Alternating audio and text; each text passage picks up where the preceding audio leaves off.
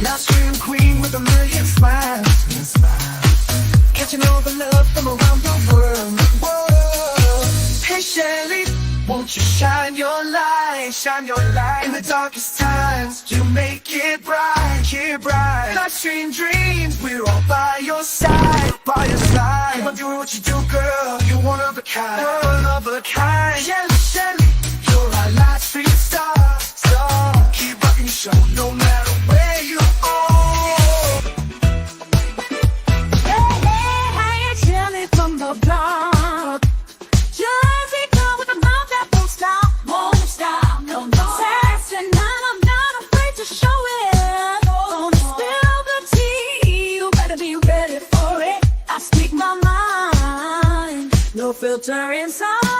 Shelly's in the house, talking trash and truth. Trash and truth, no sugar-coated blues. Ain't never leave, then get out the way. Jersey girl with something to say. Shelly's in the house, time to break the rules. From coast to the city, I'm the queen of cool. You can handle the heat, then take a hike. Shelly's in the house, drop the mic.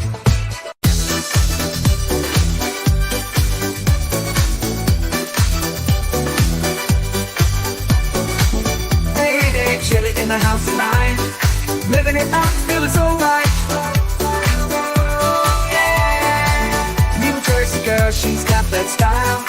Live stream queen with a million smiles. And she know the love from around the world. Hey Shelly, won't you shine your light? It's time to make it right. Live stream dreams, we're wayside. You're one of a kind. Shelly, Shelly, you're a live stream star. Keep rocking your show no matter where you are. Yeah.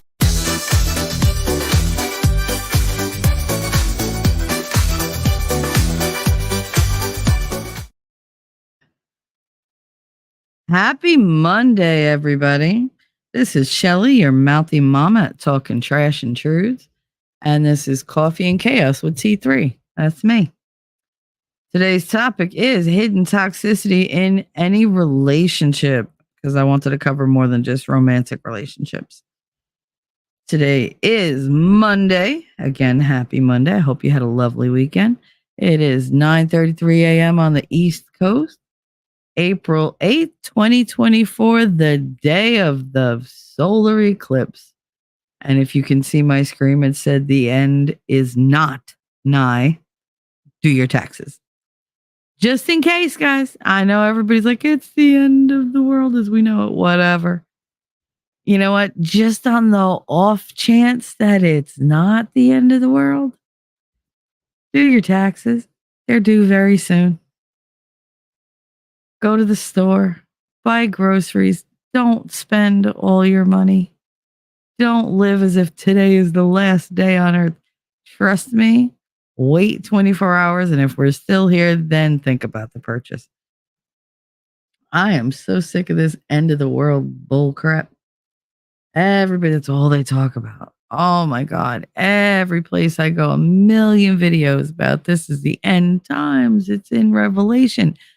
Whether it is or not, none of us know. And people are making decisions based on thinking that the world is going to end. It never turns out well. This has happened many, many times before. Everybody thinks the rapture is coming. Yes, eventually it will. Eventually revelations will happen. Is it today? Probably not. Could it be? Sure, why not? Anything's possible. You know my stance on things. Everything is possible. Anything is possible. None of it is probable. I tend to go with probability statistics instead of possibility statistics. It's what keeps me with a roof over my head. So just a little friendly neighborhood advice from your resident little Italian strega. Don't do anything stupid today. Pretend like today is not your last day. But be happy, and be nice and be kind. And if it is your last day, well, that's a really good way to go out.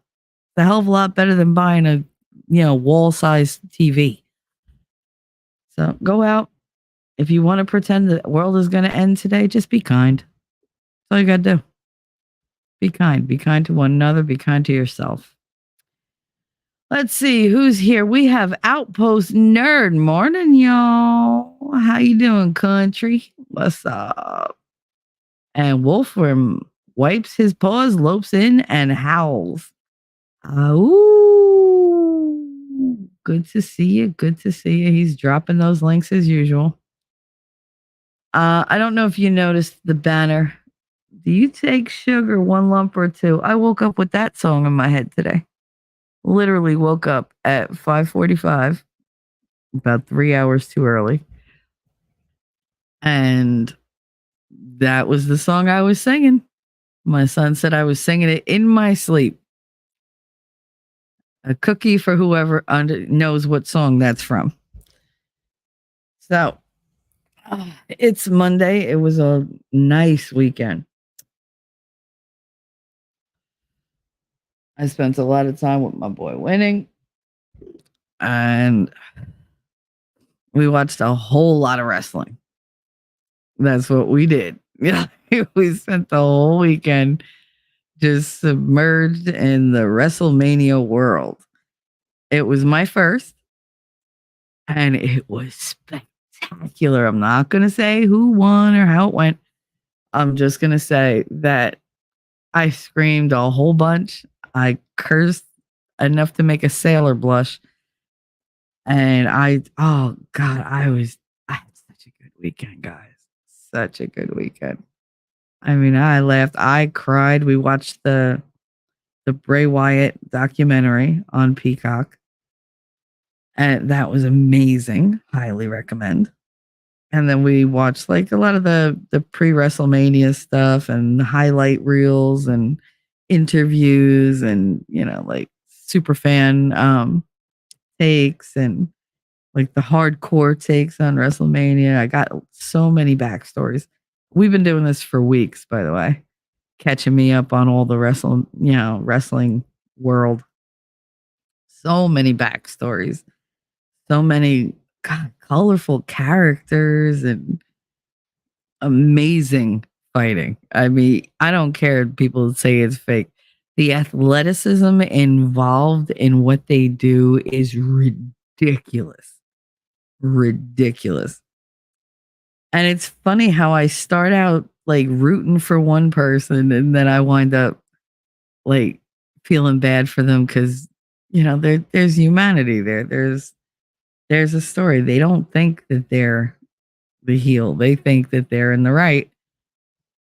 And I wound up like, cheering for them in the end. Certain people won titles, made me cry. I actually cried, bro. How bad is it that I can cry for wrestling? Okay. Like it was like that sentimental. Like I was so happy for them. And some of it was just so touching, so heartwarming. And I didn't say it brought tears to my eyes. I cried, like openly cried. It was ridiculous. Your girl is ridiculous. Hey, cool gamer, what's up? But I had an amazing weekend. The thing is with WrestleMania, it's like 6 hours long, 2 nights in a row. And my adrenaline was going the whole time. I was up, I was sitting, I was jumping, I was screaming, I was yelling at the TV. I did more running around for this friggin' thing than I have in like 2 years. I was exhausted. At the end of each one, I was like, oh my God, I'm so tired. I was so tired. But it was amazing. It was absolutely amazing. Like I said, I'm not going to tell you who wins. I guessed quite a few of them, though. I was very proud of myself. It wasn't like I said, I think this guy will win because he's bigger or whatever.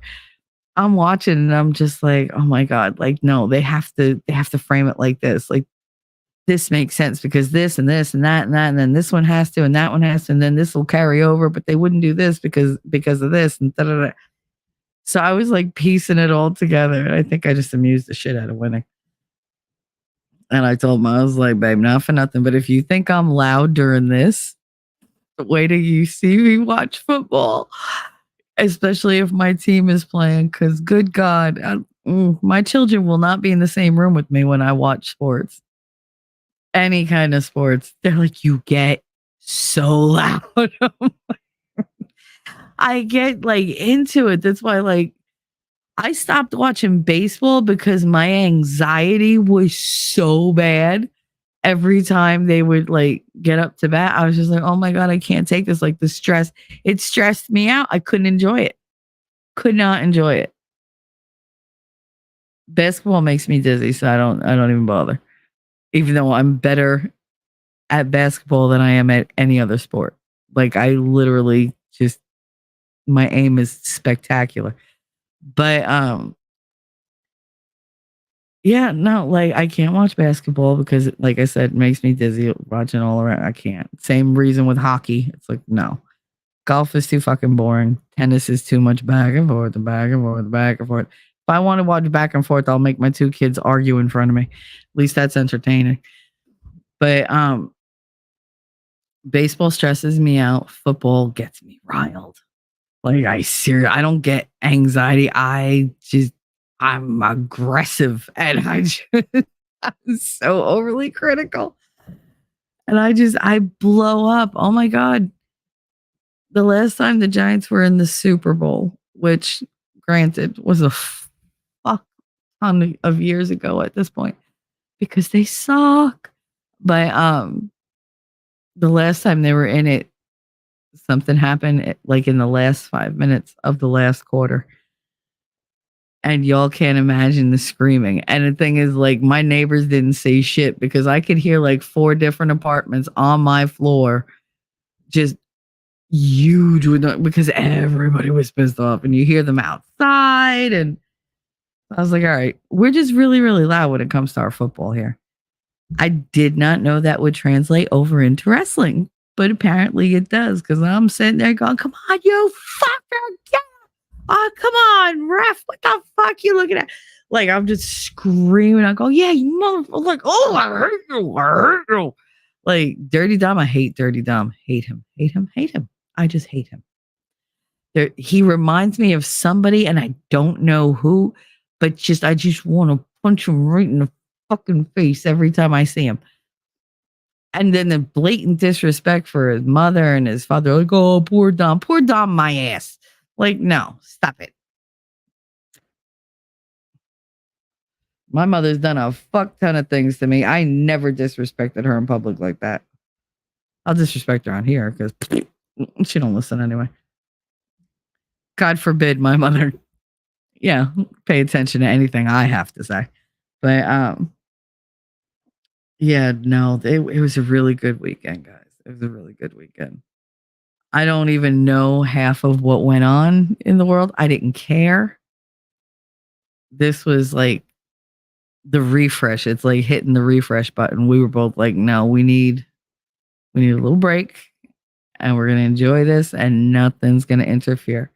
And it was really nice having my first WrestleMania with him.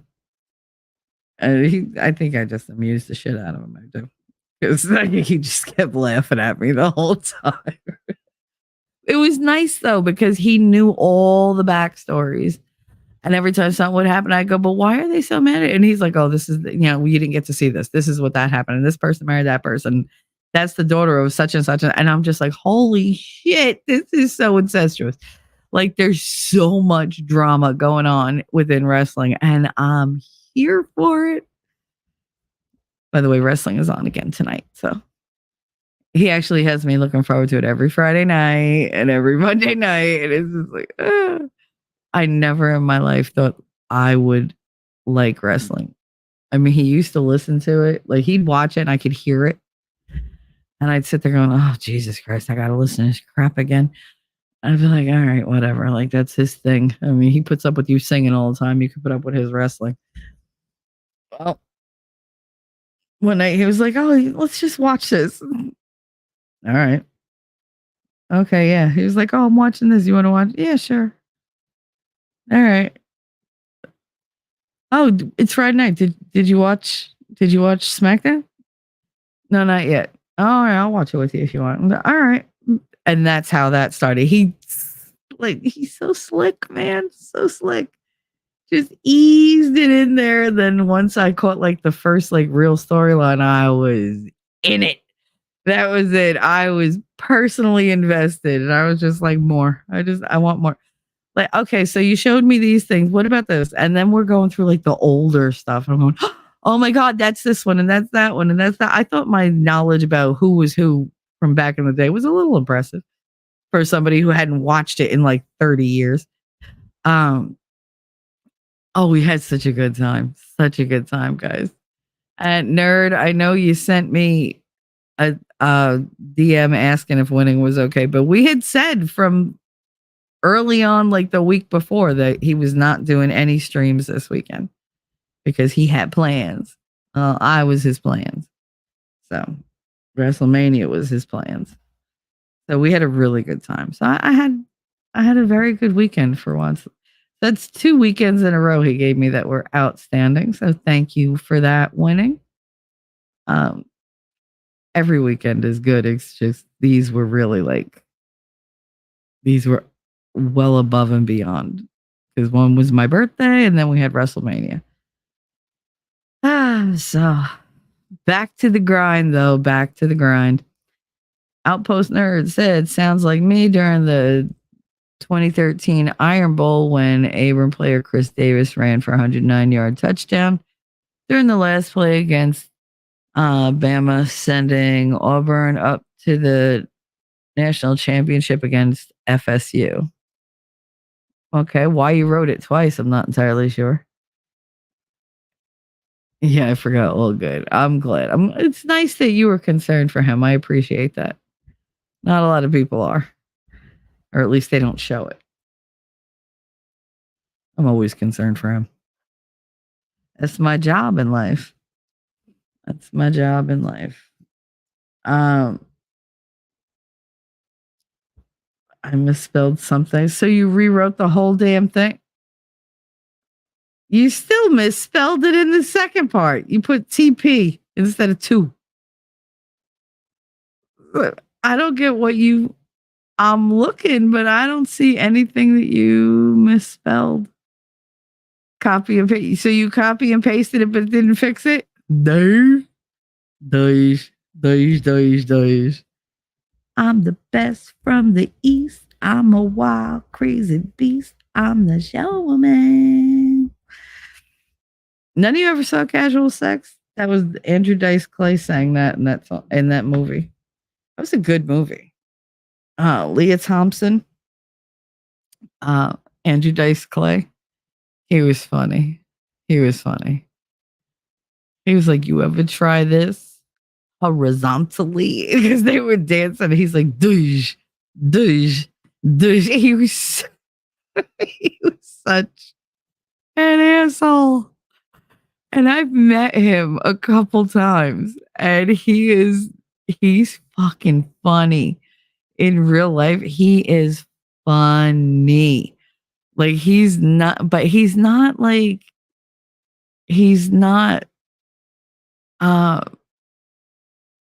I don't know, a misogynist at all. Like he's just, I don't know, he was just a regular guy. He was like hanging out with the guys I hung out with when I was growing up. You know, he was cool. He was, hey, what's up? Chain smoking like a motherfucker, let me tell you. But other than that, he was awesome. I met him. I was with my Aunt Holly as usual. And Holly had this way of like just knowing people and or knowing where they were going to be at. And then, yeah, she was very pretty and very sweet and flirty and a little, I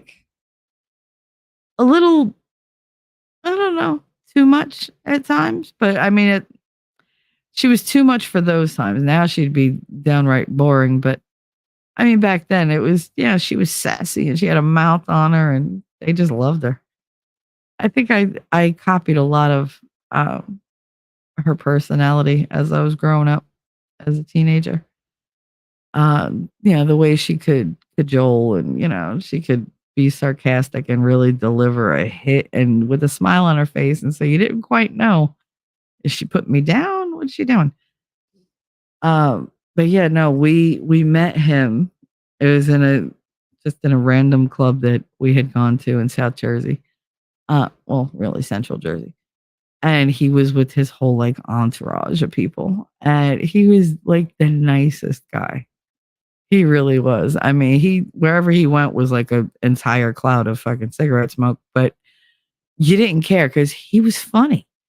And he was very like, he's one of those people that when he talks, he reaches out and touches you all the time. Like he touches your arm, touches like he'll like, not like to touch, like to caress your arm. He'll reach out and tap your arm, hey, hey, hey, hey, hey.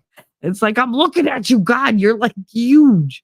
And he is. He doesn't appear that big, like in movies and on stage and whatever when he's doing stand up. But if you meet him, you're like, holy shit, you're like a fucking wall. But he is. He was this giant, wide shouldered kind of dude. Hey, Wolf Kinder. I just gotta pour some sugar on me. Any day of the week, baby. Any day of the week. Nerd said Andrew Dice Clay is one of the best comics of the 80s. I mean, the 80s were full of fucking amazing comics. I mean, you had think of all the ones that would never survive now. Bobcat Goldthwait. Oh, what the hell was his name? The one he used to scream, but he was Sam Kennison. You had Rodney Dangerfield. You had Eddie Murphy. You had George Carlin. You had, I said Rodney Dangerfield. What was the other dude's name? Richard Pryor, who was, slowly going out, but he was still there. I mean, you had all these amazing, comics. You had like Dennis Miller, you had Billy Crystal, you had, they all had like these really rich careers and movie opportunities, and they made fun of everybody. Nobody was safe. Nobody was safe. And you knew that. Nobody took it personal. They didn't say one joke and automatically they're racist or they're anti-Semite or they're, misogynist or, they're homophobic. None of that. There were no label. You know what their only label? They were fucking funny is what they were. And we were able to look at real world problems with humor instead of with this like hatred toward one another. Like you didn't look at somebody that laughed at a joke. Be like, oh no, you didn't just laugh at that. Who are you to laugh at that? Like, no, everybody just laughed. It was funny. Wolfkinder. Sam Kennison was supposed to be a preacher. He did a great bit about Jesus. I don't remember. Oh, all right, guys. Like I said, woke up at 5:45, and I didn't fall asleep until like 1:30-ish, a little after that. So I'm a little tired. Yeah, I don't remember like a lot of the stand-up. I remember like lines here or there. But to be fair, I haven't really seen it since I was a kid, and I didn't understand most of the humor. I just knew they were funny. The other ones that I saw as I grew up, I was just like, holy crap, I can't believe they got away with saying that. But it was fucking funny. There's nothing wrong with being funny. It's actually not a bad trait. You got people out here judging everybody. Oh, you're laughing at that. You must be this. You must be that. How about, no, we're just taking something and we're taking a sarcastic, satirical look at it. Like, that's what we're doing. People use humor to cope all the time. When things go really badly, like they've been going, humor is pretty much the only way to go. Because what else you gonna do? Sit in a corner, cry, and die? Like that, I don't want that option. I'd rather cry from laughter and happiness than cry from sadness and despair. If these are the last days, I want to spend them happy. I want to laugh. I want to make other people laugh. I don't want to sit here and, oh God, what did I do with my life? I lived it. That's what I did. I lived my life. I have no regrets when it comes to my life. What are the few things I regret? That I didn't pick the right lottery numbers. And y'all, I played the Powerball, I won $24. I was like, see, that's no. Like, God, I asked you to help me win. I didn't think you were gonna go for like the low ball. You could have gone a little higher. Yeah, help a bitch out. But apparently not. I was like, no Powerball for you. $1 billion, that would ruin you. No. And it probably would. But I mean, I'd like the opportunity to find out. Money can't buy happiness. No, but it could make my depression a lot more comfortable. I'll tell you that. It sure could.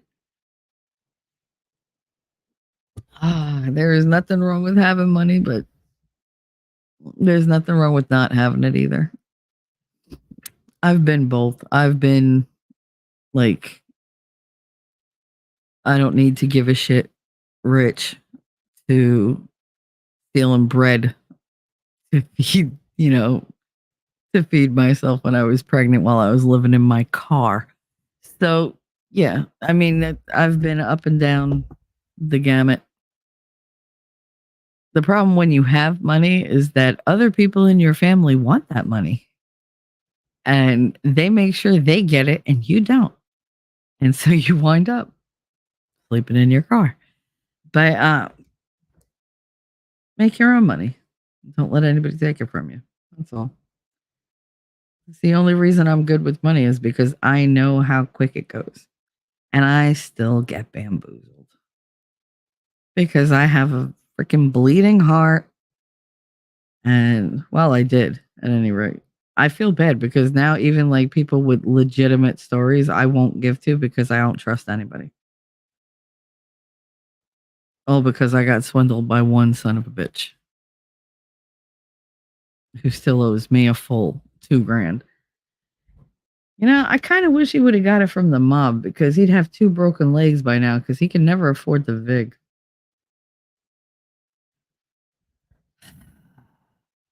There are terrible people in this world. It's one of the things that we're going to talk about today. There are people with hidden agendas that you might never see coming. I didn't see it coming. I let my emotions get the better of me because somebody appealed to my sentimentality. And they took full advantage of me not wanting their children to sleep in a van and be homeless. That was how that got sold to me. That without, that $2,000, his kids would be out. They'd be sleeping on the street. Like they didn't even have a car at that point. So they had nowhere to go. And I can't imagine a kid sleeping on the street, and especially if I can help it. And at the time, I was like, all right, he's going to pay me back. Da-da-da. I can do this for now. Then come to find out he wanted to pay me $50 a month. It would have taken him 3 years to pay me back. Now it'll take forever because now he's like not even anywhere around. So it's like whatever. But yeah, it did. It soured me a lot on helping anybody. It's terrible because I feel like such a jerk for getting played like that. Bobcat in the movie Burglar with the movie Burglar. I know Whoopi was it called Burglar? I remember her in like Jumpin' Jack Flash. I don't remember if it was called Burglar. Ricky Gervais, love him or hate him, has this great line where he asks what makes people think they're important enough not to go through life not being insulted. And I mean, that's the thing. Everybody feels like so entitled. They're like, oh, you can't touch me. You can't talk about me. Like, then you're attacking me. No, they're making a casual observation, which happens to be true and hurts your fifis because the truth is a bitch. But the truth is also fucking funny. That's why everybody's like, oh, You say you don't lie. I don't lie. You know why? Because the truth is infinitely funnier and more harmful. Why would I lie when the truth is the best weapon I got? I can use it to make you laugh. I can use it to make you cry. I could use it to break you. So why would I go anywhere else? That's a full arsenal right there, right in the truth. It's perfect for all my wants and needs. And you don't have to think about things when somebody asks you to recall it because it's the truth. It's ingrained in your memory. You just got to hope you have a good memory. I saw a guy who won the lottery and wore a scream mask to hide his identity from his family. I mean, that's a smart thing to do because family members will drain you dry. Want to see how many people in your family sue you if you win $1 billion? Shit, if he hurt my feelings in 1984 when he farted sideways and I smelled it. Like, that's what they're going to do. They're going to sue you for every little fucking thing. I would make my own money, but not ready to go to shit. Rapid.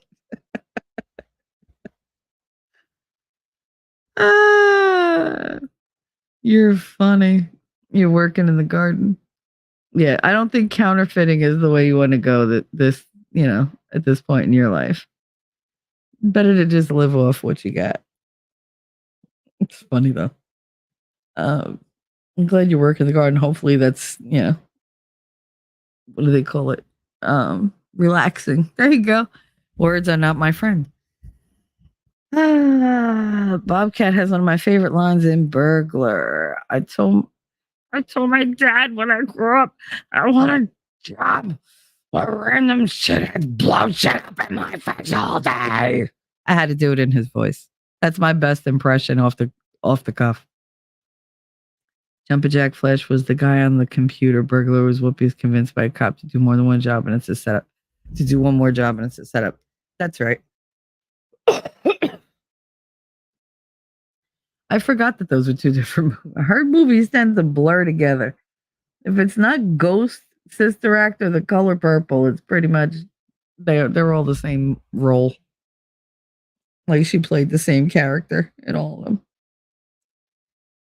But yeah, I don't know. I'm in a weird kind of mood today, guys.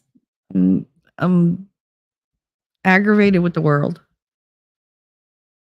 I'm happy with the people in my life, but yet I don't know. I'm unsettled. It's weird. I'm off kilter. Anyway, so that was my weekend. In the world, what's going on? The eclipse. That's the main thing that's going on. Everybody's talking about it. I don't even want to see it. I really don't. I could care less. Ooh, it's an eclipse. Yeah, good. Go look at the sun. Go ahead. Everyone's like, oh, they say don't look at the sun. I'm going to look at it. Go, good. Yeah, burn a hole through your retina. That's great. But I'm adding organic fertilizer to the soil. Organic fertilizer. So manure. That's good. I'm assuming that's what you're adding is manure. You have a lump of shit there. I'm hoping it's horse shit. Do they use horse shit or do they use cow shit? Or is it a special combination of them both? It's weird that we eat vegetables that are grown out of crap. We don't even think about it. And then they're like, why do I have to wash vegetables when I buy them? That's why, stupid. That's why. I don't know. There's all sorts of like bacteria and gross stuff on there. You dropped it in your toilet. Would you eat it? No, then the fuck. Aged cow and rotten fish guts. Oh my God. Grandma used to have, I told you guys, we had a can. It was a iced tea mix. Like, it was bigger than a coffee can, like wider than a coffee can. So she could get more in it, but it wasn't, too high. And she would put the empty bread bag from like the Wonder Bread inside it and, curl it over the top. And it was right next to the sink. So as she was doing like dishes, she would, put all the food stuff, eggshells, bones, whatever, all in there. And then she would throw out like the plastic and the, whatever else wasn't biodegradable. And she would, separate them. So at night I would throw out the plastics and whatever, the paper. And when that thing was filled, all right, go out and go put it in we had like a pile of dirt in the corner of the yard. And she'd be like, go ahead, go put it in, make sure you mix it in. Yeah, I know, mix it in. So I have to mix it and then cover the whole damn thing with the tarp all over again. But, oh, Jesus. Sometimes the smell. I mean, most of the time it was fine because it was under the tarp and we didn't smell it. But, oh, dear God. If it got super, super hot outside and she hadn't done the gardening yet, like she hadn't added it to whatever and worked its way into the whole garden. Oh, the fucking smell. And it was like right under my window. Like off to the side, but it was under my friggin' window. My window was in the back of the house. Hers were in the front. I was like, bitch. But yeah, it was. Ugh.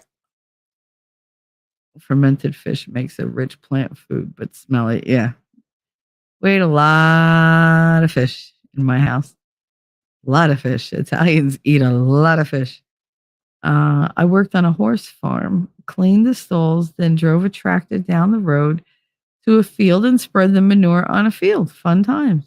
Nice. They always know when they fix downstairs because I live in the city, but we have a courtyard in front of my house. It's big. It's got a lot of garden areas, like, for flowers and, the trees and bushes and stuff like that. They're more like hedges, actually. They're huge. But they change the flowers out in the spring and the fall. Well, spring, summer, and fall, because they do put new ones in for the summer. But in the springtime, when they put those in, dear God, and they put like the new mulch, they'll put the manure, like they'll put the fertilized dirt first, then they put the mulch on top. Like until it rains, the smell is so bad. It's so bad. And I'm just like, oh my God, why do they do this to me? Because of course my windows are right over like the biggest part of outside. So it's like the smell it's overwhelming. And I'm just like, oh, I close all my windows until the smell goes away because I cannot. Grand Risings, Lady Awesome. How are you? I don't know if you caught up, but this was WrestleMania weekend. We had an amazing weekend. Amazing. Just caught up to live. Awesome. Glad you're with us. Well, I was thinking, what am I going to do for today's topic? And then I was like, you know what? There's so many toxic people in the world that we're always surprised when somebody turns out toxic. Because again, like, we're watching all like P. Diddy stuff and now Jay-Z and like, I mean, every day you turn around, somebody else is being degenerate, like horribly over the line. Like there's a certain level of degeneracy that we accept. It's normal. And then you get to these motherfuckers. Like, oh my God. Oh, I followed WWF and WCW, never made it WWE. Girl, you would love it. It was so good. It was so good. You would like just what was it? The match that I watched where Kevin, what was his name? Kevin Nash? Is that his name? When he showed up, oh, he looks so good. I'm toxic right now, so stay up with.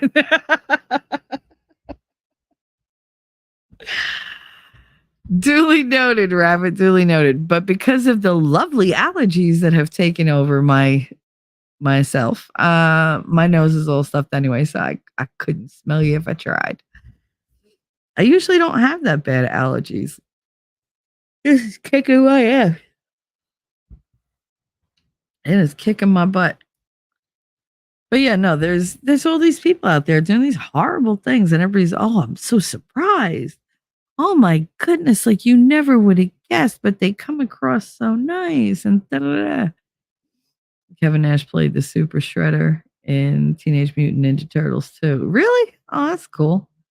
He's hot, especially now that he's older. He's like super hot. He is. I don't know what it is, but I never had an appreciation for older men the way I do now. It's weird. Like I look at them like, damn, you look like you don't miss mortgage payments. Like now, instead of looking and be like, oh, you look like you're a good time, you're a good rider, I can't, you look like a heartbreaker. I don't think that way anymore. I look at a guy and I'm like, wow, you look stable. You look like that whole like emotional security. You are hot as fuck, man. Like it's weird the things that turn me on now. It's like before it was all like, oh, you gotta have like the Harley or you gotta have like tattoos or you gotta be ripped or you have to fucking be sporting like some major polage. Now it's just like, wow, you look like you would make me happy. Like, I never thought that was so attractive in my life. It's so weird. It's like, oh my God, I can have a conversation with you. You're not dumb. Holy shit. I found like, the mother lode. I would love to figure Shelly's growing up. It only took me hitting 50, right? It only took me 50 years to get here. Why not? You know what? But the journey was fun as hell. Lady Awesome. Did anyone know J-Lo came out with a movie documentary and launched a tour? I had no idea. I watched the trash she called the movie. What movie did she come out with? She came out with a movie documentary? First of all, J-Lo, I liked her in Monster-in-Law. And that was mainly because I really like Jane Fonda and Wanda Sykes. Like they made that movie. Wanda said, I will sing like a canary. Hilarious. Hilarious. She was like, I think you broke my vagina. Oh, Jane Fonda was hilarious in that. Oh, she really was. She's just so petty. And just it was just glorious. I like watching people go like full petty and just showing their true colors. They're like, yep, this is who I am. Fuck you. Then at least it's your choice if you want to be around them or not. Show your true colors. Don't hide yourself. That's pretty much what pushed me to do today. There's like this hidden or covert toxicity that exists in relationships.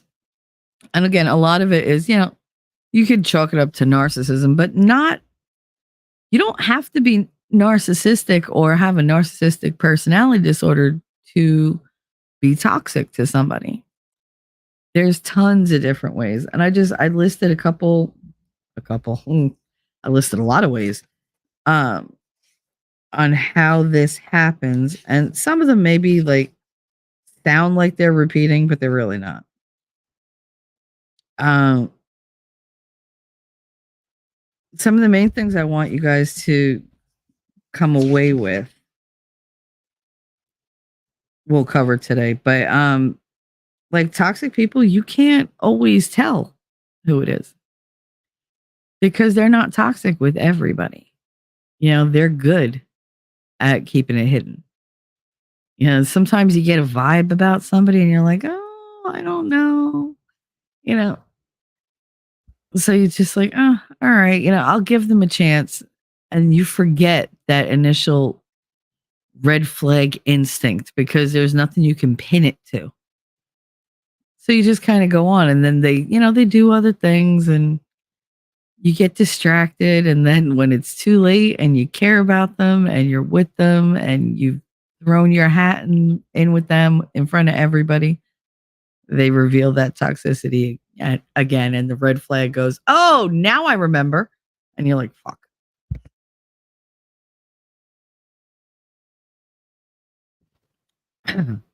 Sorry.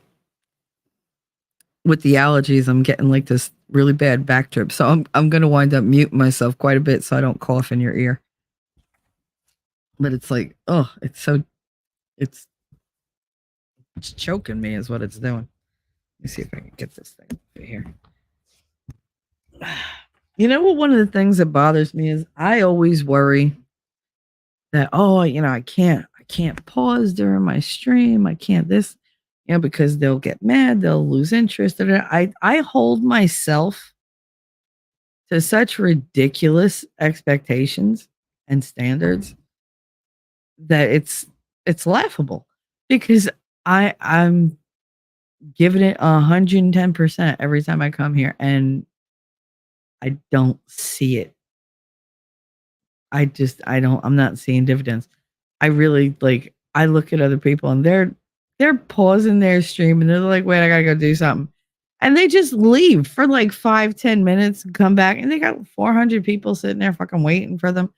And I'm like, really? Like, you have no regard for your chat. You have no regard for your audience. I'm listening to nothing but dead air, which drives me crazy.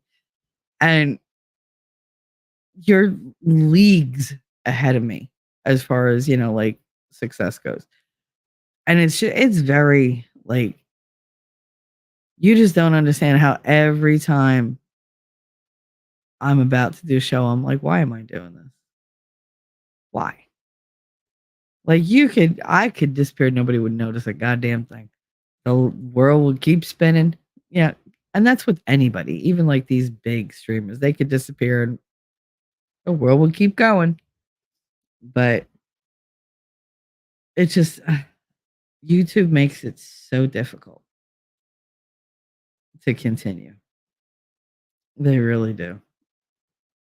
Because they don't give a shit. I don't understand that business model. You have creators who are willing to go out and do hours and hours and hours and hours and hours of fucking work. You don't push them. Where do you advertise then? And I don't want to hear crap about, oh, advertisers don't like the advertisers don't care. I could literally be standing there talking into a dildo and they'd be like, yeah, go ahead, put it on her stream. That's fine. Just advertise there. It's fine. They wouldn't give a fuck because they know people are going to watch that. So it's like, why wouldn't you, push for it? Instead, they want to spank everybody. It's ridiculous. I'm behind in chat already. God damn it.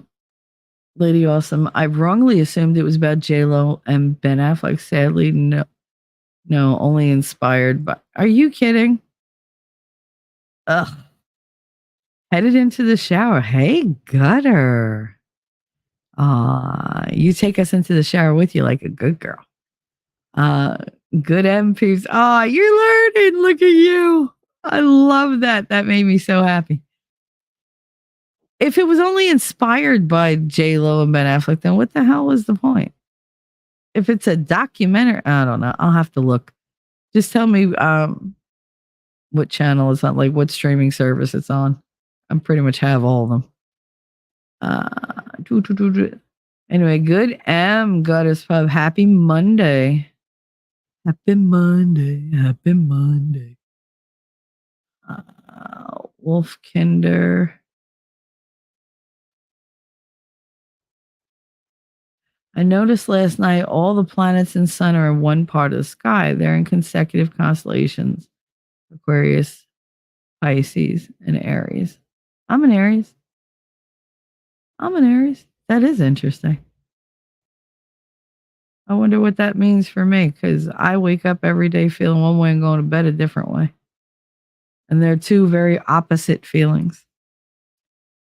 I don't know, the last couple days, it's weird, the mood swings. Because I'm fine one minute and I'm happy, and then all of a sudden I'm desolate. And I can't figure out why.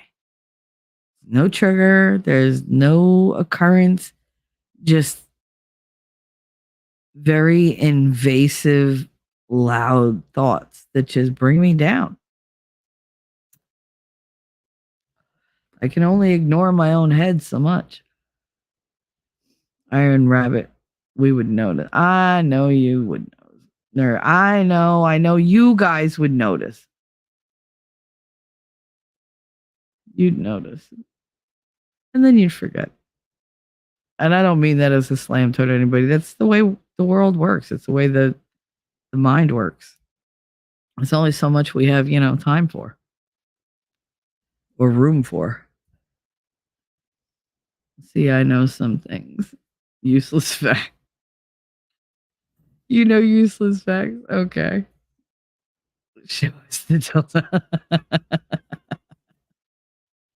The one with the suction cup on it? Like the one my daughter stuck to the kitchen table? Yeah, no, that's okay. Pluto is just one off. Interesting. Oh. See, I don't know anything about any of that. Nothing. You want to know somebody who knows a lot about that and about like charting and stuff like that? Winning. He might kill me for telling you that, but yeah, he knows all about that stuff. Yes, that one. Iron Rabbit, sorry, my mind is still good. It's the rest that's falling apart, right? That's how I feel. Although my mind gives me trouble some days. Not today, but some days. My body is definitely what gives me more problems. I went right after wrestling, Liz, like right after WrestleMania, I should say, before you all think that I was wrestling with winning, because no, I'm not that lucky right yet. But after we watched WrestleMania, I'm in the middle of saying something. I was like, ow, ow, ow, ow, ow, ow. And he's just like, what is wrong with you? And I was like, oh my God, my hamstring. And then it went from hamstring to full on Charlie horse. And I was just like, oh my God. I was like, ow, ow, ow. I was such a baby about it too. I was like, it hurts. And he's just in there, like, you'll be fine. You'll be fine. I was like, yeah, it hurts. I turned into such a girl. Good God. Lady Awesome. Wow, I should look into that. I was too busy looking at NASA shooting 3 rockets at the eclipse for data recording, and they're calling the mission APEP. Yeah, everybody keeps talking about APEP because it's the word for a demon or Satan or I don't know. Got to listen, just got literal crap on my phone. Oh, that's terrible. Make sure you use an antibacterial wipe on it or something, like bleach that bitch. You just listen, Robbie. As long as I know that you're listening, I'm happy. Apep was the ancient Egyptian deity who embodied darkness and disorder and was thus the opponent of light.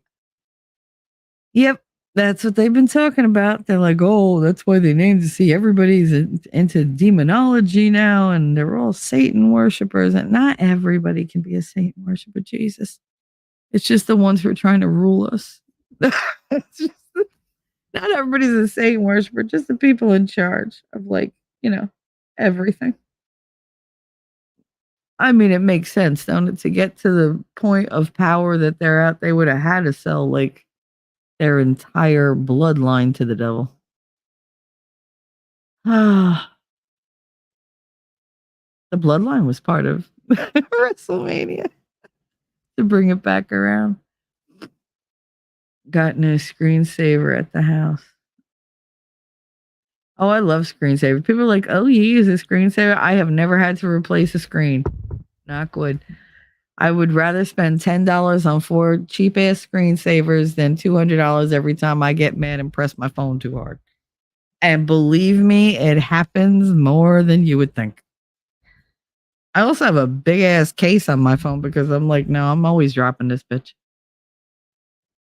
I missed the NASA rocket story. I've been avoiding the end of... I mean, my feed wall, and this is how closely YouTube pays attention to what I say on here and what you all say in chat.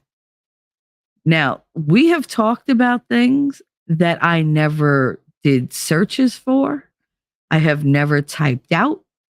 I have never watched a video on. And we will mention something once in here.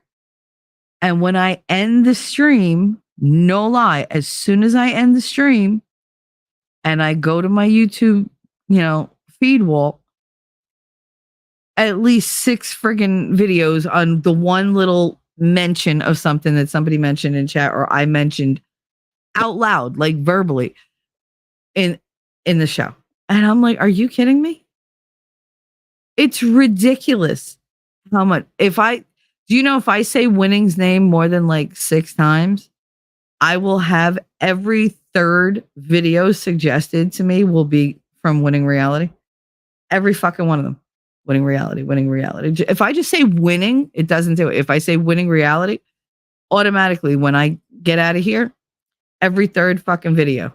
And I'm like, I didn't even know he had this many videos. And I'm the one who goes and gets the links for all his past shows when he decides just spontaneously just drop the hint in his freaking shows. And I'm like, could you give a bitch some warning? I'm like, because now I'm looking for this damn thing. But yeah, Big Brother is listening. Big Brother is listening and taking notes and going, hey, by the way, I heard you. Here, go watch this. Here, go watch that. Here, go watch that. We're paying attention. We got bots trained just for you. It's creepy. It's creepy. Can we say privacy issues? See, my kids don't know what privacy is because they grew up in this era. I like to say error, but it's era. To me, it's the same thing as of late. But they grew up like this, so they don't really know what privacy is. They have a very skewed definition or meaning to privacy in their heads. I remember being able to have secrets. I remember being able to have a conversation with another person and it didn't go anywhere. The thing is, like, things that I've mentioned in like a phone call on Discord show up on my feed wall now. So it's not just YouTube doing it. I don't know where they're getting. I don't know. Did they buy Discord? What did they do? Because how did they know that that's what I was talking about? And I'm not talking about common everyday thing. I'm talking specific, obscure things that I can't remember what it was, but I was, of course, talking to Winning. And I was like, you know what? I really need to do some research on this. I got to look to see if there's any videos for it. I was like, probably not. I was like, because it's so like, old and out there. I was like, but I'd really like to see it. And all of a sudden, there were 4 videos on my feed wall about that thing within an hour. And I was like, are you shitting me? Really? That the other day, I was on his channel, watching a movie. And I said, I really enjoy old commercials. And I was telling you guys, I was like, well, whoever was there, which most of you were, I was like, this poor dude, I was like, not only do I spontaneously break into song every 2 minutes, I said, but I have a thing for old jingles and old commercials. And I will sit there going, oh, ho, ho, ho, Green Giant, out of nowhere. And he'll just be like, okay. Otherwise, I'll sit there and be like, I wish it was an Oscar Mayer wiener. He's like, oh, we've entered the commercial portion of our evening. And I'm like, But this was a conversation I had on Winning's channel, on Rumble. On Rumble. Tell me why when I come back to YouTube, there's a ton of videos, 80s commercials, 70s commercials, a compilation of old school commercial. I was like, what the fuck? Because that's really creepy. Like, you're literally like, are you guys like communicating again across platforms and shit? Because how did you know I said that? I wasn't even on your platform. I wasn't, because it was movie night. So, when we go to movie night, it's just like, and I can't remember if it was right before we went over. I know I was on Rumble, but I don't think we were still on YouTube. But it's so weird. It's so weird. And it's just, I used to relish my privacy. Now I have none. I have none in my house. I have none on the computer. I have no privacy in life. I feel very exposed all the time. And is it any wonder I don't like to leave my house? Like, it makes me want to be even more isolated because I'm just tired of everybody knowing like everything without me wanting them to. Like, you're allowed to know what I want you to know. Why should you know more than that? Why should you care? And it's like we don't have a choice anymore what people know about us. They can literally just do whatever they want. That's why I had to do my own research on the NASA thing. Turns out they did this back in October, but it was only a partial eclipse. Okay. We say privacy issues. I mean, really. But it was. I see. You put by it was only a partial eclipse, and I already said, but it was only a partial eclipse. I was in a store with a friend, casually mentioned a famous person I met without details. Next day, YouTube recommended an interview with that person. Girl, that would freak me out. It's because your phone is listening to every single word you say. Every single word you say. Social media is stalking us. They're doing a damn good job of it too. I mean, they really like know everything about us.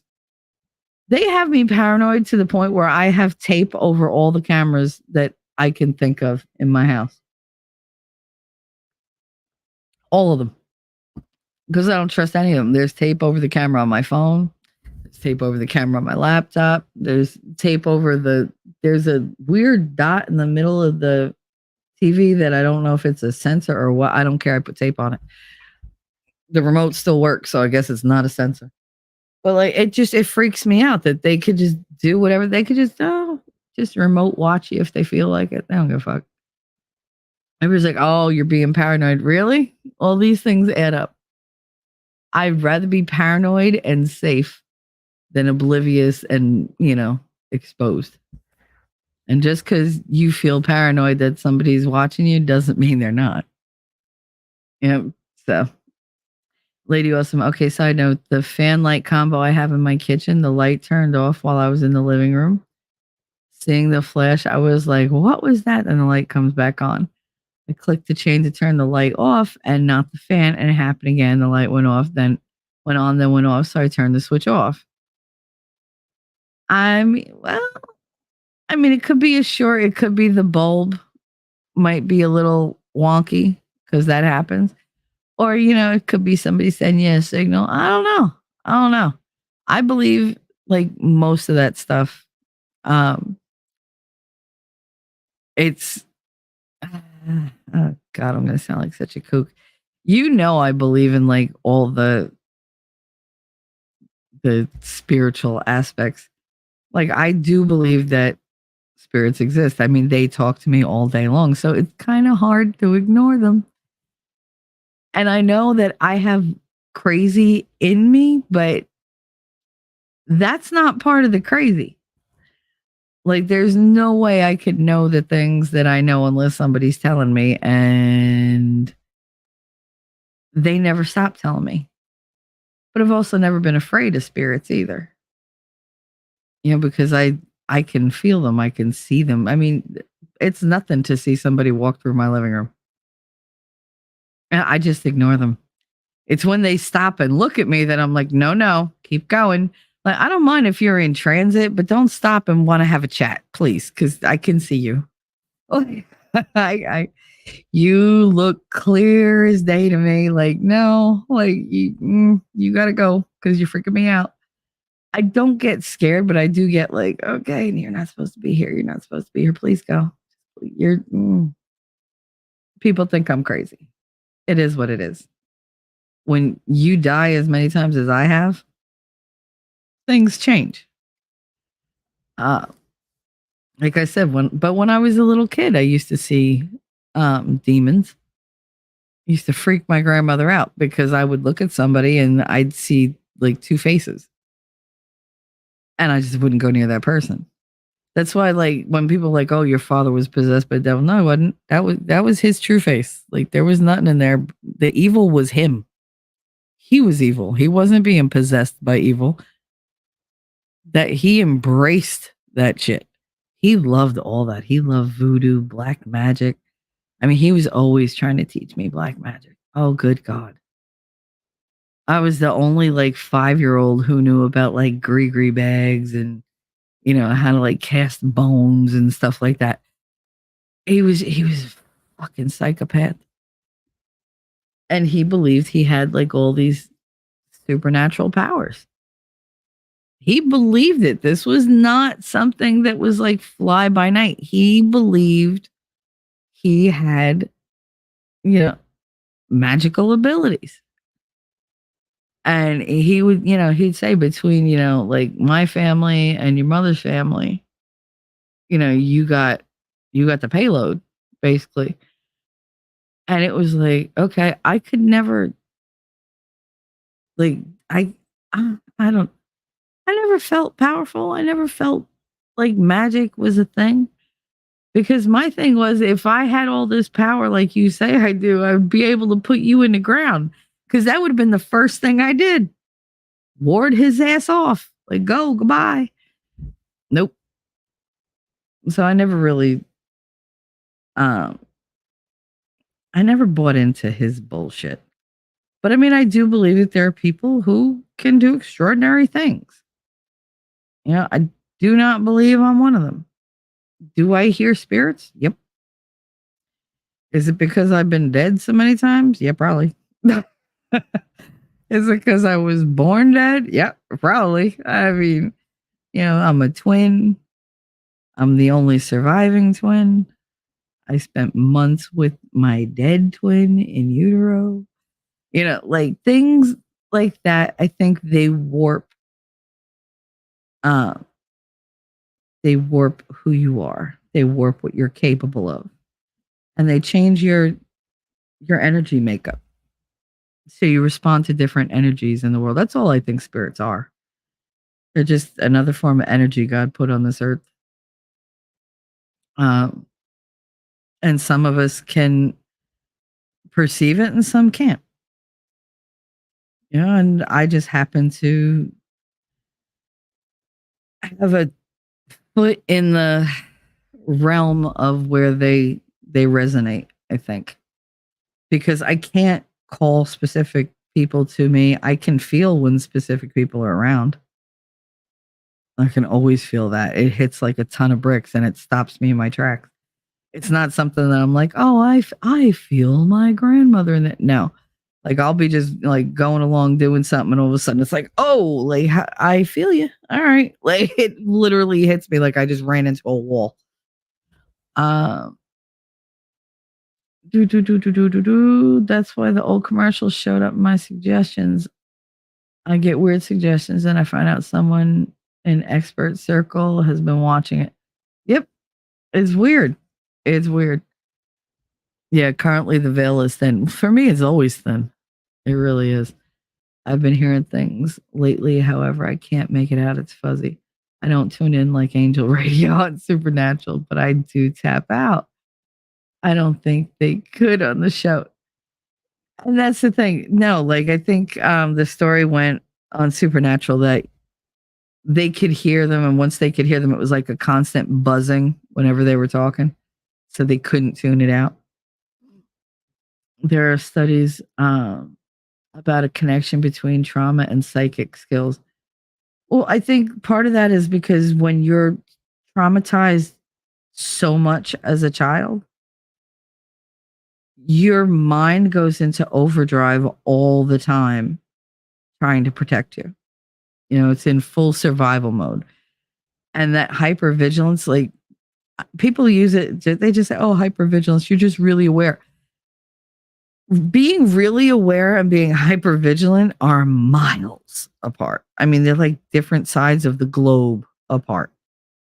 Like there's having increased situational awareness and stuff like that. And then there's hypervigilance where you literally, I mean, profilers don't get trained the way we train ourselves on how to read people. And it's instantaneous. Is I literally read every single thing going on around me, so much to the point where I don't know what I'm doing because I'm so in tune with what everybody else is doing. How this person, how they're standing, how, I'll read into everything a person says or does.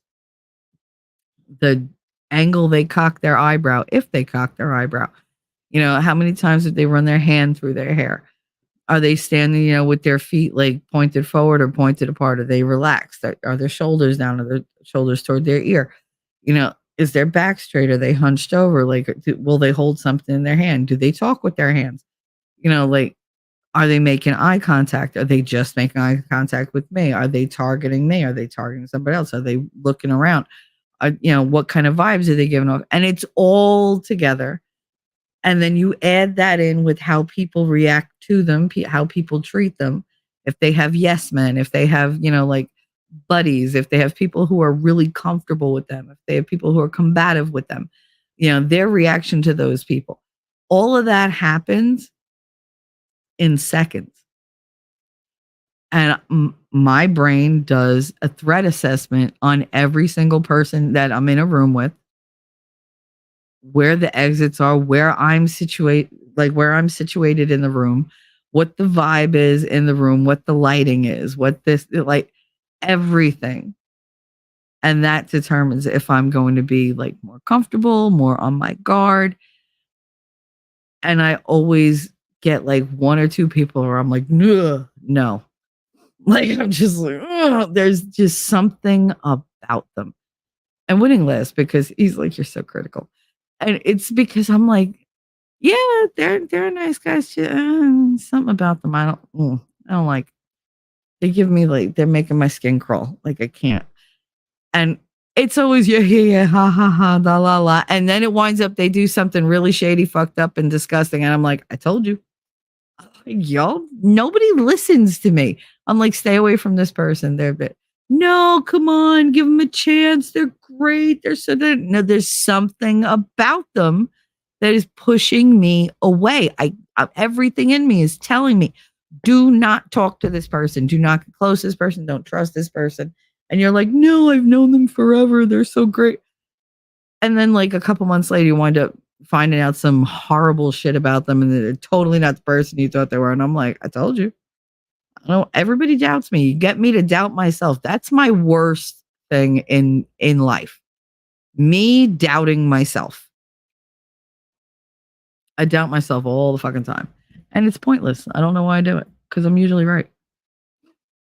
I don't know. As long as I can remember, I could see, hear, and smell things that weren't there. At some point, I pictured a storefront in my brain, and I imagined an open and close sign. I turned the sign to close, and I haven't had anything come through. However, I still knew stuff before it happened.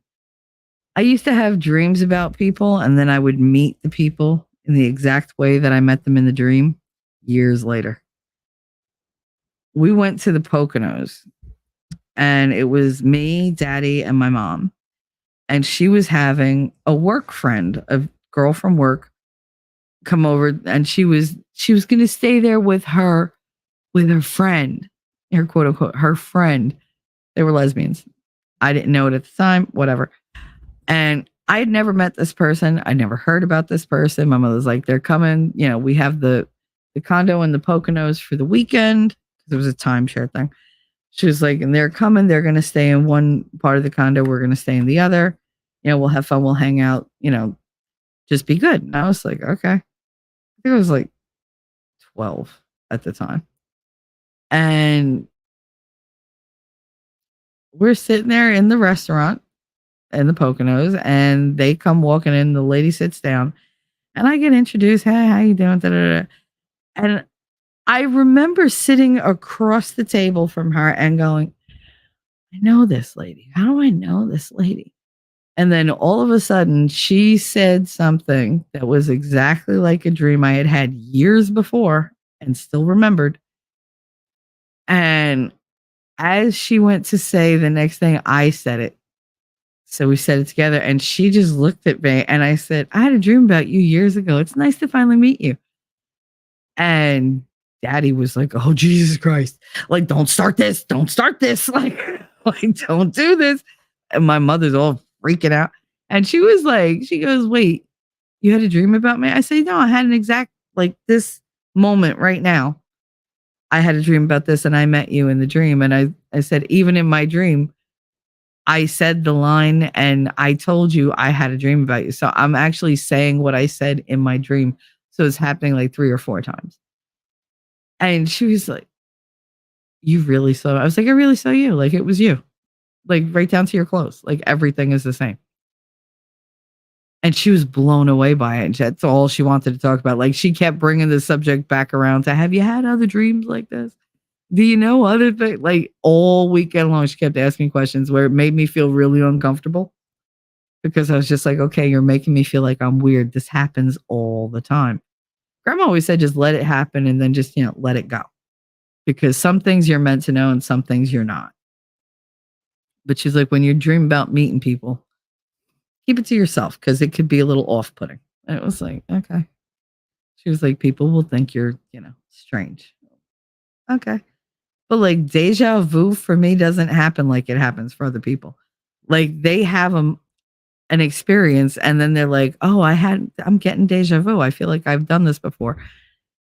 For me, it's the opposite of deja vu. I know what's going to happen sometimes before it happens rather than having that feeling of being on repeat. I have a feeling of like that premonition. And I was just like, oh crap. And sure enough, and I'm like, some bitch. Oh my god damn it. Like I would love to be wrong. Sometimes I really would. But that it's different than deja vu. Deja vu. It's almost like the opposite of deja vu. I'm not repeating it. I'm actually living it ahead of time. I have foreknowledge of it. Um, but yeah, no, the only way that I get the spirits to leave me alone for a while is I tell them, you're driving me crazy. Like I need quiet for a while. Can you guys just not bombard me? Just don't talk around me. Everybody leave. Like I don't want anybody here tonight that isn't family. Like just go. And if you're family, just leave me alone. You can hang out, but just leave me alone. And people think I'm weird. Oh well. Last, it's not all people who are sensitive, but it's a high percentage. I believe it. I believe we're all sensitive. However, it's conditioned out of us. Yeah. See, for me, it wasn't looked down on. It was encouraged, by my family. Well, certain members of my family. My aunts thought it was very like satanic and whatever, even though their mother was a healer. My grandmother was a healer. They raised me to be like more of a energy healer. But I mean, I'm still good with like medical stuff. I'm very good at taking care of people, but myself, not so much. And they were the same way. We were the 3 women in our family that were the most alike.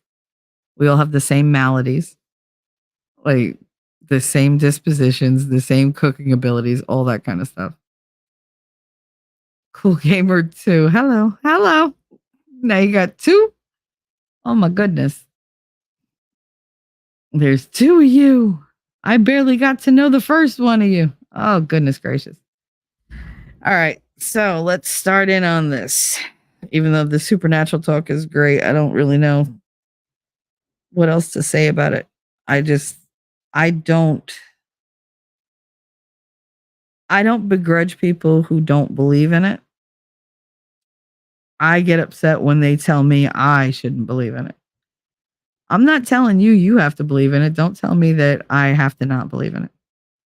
Don't belittle me for it. None of that. Like my beliefs are my beliefs.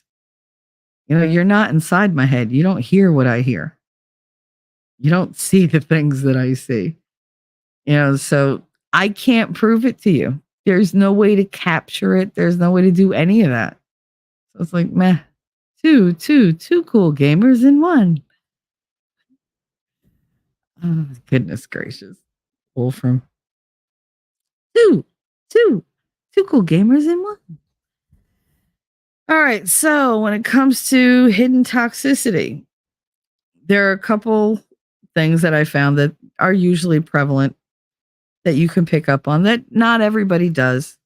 And I know I missed a lot of them. One of them is disinterest. If you feel unheard or like you're talking to a wall, you don't get the level of interaction or response that you give, and your opinion isn't wanted or needed. Like, those are things that should be huge red flags that this person could be toxic in your life, because you're talking to them and you're talking ad nauseum. It's an old advert jingle. I know. Because it's two things in one. I can't remember what it was. It wasn't for Twix or something like that, but I forget what it was for. But yeah, when you're talking to somebody and you're into what you're saying and you're revealing all these personal details and you hear them going, mm-hmm. And then they don't say anything. And what I'll do is I'll stop talking and I'm just waiting. And it's just like, hello? And they're like, hello? Are you there? I'm like, yeah, I'm here. Like, I asked you a question. Oh, I'm sorry. What'd you say? All that friggin' time. Oh my God, the Double Mint twins. They were amazing. All that time I've been talking. Did you hear a word I said? No. That used to happen to me so often. And I mean, I could see them just like zoning out or whatever because they were just into the video game or they were into the football game or whatever. And I'm sitting there going, I'm talking to you. You literally asked me a question. I'm answering your question and you're not listening to it. Why'd you ask me the question? Because they felt obligated to ask you the question. They didn't really care about the answer. That's a level of disinterest that shows a certain amount of toxicity because this person isn't respecting your time and they're not respecting who you are or what you have to say. There are certain people that they just don't, they know you have an opinion. They just don't care. They don't want to hear it. They don't want your input. They honestly do not give one shit. I'm trying to read this. They make you feel doubt. I'm having a hard time reading because my eyes from the allergies are so blurry. You can feel. Wait. You can feel doubts that. All right. So when they ignore, I couldn't understand my own handwriting. When they ignore you, you can doubt your place in their life. It feels like this is not my partner. This is just, this is just somebody who just wants me here. They just want a body here. They don't care what body it is. It makes you feel really replaceable. You don't feel like a partner. You're kind of like a bookmark in their life, like a placeholder. And that's all you are. And you realize, oh my God, to this person, I'm temporary. And I don't treat them like they're temporary. I treat them like they're permanent. There's a real imbalance in that.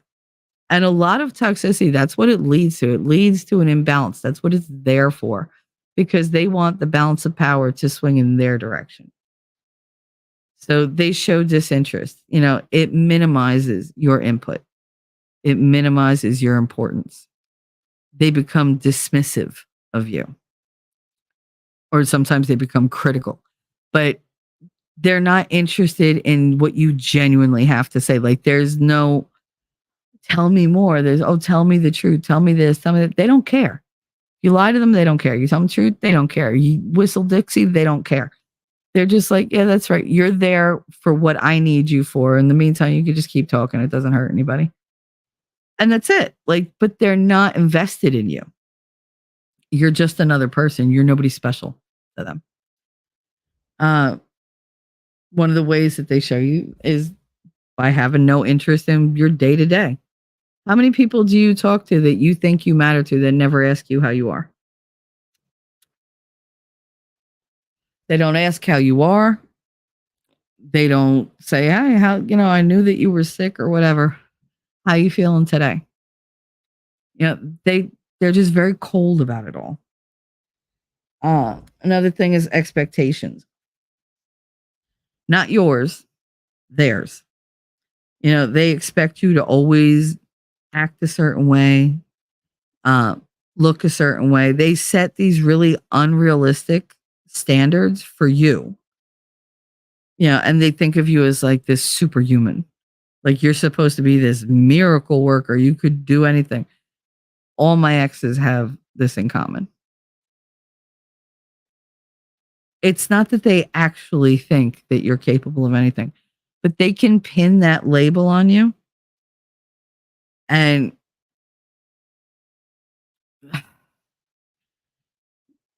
suddenly every little thing you do that doesn't back that up is held against you. So you're failing constantly. And they'll say, "Hey, well, you can do all this, but you didn't because you're being lazy or because you're being this or because you're being that." And it gives them little ways to say, "Hey, you're great. I think da da da da," except that you suck in all these ways. It's a very passive aggressive, backhanded way of tearing somebody down. And they use expectations to make us feel worse about ourselves. Um, they have a lot of issues seeing like the reality of you. And I've actually met quite a few people, not just men, mostly women do this, who attribute like these weird characteristics from like fictional characters to me. They like, "Oh, but you're like this person, there was a movie I watched, you remind me of that." Okay, I can remind you all these people. I'm not them, I'm me.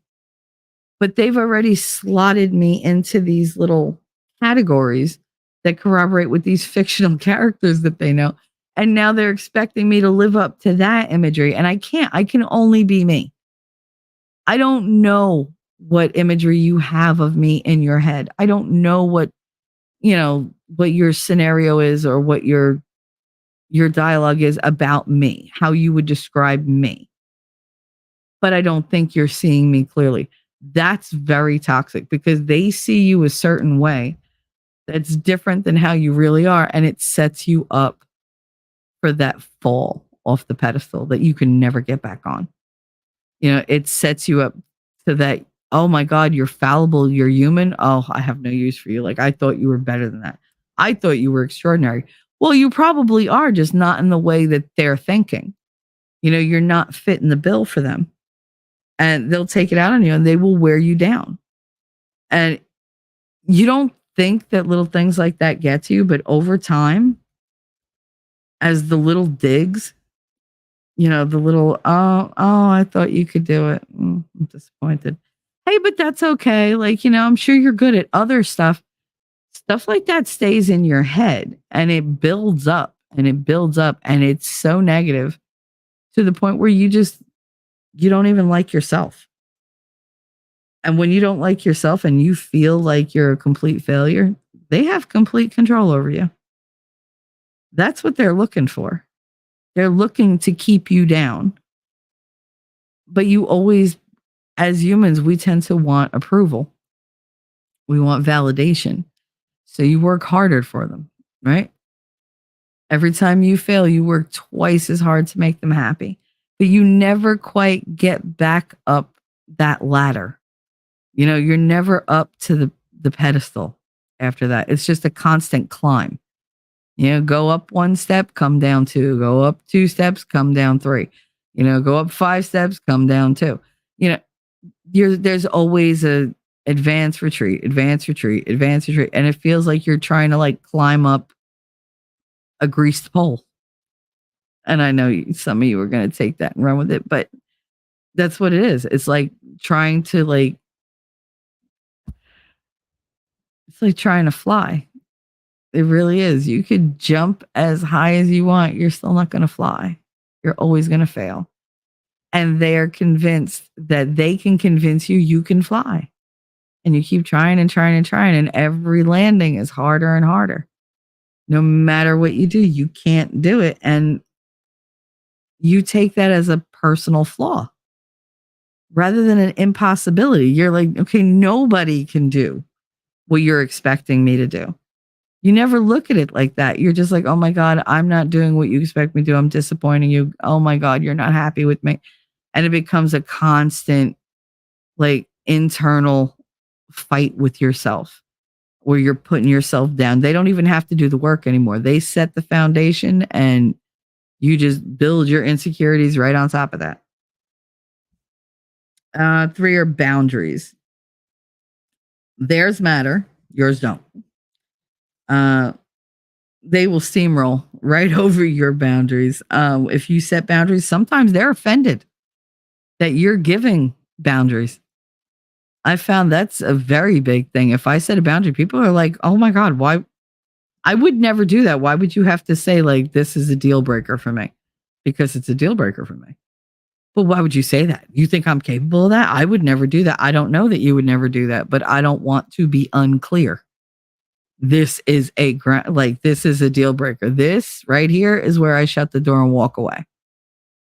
Don't cross this line. And they get offended. I can't believe you would ever. Yeah, not only will they cross that line, they will zoom right past it. They will hop, skip, and jump over it. They will double dutch over it. They don't care. And they'll giggle while they're doing it. They'll be like, set boundaries for me. Ha! Some people just love to break people's boundaries. I'm one of those people. I am. I admit that completely, but I don't do it for power. I do it for shits and giggles. And I only really do it with like the people I'm closest to. Like if you have like a line where you're like, don't, I'm like, I'm not going to cross the line, but I'm going to tap dance on it though. Like I won't go over the line usually, but I will see how far I could push it before you push back. That's just a test I give everybody. You know, because I mean, some of it is for my own defense and some of it is just because why the fuck not? You never know. You never know what a person's going to let you get away with. And I like to know where to draw the line.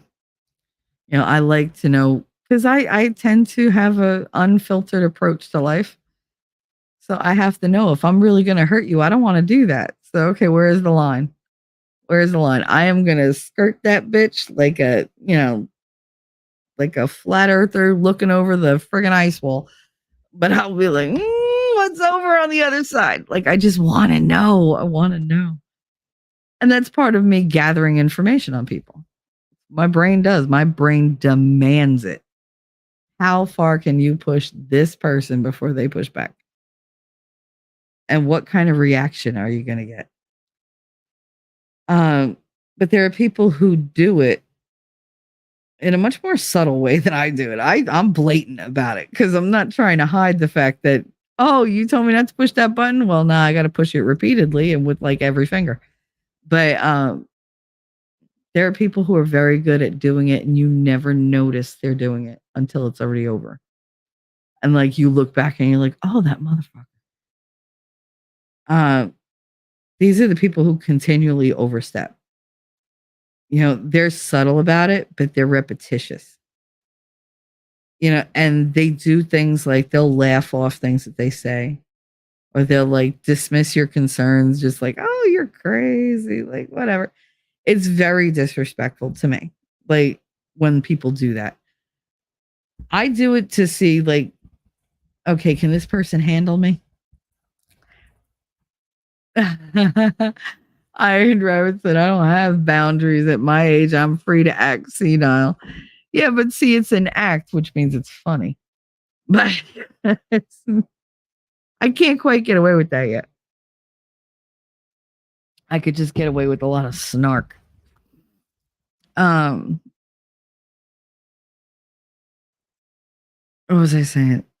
Oh, so yeah, I mean, not only is it's disrespectful, but it's more, they're not doing it to disrespect you. It's just that they have no respect for anybody's boundaries, but especially yours. Like they might be intimidated by somebody else and know that this type of person, they don't have a hold on them, they don't have control over them, so they can't do to them what they would do to you. You know, they respect their strength, they respect their stance. They don't respect you. That's very, very much a hidden toxicity. When somebody, they're not acting disrespectful, but their lack of respectful is what hits you. And there is a very big difference between somebody who's being blatantly disrespectful and somebody who just doesn't have any respect. So they just don't give a fuck. They don't give a fuck if they respect you or disrespect you, like outwardly. They don't think of you in that kind of way because you're a non-issue. You're there. You're a tool to be used. And that's it. You're there for functionality only. When your functionality is gone, so are you.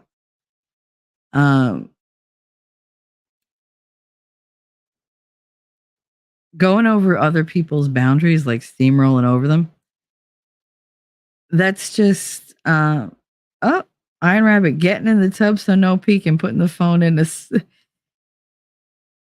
sock? Is that what that is?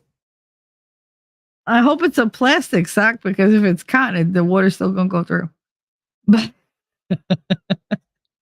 listen, you would not be the first person. I have put my phone into a sandwich bag, sucked all the air out of the sandwich bag so it was nice and like vacuum sealed, and then just took it right in the bathtub with me. I didn't give a fuck because it wasn't gonna get wet, and if I dropped it, it's fine. Just pick up the plastic bag. Just make sure it's freaking shut. The whole boundary crossing thing is very emotionally manipulative, and they do it to get you to agree to their terms. You know, like if you say, I don't want to do this, this isn't something I'm comfortable with or whatever, they'll turn around and say, buries his head in a foxhole. Aw, not a rabbit hole. Ah, not a boing. What is it? A bourne? A boing? I think it's a rabbit boing. I forget what they call it in Britain. We don't use those words. But if you don't want to do something, they're like, no. They turn and say, you know what? If you cared about me, you'd do it. You would do it. You know, you say you care about me, but when I need you, you say you can't do something that I need you to do. You know, you don't really care about me, obviously, because if you did, nothing would stop you from doing what I want or what I need. And that's what they do, right? Like, that's one way to get to somebody. Be like, oh, you don't want to do it? You obviously don't love me.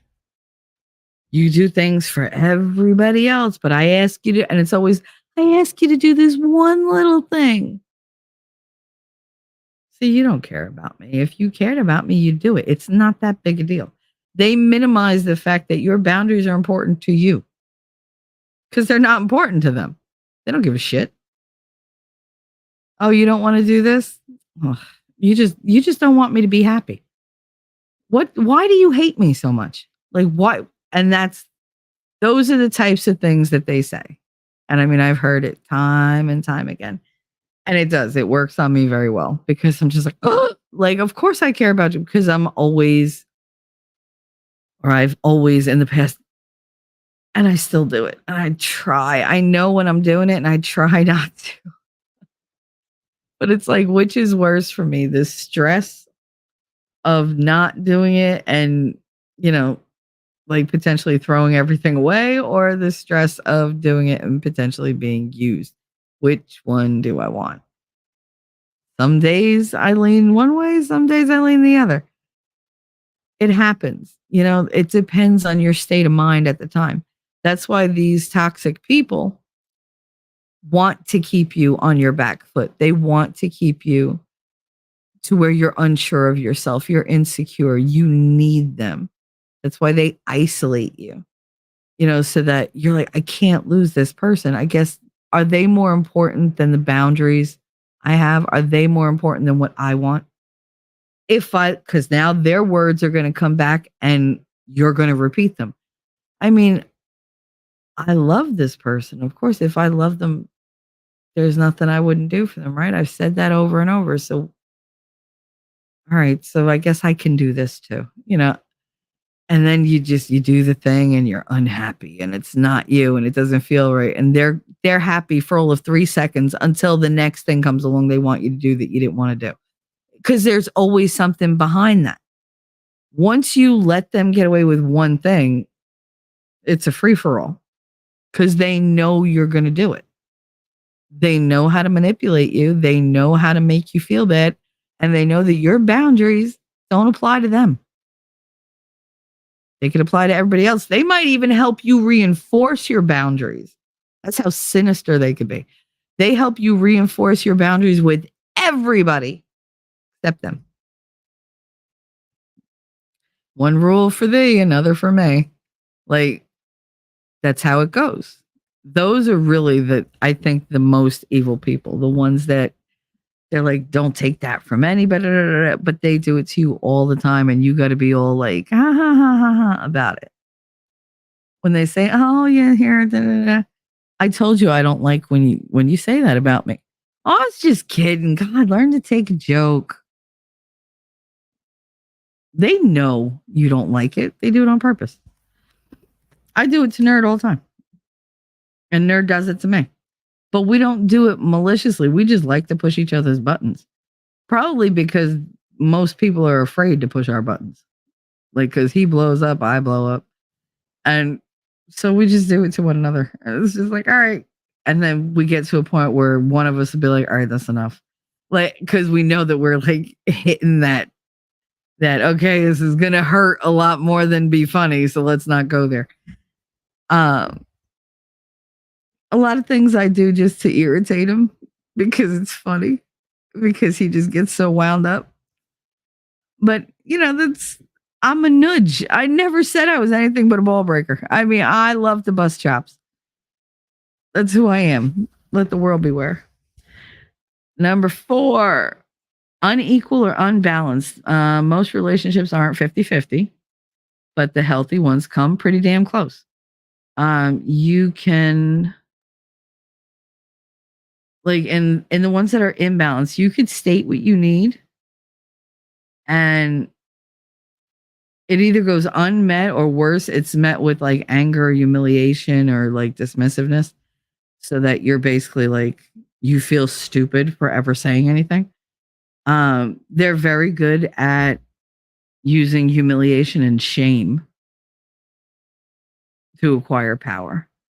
I mean, the best way to get you to do something is to shame you for whatever you wanted. Like, they shame you into doing it yourself. If you ask for help, like, why you can't do it yourself? Like, what, you don't have the, like, you don't think you're smart enough to do it?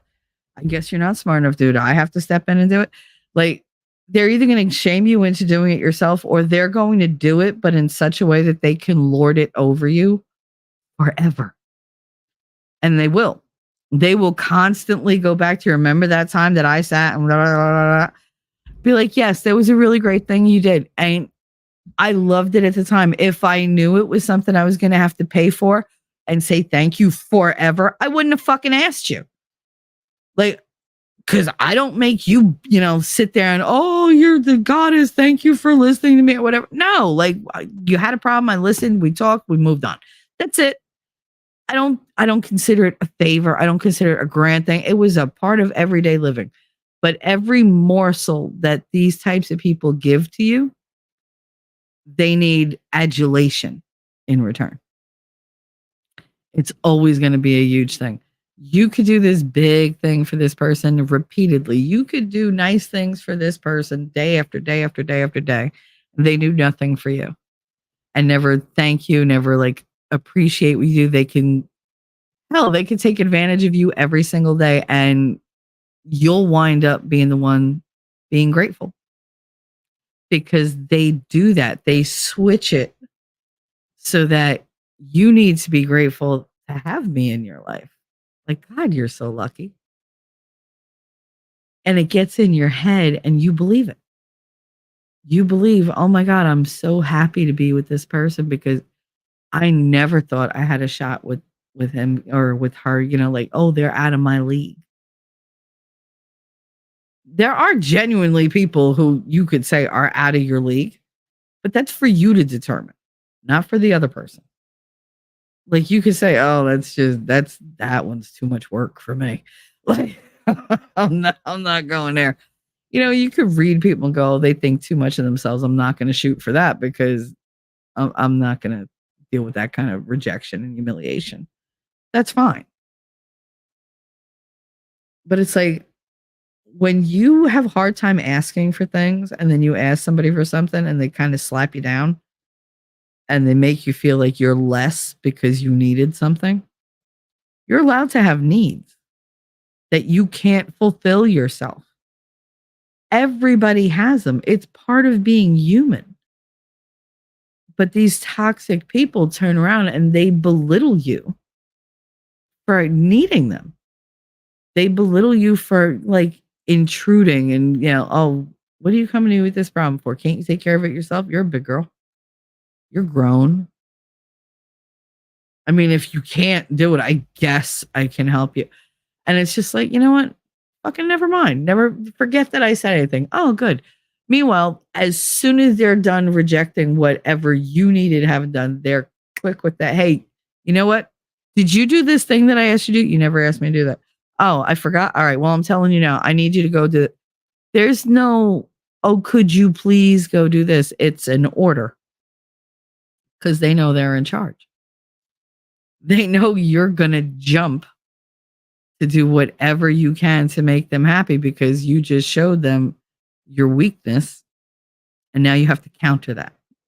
You have to win back all that, all that yardage that you thought you lost. You thought that they like pushed you further down the field. No, you're not even part of the game. You're the football. You're not playing. You're the football. Every time. You just don't know it.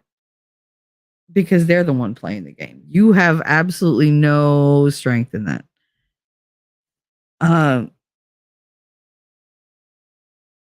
Yeah, the imbalance of power and an imbalance of care. That's the one that affects me, I think, more than the power. You want to think you have power of me? Go right ahead. I don't give a fuck. I'll let you play in that little kiddie pool of power until I'm done with you. And then I take all the power back and you're just like, what happened? I got tired of you. I got tired of your bullshit. The power thing doesn't bother me. The care gets to me, the imbalance of care.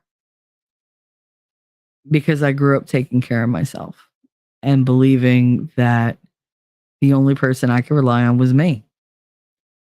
And I had hoped as an adult that I would meet other adults who were like me, who gave care like me, and who were affectionate and like, I don't know, comforting or whatever. And I just found that it's not so. Most people are not like that. Most people just are concerned with themselves. And it's, they don't care how much they drain you.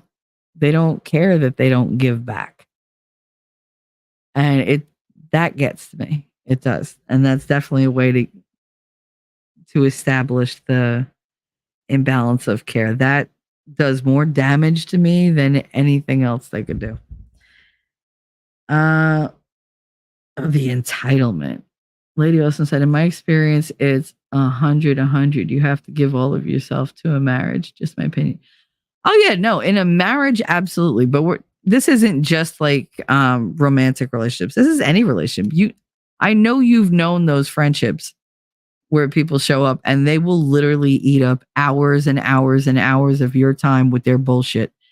And then the minute you have a problem, they got to go or they got something else that reminds them that they've been through so much worse. And, like, how dare you be like, how dare you complain about your life when my life is so much worse? Like, really? Like, there's no mutual exchange with those types of people. And it's very fucking draining.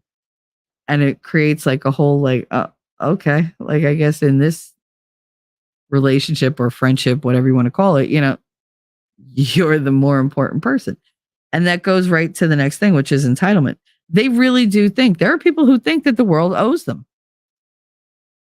Despite not having done anything to warrant it, you did nothing to deserve praise or reward or whatever. You feel entitled to it. These people really go around thinking that they're like God's gift, and that we all have to bend over backwards to please them 24/7 because we're just not on their level. Those are the, oh, I know you're happy to be with me. Of course you are. Who wouldn't be? Stupid little statements like that. You look at them like, are you serious? They're serious. If somebody tells you something like that, they're dead serious. Even if they say, oh, I'm just kidding. No, it wouldn't occur to you if you were just kidding. Part of you is kidding, but part of you believes it.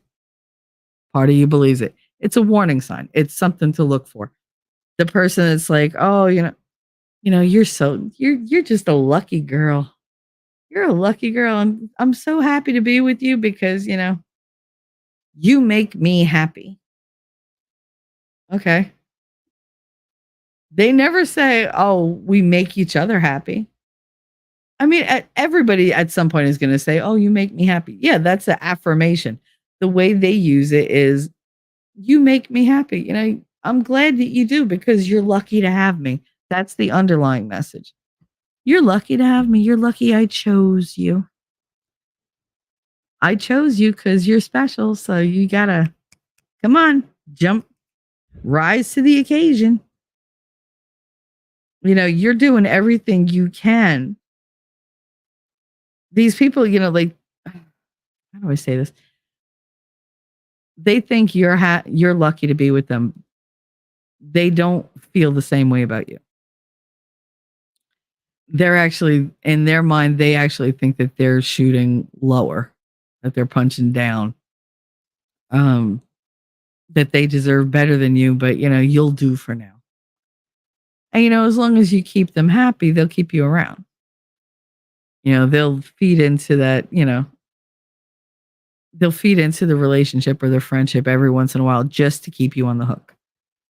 Just to make sure that you're always going to do 100% to fulfill their needs, to make them happy, to continue to make them happy, to deserve them.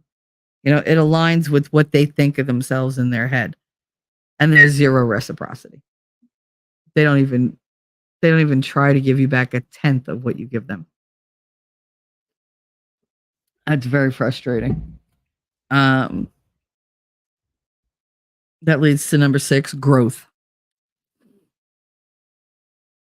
When there's no growth, you're not talking about the future. You're not talking about commitments. You're not talking about making plans for the future. You're not talking about anything serious. It's always just like maybe like a hint here or a hint there, but there's no like timeline. There's no well laid plans. There's nothing fleshed out. There's no promises. There's none of that. None of that exists. Because to them, it's just, it's a temporary thing. They're not going to make plans for the future because what if they meet somebody better who truly deserves them? Or what if they meet the person they think they deserve? That's not you. Most of the time they will make sure you're not what I deserve, but you're what I'm willing to settle for now. And they don't want to talk about the future because they don't plan on having you in it. You're literally only there while you benefit them until something more beneficial comes along. And then it's, see ya.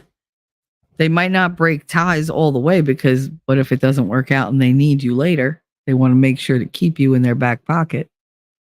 That's super toxic. That's somebody who's going to constantly lead you on, constantly keep you guessing, constantly keep you off kilter so that you don't feel safe and strong and secure and you can't see clearly. You can't see what they're doing. And even if you do, you don't believe it because you're like, well, they're not that person. They're a wonderful person. They wouldn't do that to me. I found that even the most wonderful people on the outside have the ability to be super duplicitous and really cruel. They're just really good at hiding it, which is why we're going over this. Uh, she said, "Oh yeah, my apologies. You right. You right." No, but I mean, in a marriage, I think marriage is, and I mean, you guys know that I was married before. It didn't work out. Most people that get divorced or are abused by their exes the way, to the degree that I was, are very anti-marriage. I'm not anti-marriage in any way, shape, or form. I loved being married. I just didn't like the person I was married to. And I believe in the vows, which is why I stayed as long as I did. You know, it was only, I made a promise to my daughter first before I ever made one to the man I married, that I would protect her. And when he crossed that line, that was it for me. You're never going to make me break my promises to my kids to protect them and keep them safe. It's my fucking job. It's my privilege to be the person in charge of protecting them. And I take it very seriously. So that superseded any promise I fucking made to him. And that was the only reason my marriage ended. He would have never left. He would have never left. He would have never divorced me. Are you kidding? He was too lazy.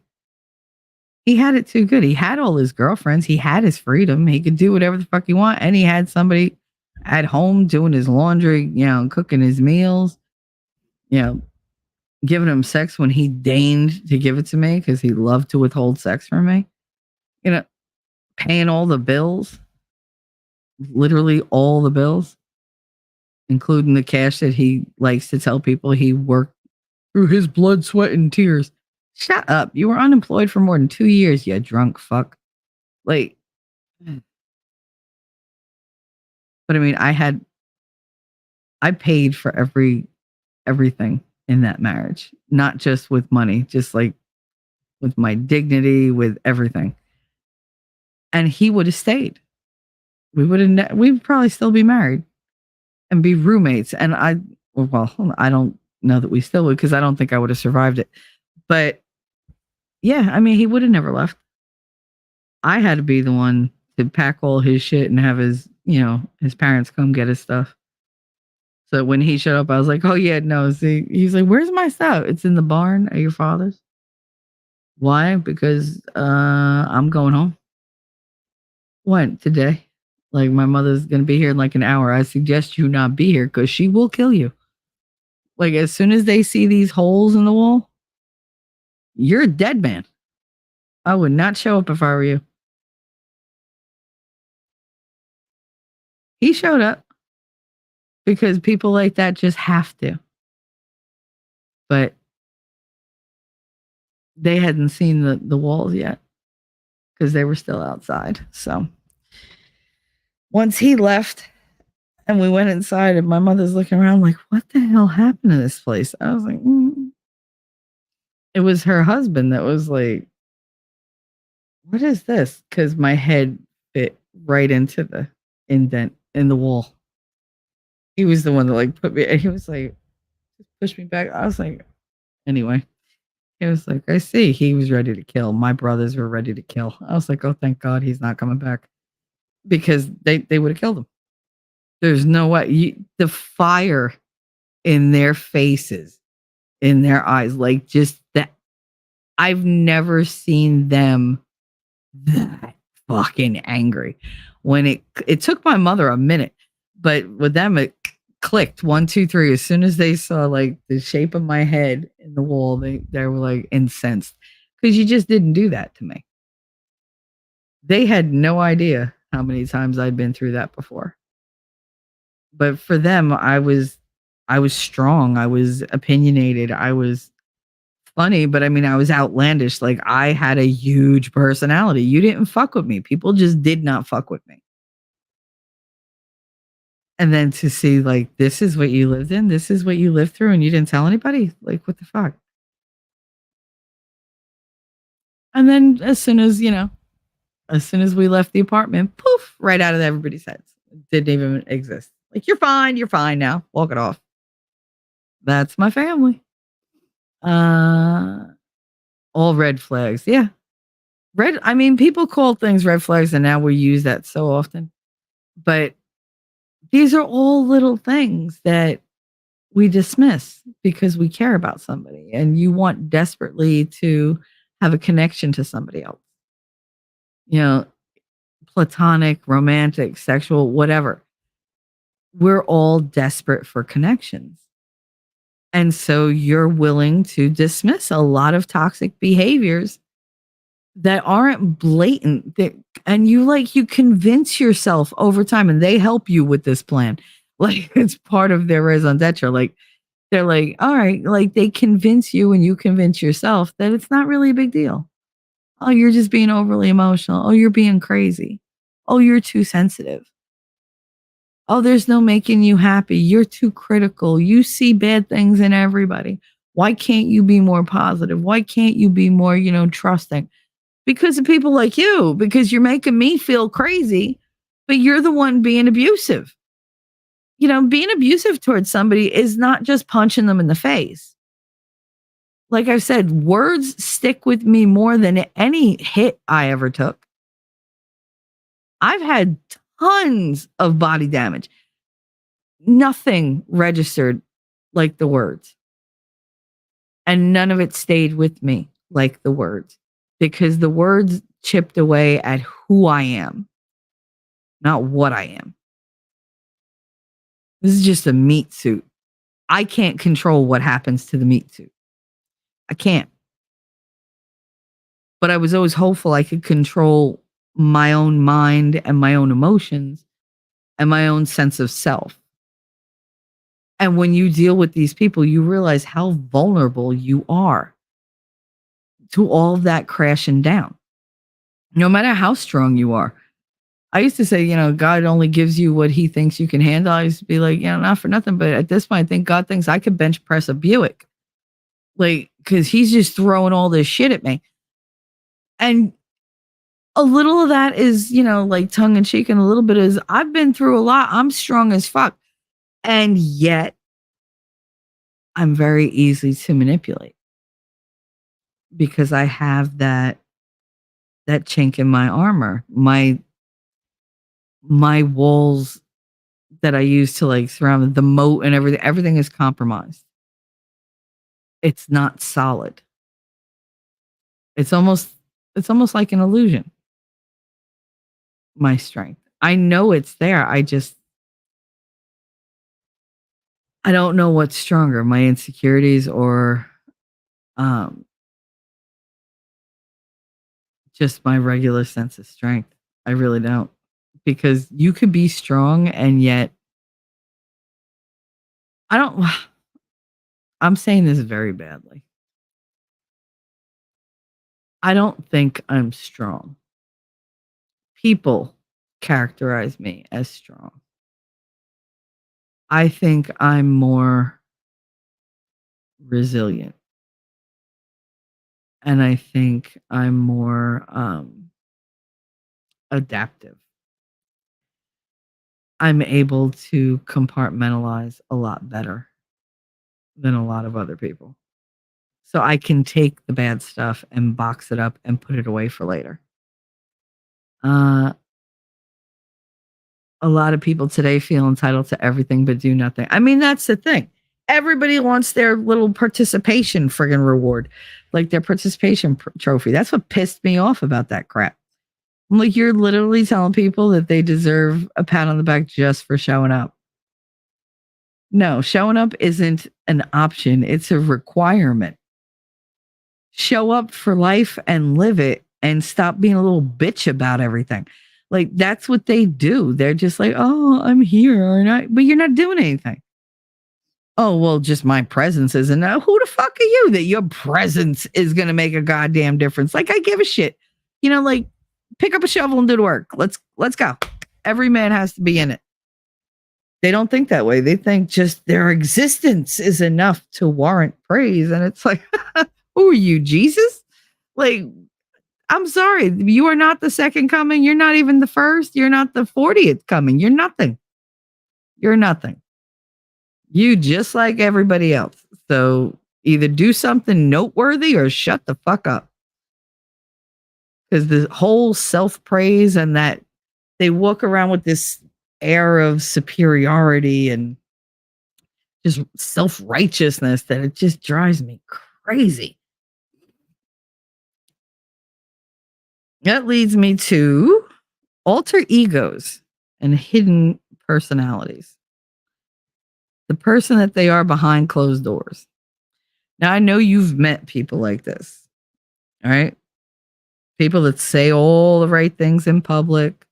They're well liked. They're easy to get along with, helpful, mature, gentle even. They're funny. They're like picture perfect in public. And in private, there's such an about face that it's truly terrifying. Because this is somebody you don't want to be alone with. You don't want to be in private with. It used to happen all the time with like my uncle. In public, he was funny. He was this, he was that. And then as soon as we'd get in the house or in the car where it was just family, he would just rip into me. And, oh, you're an embarrassment. Oh, you're this. Oh, you're that. It was just nonstop. And I'm like, nobody knows what you're really like. All your friends, because he has tons and tons of friends. They love him. Tommy's the best in the world. He's amazing. He's so talented. He's so this. He's so that. Yeah, one of the reasons they're saying that is because he puts that out and it doesn't let them see his ugly side. Or they've seen his ugly side and they don't want to see it again. So they're going to pretend it don't exist and they're just going to kiss his ass the rest of his life. Okay. I guess that works for him. It don't work for me. I cannot bring myself to kiss his ass. I never could. Which is why I get the majority of the vitriol. Because he'll say something and instead of me just going, yeah, you're great. Like, yeah, rah, rah. Like, I'll sit there and just go. And like, because I know you're a fucking liar. And I'm just one little snort or like derisive snort, I guess I should say. And he's off and running. Fuck was that for? You can't keep your goddamn mouth shut, right, Mega Mouth? Always, always, always with the you're too loud, you talk too much, you have nothing good to say. The things that come out of your mouth are idiotic. You're so fucking stupid. Nobody wants to hear your opinion. Why don't you shut your mouth? Why don't you go in the other room? Just constantly. And I would never do it. Like when I was really little, I would run crying. And then as I got older, I was like, ugh. Like he would say something and I'd just be disgusted. And I refused to let him see me like get upset. Once he got me upset because he caught me off guard on Mother's Day. But like as an adult, it was always, yeah, all right. Like, and now it's to the point where like if I have to call him like for his birthday or whatever, he calls me for my birthday. It's always very cut and dry. And yeah, yeah, all right, yeah, okay, yeah. I'll tell the girls you said hi. Okay, yeah, okay, love you. Okay, bye. Never have I been told I love you in such an unloving fucking way ever in my life, except by my uncle. Like he says it like it's like he's reading the phone book. Like it's just, it means nothing. He's literally saying it just to appease me because he's too old to fight back with me now. I'm older, but I could still fight back. And it's always been that way. Every time he's had something to say, he's waited till we're alone so that he could just unleash. And I used to just stay quiet, when I was a kid and take it. And then I got to a point where I was just like, okay, I'm going to say something back. And God, I mean, we've been in some like fights, like where he's had me like backed up into a corner. He's screaming so loud, my hair is flying back. Like, and I'm screaming back just as bad because I'm ready to fucking kill somebody. And It was just endless. And none of his friends would ever, ever say that that was something he was capable of. Like if they had a hand on a Bible, like, do you swear to tell the truth? Yes, I do. They'd be like, no, he's the salt of the earth.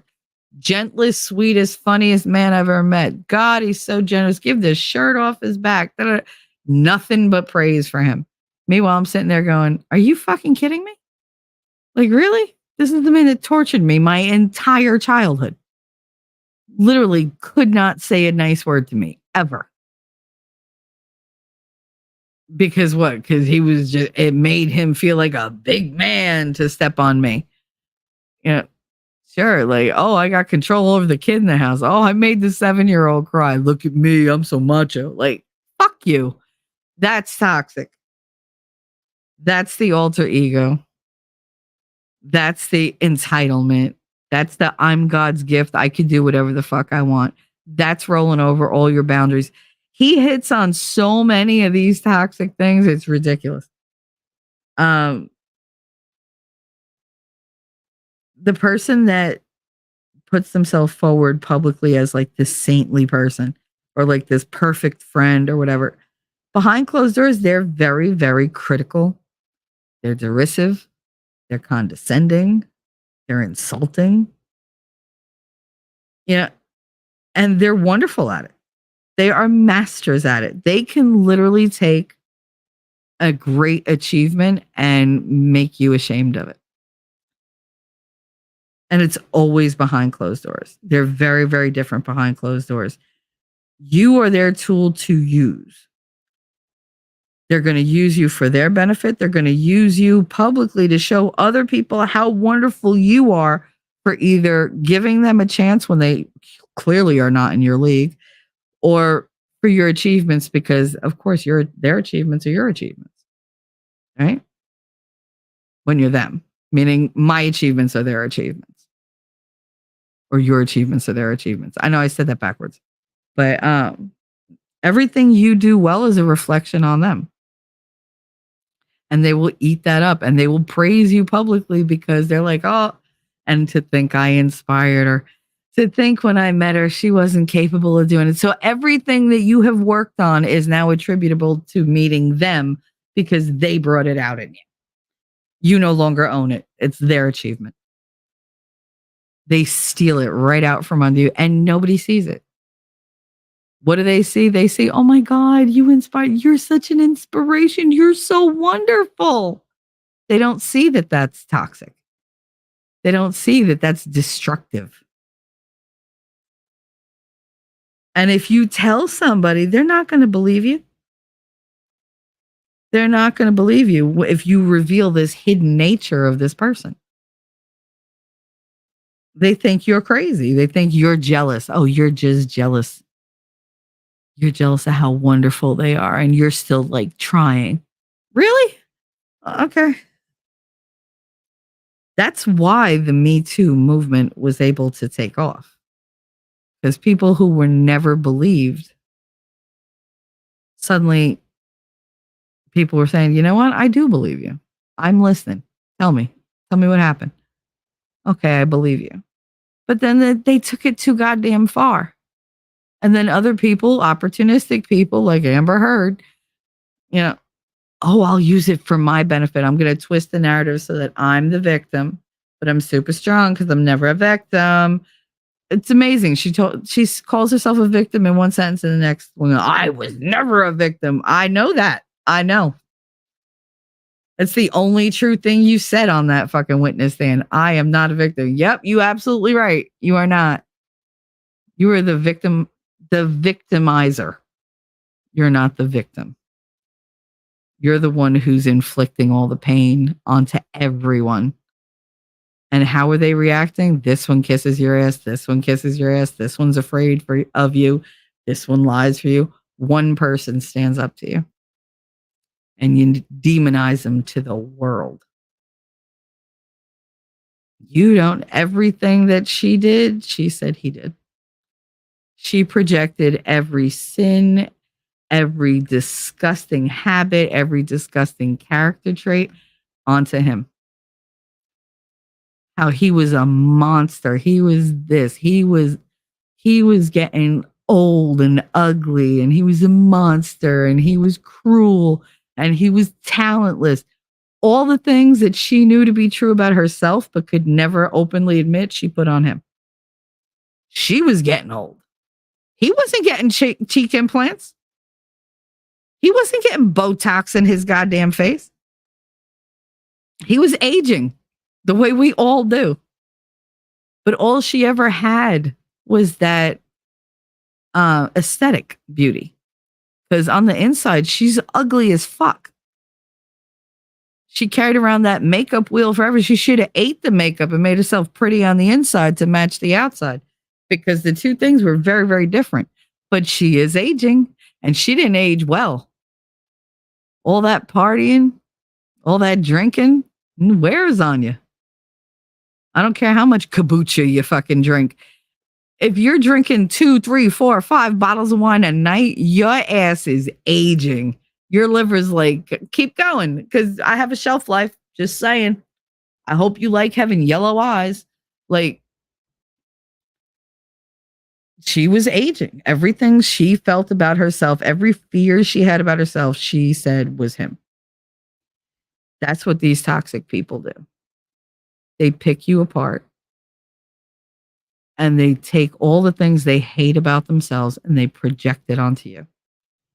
And then they sell that to the public. So not only are they these amazing people that you're going to praise because you're so strong, but now they also get the sympathy. Oh, here's something that she did. Number 9 is love bombing and gaslighting. The combo. That is the narcissist playbook. They suck you in with this unconditional attention and tenderness, this care and passion. These are not people who just amble into your life and they're like, hi, how are you? These are people that storm into your life and they're like, oh my God, you're amazing. And I saw you in this and da-da-da. And they just overwhelm you. Hey, Mimsy. They overwhelm you with just feelings of adoration and attention. And they get you when you're like kind of down on your luck. Usually you're feeling like, maybe you're feeling like you're getting to, older, or you're not as successful as you should be, or whatever. That's when they hit. They hit when they see the weakness. They smell the blood in the water. And they're like, oh, I'm moving in for the kill. They don't go subtle. It's full steam ahead. Full steam ahead. They are going to railroad you like you've never been before. They learn all your things. Like, one of the things that she did, she learned all the obscure stuff that he liked, that he was into, all his hobbies. Johnny Depp is very eclectic. He's also very eccentric. So he has some weird, like not weird, but like not mainstream hobbies, like mainstream interests. He likes different writers. He likes different kinds of movies. He has like this oddball, skewed kind of perception. And she leaned into that and she learned everything she could about everything he liked. She became proficient in it. And so she could have a conversation on any level on any subject of anything that he was interested in. And it blew him away. He was just like, oh my God, like this girl is gorgeous. She knows everything. I can't talk to any of these dumb fucks about this stuff. But she's just like rattling off because she's highly intelligent. And I mean, she's dumb as a rock, but she's also highly intelligent. It's a very bad combination. But she went and she knew how to do this. She saw, exactly. Well, she learned about his childhood and used it against him. She went and fulfilled that mother role. She did this subservient thing. She was not going to be dominant coming out the gate like his mother was. She wasn't going to be condemning like his mother was. She wasn't going to be confrontational like his mother was. She was going to come in and take his boots off and sit at his feet and talk about, like, I don't know what the hell they talked about. Leaving Las Vegas, that dude. Talk about gonzo journalism or whatever. Like, she was going to make him feel absolutely 100% safe, comfortable, and in control. She followed his lead because she had to do that to get him. He's Johnny Depp. She had to stand out. Any fucking beautiful woman can come along and throw herself at him and fall on his dick, and he'd be like, thanks, next. She needed to make an impression that would last, something that would make him want more, something that would intrigue him, something that would attract him. And she brought the passion and oh my God, you're so like this, you're so like that. And oh my God, what you do to me. And like, she did all of that. And that's what they do. They do that. They appeal to your baser nature. They appeal to your ego. You know, they make you feel special. And they do it in such a way that it's so much that you can't see that it's over the top. You just think, oh my God, because part of you believes that you're awesome. It might be a tiny little part, but they feed into that part of you. Like, oh my God, finally somebody who actually sees me, sees what I'm trying to do, sees, you know, that I'm different than everybody else, because we all feel different than everybody else. That's part of the bullshit. They're like, oh, everybody, it's because they didn't feel like they fit in. Nobody fits in because everybody's different. There is no fitting in. You're not going to find a group where you fit perfectly. There's always going to be some difference that makes it like slightly off. Fitting in is a fallacy. It's an illusion.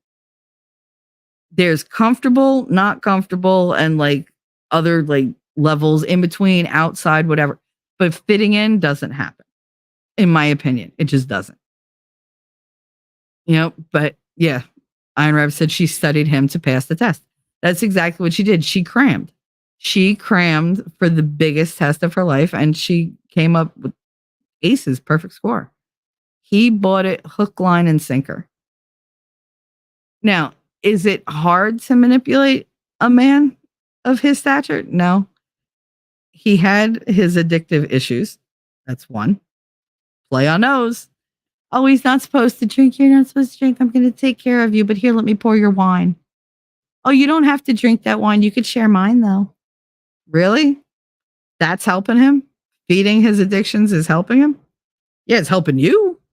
You're keeping him pliable. You're keeping him just a little too like altered to notice that you're just another manipulative trophy hunting bitch. Like you're just another gold digger. He couldn't see her coming. And I think even if he thought she was a gold digger, he probably thought she was your standard gold digger, just out for money.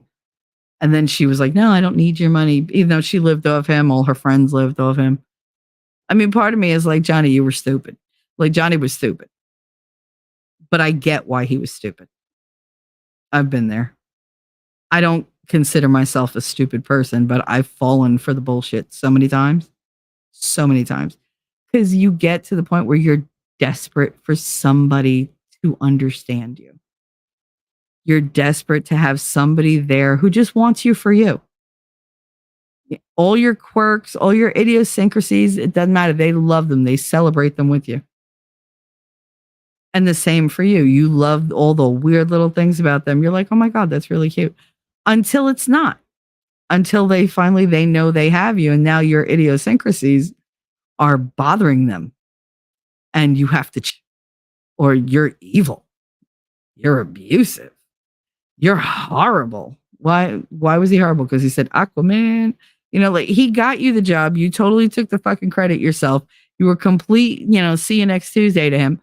And then you're like, well, because I'm a big man. He's like, yeah, Aquaman. Like, of course, you just put him down. He's going to strike back. That's what we do. It's not like you'd let him leave. She wouldn't let him walk away. Follow him from room to room to room to room to room. Frigging, he goes to go see his daughter and she's, no, don't leave me. You're literally killing me. The stress is killing me. I will never forget that. And then she goes to court and says, he went in that house to do drugs. His daughter was in that house. She wasn't like of the age where she's going to be sitting there doing the drugs, like blatantly, like whatever. Like he went there to go see his daughter. And even if he went there to whatever, let him. Who are you? You're killing me. Don't leave me. Oh my God. So manipulative. So manipulative.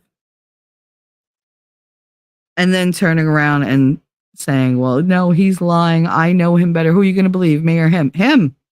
He's got receipts. He's got proof. He's got witnesses. You ain't got shit. You can't even cry on stand. Let me see what's in that tissue, bitch. Like, that whole trial aggravated the fuck out of me. But yeah, they suck you in. And I mean, that's what she did. They do it all the time. They talk about the stuff that you enjoy. They agree with everything you agree with. There's passion. There's, they can't get enough of you. And you think, oh my God, this is just, it's the most euphoric feeling. To be with somebody, to be yourself, to be accepted as yourself, to have them not only like and accept you, but want you, to crave you. The way she said that she like couldn't breathe without him. She couldn't do anything without him. It's just, we're together. We're soulmates. We're this, we're that. Just laid on as thick as she possibly could. Yeah, it's a good feeling to receive that. And it blinds you. And that's what it did for him. He actually thought, oh my God, I'm in love with somebody. I didn't think I'd be in love again. I figured that part of my life was over. Because he'd already been in love so many times and it just never worked out. So he was on his own for a while. He was still married, I think, to Vanessa, but they weren't like together. But once that person knows they have you, once she knew she had him, she just stopped. She stopped doing the taking off his boots thing. She stopped doing the oh, honey, I love you. You're so amazing. She stopped using this voice and started using this one. Like, I mean, a complete change. And he was just like, what the fuck just happened? Like, okay, no, it's just a phase. Like, I love her. I'm going to work through this with her, whatever. And he figured he did something wrong because he grew up with a woman who was fine 1 minute and then bad the next. And who was to blame? Him or his father? They know. Just take the blame. Just take the blame. Being different doesn't make you special, though. Hey, Salty Sabat? Salty Sabbath? All right. Being different doesn't make you special. No, it just makes you different. Everybody's different. That's why I said, like, the thought of fitting in anywhere is an illusion. Everybody says, oh, they're acting this way because they don't fit in. Nobody fits in. There are people that you have differing levels of comfort with. There are ones that you have, more agreeable interactions with. But fitting in, that's a fallacy. It's an illusion. It's a dream. It's impossible because everybody is different. Depp was never married to his baby's mom. He was never with. I thought he was married to Vanessa. I guess he only married Shithead. I don't know. I didn't track the whole marriage part. Everything. I was more concerned with like everything that was going on and what I was seeing. I don't know much about like his past relationships, believe it or not. Because I wasn't into Johnny Depp. I was not a huge fan. I'm still not a huge fan. I mean, I'm more like, I like him. Like, I'm on his side. That's where I stand with the whole thing. I didn't really get into him. I mean, I knew of him, obviously, 21 Jump Street, and I liked like his movies, but not all of them.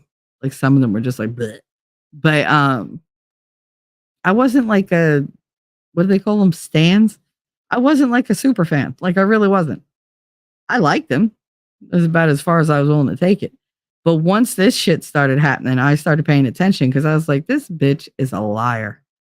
I was like, I've seen predators. I've seen the fake victims, and she fits it to a T. She set off every single alarm bell I had.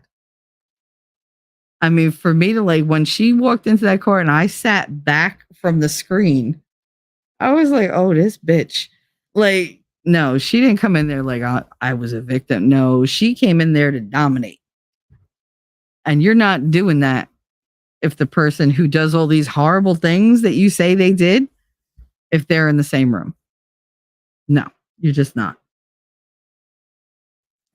I lost my place. Wait, it scrolled.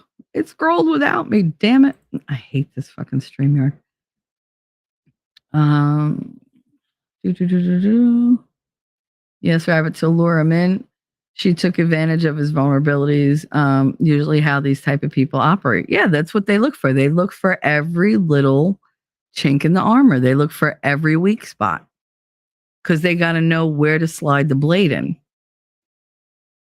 They don't want to destroy you, but they want to weaken you. If they destroy you, you're of no use to them. Once you're of no use to them, then they destroy you. That's how they work, not the other way around.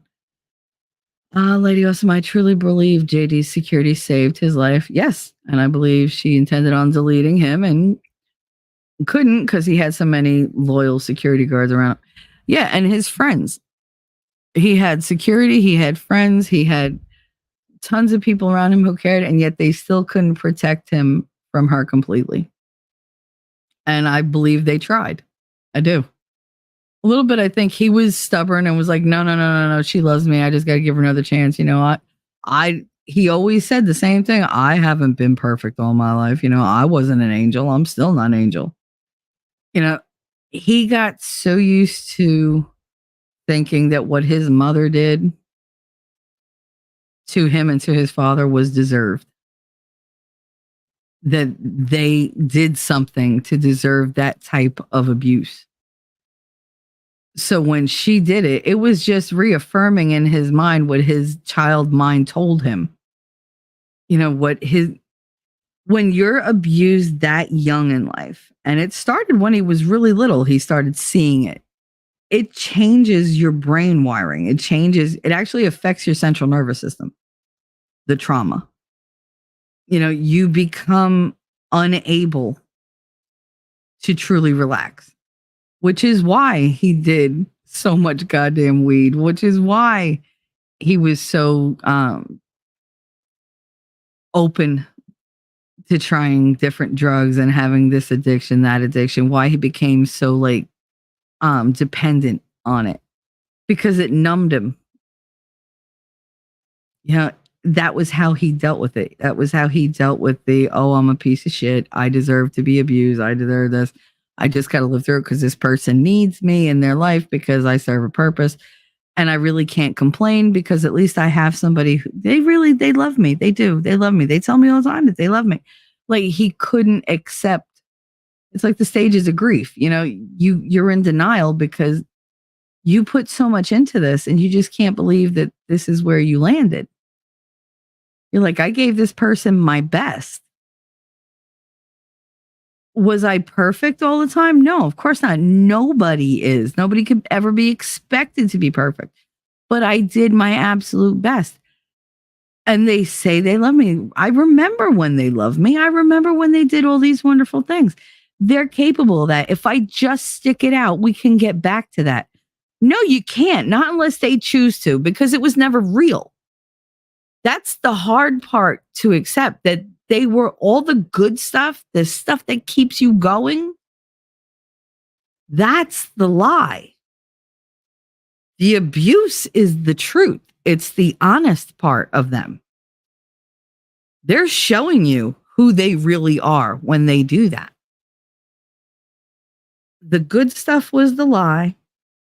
The bad stuff is the truth. That is a very harsh reality to face. And I don't believe he could face it. There were many times I couldn't face it in the moment. I needed time. I needed to work myself up to it in my own head and go, no. All these things that you're hanging on for, they're not real, Michelle. They're not. Did they happen? Yes. But why did they happen? Did they say they loved you because they loved you, or did they say they loved you because they wanted to hear you say you love them? They wanted to solidify that little connection so that you would feel comfortable saying it to them because that's what they want to hear. They want to know that you love them, that you belong to them. And now they can do whatever they want. See, the truth is the cruelty, and the lie are all those sweet moments that you had, all that enjoyment, all that happiness was all predicated on a lie. It was born of deceit. How do you face that when you've put a year, 3 years, 10 years, 12 years into a relationship that the whole foundation was bullshit, and you're just now facing it? So now not only are you completely torn apart and broken because this person has taken everything that you gave a shit about, every positive that you had going for you, and just totally blew it right out of the water because it's all fake. It's all just smoke and mirrors. So that's all gone. Not only did they do that, but now you have to face that cruelty that they have coming at you 24/7. That's the real them.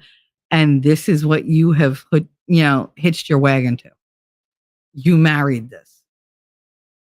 You're in this completely. You have invested time and money, and you are utterly in love with this person. Except the person that you're in love with never existed. So now you're humiliated besides, and you're ashamed. You feel dumb. And you feel betrayed. Now the trust is gone. So there's no love, there's no respect, there's no trust. You're humiliated. You're hurting. You have no support. And you're vulnerable because this somebody lives with you. They are 24/7 in your face. And on top of all that, nobody knows that you're going through it the way you are because they don't show that side of themselves to anybody but you. So if you say something, you're a liar or you're crazy. That's the effect of the love bombing and gaslighting. Her saying, what are you going to do? Go ahead. Tell him, Johnny, say, I'm a man. I got to be like, yeah, I'm a victim. Yeah, I was. She didn't expect him to be like, yeah, I was a victim. She's like, nobody will believe you. Nobody's going to, because how was she going to convince him not to go public with it? She'd say, oh my God, you're going to look like a little beta bitch. Oh, you're crying. You're not a man. You're not a man. I'm more of a man than you are. Go sell your little notebooks, whatever. She just was so belittling and so condescending and so hurtful. How could he fight against that? That's what they do. They will pull out every single tool in their arsenal. And then as soon as you're ready to go out the door, they will turn that shit around and be like, don't leave. I do love you. I don't know what came over me. I was in a mood and and you just, I don't know what to do with you anymore. And it's your fault because I just don't feel loved by you anymore. And I was trying something and it didn't work, but I love you. You're the most important. That's what they do. And it's again and again and again and again and again. And the wheel just goes round and round and round. Also, what she did to him was the whole isolation of it. I mean, that's how they do it. It's the love bombing, and they just want to be with you 24/7. And then you don't have time for anybody else. And you don't realize that you're pushing everybody else away to spend more time with this person because they make you feel the best out of everybody, right? And then when everybody's gone, they go, oh, good, we're all alone now. And they rip the mask off. And you're fucking shattered. Because you never saw it coming. You should have, but you didn't. And like I said, I've been there. I've been there so many times. But I agree. I do believe that she would have unalived him at some point. She was working her way up to it. Lady Awesome said never married to Vanessa, which is why it was so odd that he married her so quickly. He was with Vanessa for like over a decade. Yeah, he was.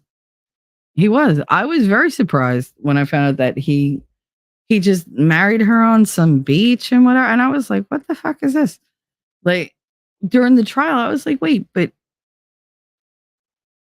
What do you mean they had drug? Like all they did was just have drugs and drugs and drugs and drugs. Got married, had more drugs, and she was like, "Oh, he's a drug addict. Him? He's the only one. You're not doing these cuddle puddle bullshits. Like whatever." Oh, I never did cocaine. Please, she was like, she literally has damage on the inside of her nose from all her coke use. You ain't gonna convince me of anything else. Allegedly. You can sue me. I got nothing. What are you going to do? Take my kids? You want to adopt them? They're 28 and 17 and a pain in my ass. Good luck with that. You want my student debt? You could have that. Somebody sue me for my student debt. That would be a great thing to do.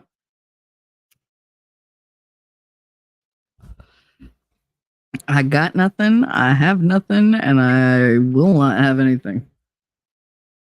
So good luck. I'm not the person to sue.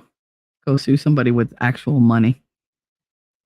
Hey, Mike, how are you? He said, I love you. She said, oh, I love you too. You're so sweet.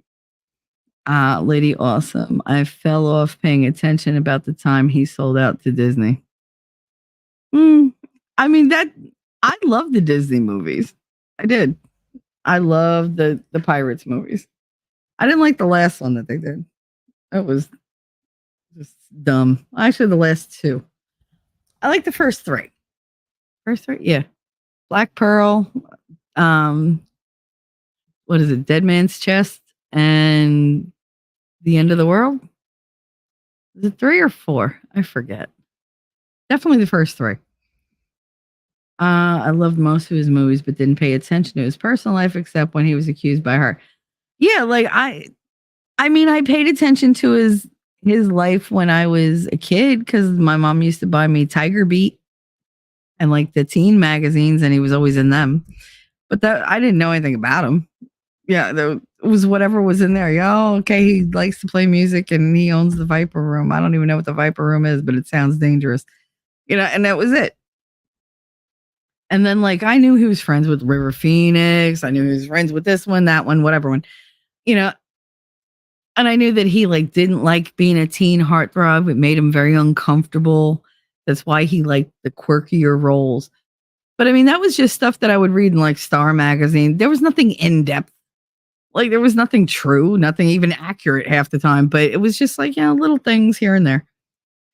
And stuff that you just pick up like when, you're watching TV and there's like, I don't know, like a movie promotion and they'll show like a clip of like a press junket or whatever. And I'm like, yeah, all right, whatever.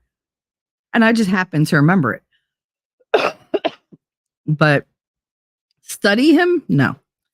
Like she studied him. She knew all about like his obsession with, what was that guy, Hunter? The one for leaving Las Vegas. But which is a movie I've never seen. It's like I don't know. I looked at it and I didn't like it. I like when he plays like interesting characters to me. Like when he plays mobsters, I think it's hilarious. When he played, I think he played Dillinger. That was pretty good. He did that one well. But like for me, Johnny Depp is Crybaby. Everybody's like, oh, Captain Jack Sparrow. And to me, he's always Crybaby. He's always going to be Crybaby. That was like the perfect movie for him. And he made me laugh through the whole thing. And he was hot and whatever. And he was singing in it. And it was great. But that was about as far as I was willing to go. Like Gilbert Grape fucked me up the way he was in that movie. Sleepy Hollow, I love. I didn't really like, what was it? From Hell. I didn't like that one. I want to say Rear Window or something like that. I didn't really like that one. Something Gate. What was it? Hell's Gate. I didn't like that one. There's a lot of movies I didn't like. I've tried watching Minamata about 10 times and I fall asleep in the first 20 minutes every motherfucking time. I cannot stay awake for that movie. I don't know what it is. And I could just wake up, be wide awake and full energy, and I will be sitting up watching and right out. Can't do it. Sweeney Todd, I love the music. I hate blood spray and just the whole keto vibe that they got going on among the, like Alan Rickman and the little dude that played Wormtail in Harry Potter. I hate that guy. He's so bleh. Like, he just makes my flesh crawl. Bleh. I'm trying to think. I'm literally, my brain is Rolodexing through all his different movies because I don't want to have to look it up. But I mean, like, I hated Edward Scissorhands. Hated it. It made me sad. I watched it once. That was it. Hated it. Charlie and the Chocolate Factory. I was not a fan. Not a fan until like maybe 2 years after it came out. And then I was like, let me watch this shit again. I was like, maybe because it didn't hold up to the first Willy Wonka. So it was just like, when I looked at it as just a movie in its own right and not a re-adaptation of something else, I enjoyed it more. Like, instead of comparing it, it was fine on its own. But there's a lot of his stuff that I didn't like, but to me, he's always going to be Crybaby. And that movie was messed up in so many ways, but it was hilariously messed up. I mean, it was a John Waters movie. Of course it was.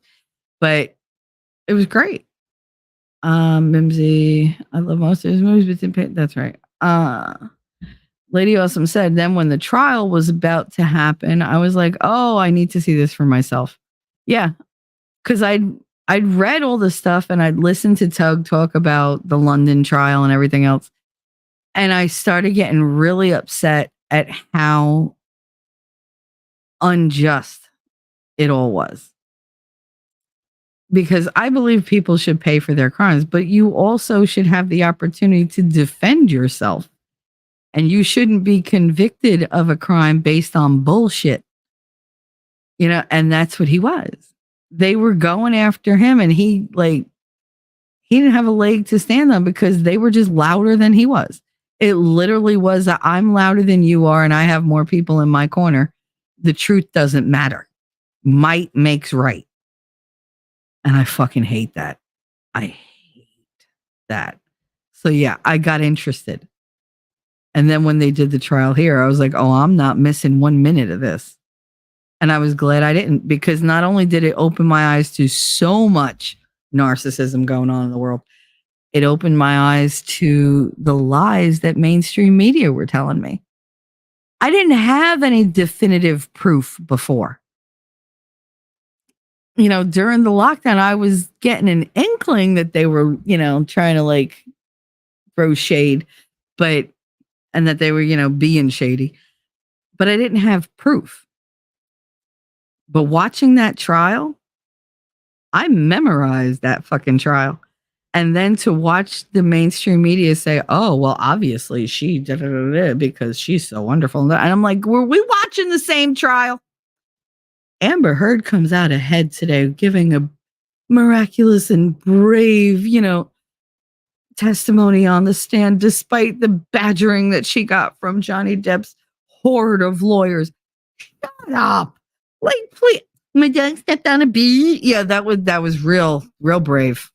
Brave testimony. Now let me see you cry. And then try again. Take 4. Try again. Watching her demeanor, watching the smirking. And then for them to go online, go on air everywhere, oh, he's a demon. Oh, that poor thing. Oh, I feel so bad for her. There were blocks and blocks of people holding up signs, die, Amber. I hope you bake your baby. All that bullshit. None of that happened. None of it. We saw the drive-in. Number one, they didn't say boo when she showed up because they were just like, fuck this bitch.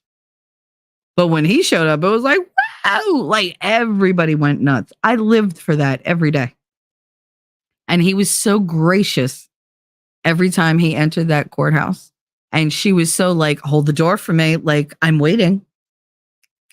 Don't make me wait. I mean, when she got off the stand, she didn't even go back to the table like she was told to. She just left. I was like, holy crap. If I would have done that in court, I would be in contempt of court. I'd be in jail and fined. They were just like, oh, she's upset. Oh, she's upset? Okay.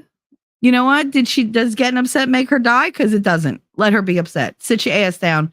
Follow the rules. You're no different. You're not special, bitch. But no, they let her do it. And that's her ticket her whole life. She did what the fuck she wanted and people let her. As long as you let people do whatever they want to do, they're going to walk all over you.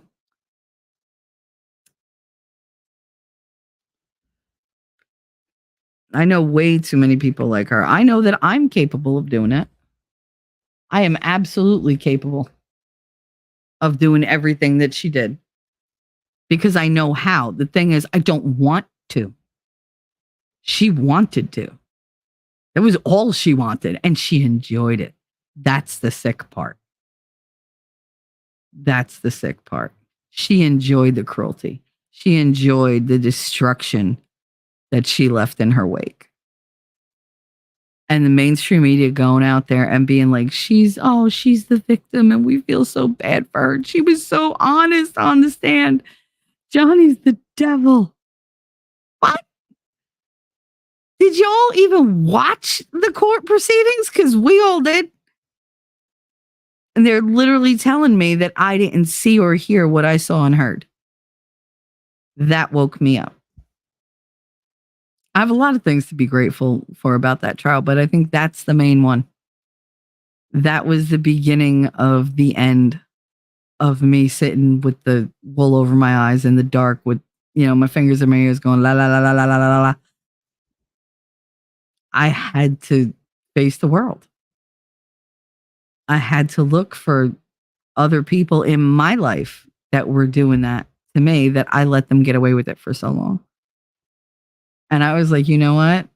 No, I'm not doing this. I'm not doing the thing where everybody makes me think I'm the crazy one. So I'm very appreciative of that trial because it woke me up a lot. But that's off topic. Lost the night baby gap. Named her male friend who wore two small shirts. That was oh my God. What the hell was her friend's name? Rocky? Was it Rocky? That was her husband, right? The one with the two tight shirts. That he would come out in like his pajamas and whatever. Like whatever. The night the baby gap sent AH a text with pics of knives he was bringing was going to be the night. I also think she was drugging his drinks. Oh, I don't doubt it. Allegedly. But I don't doubt that she used every weapon that she had at her disposal to take him down.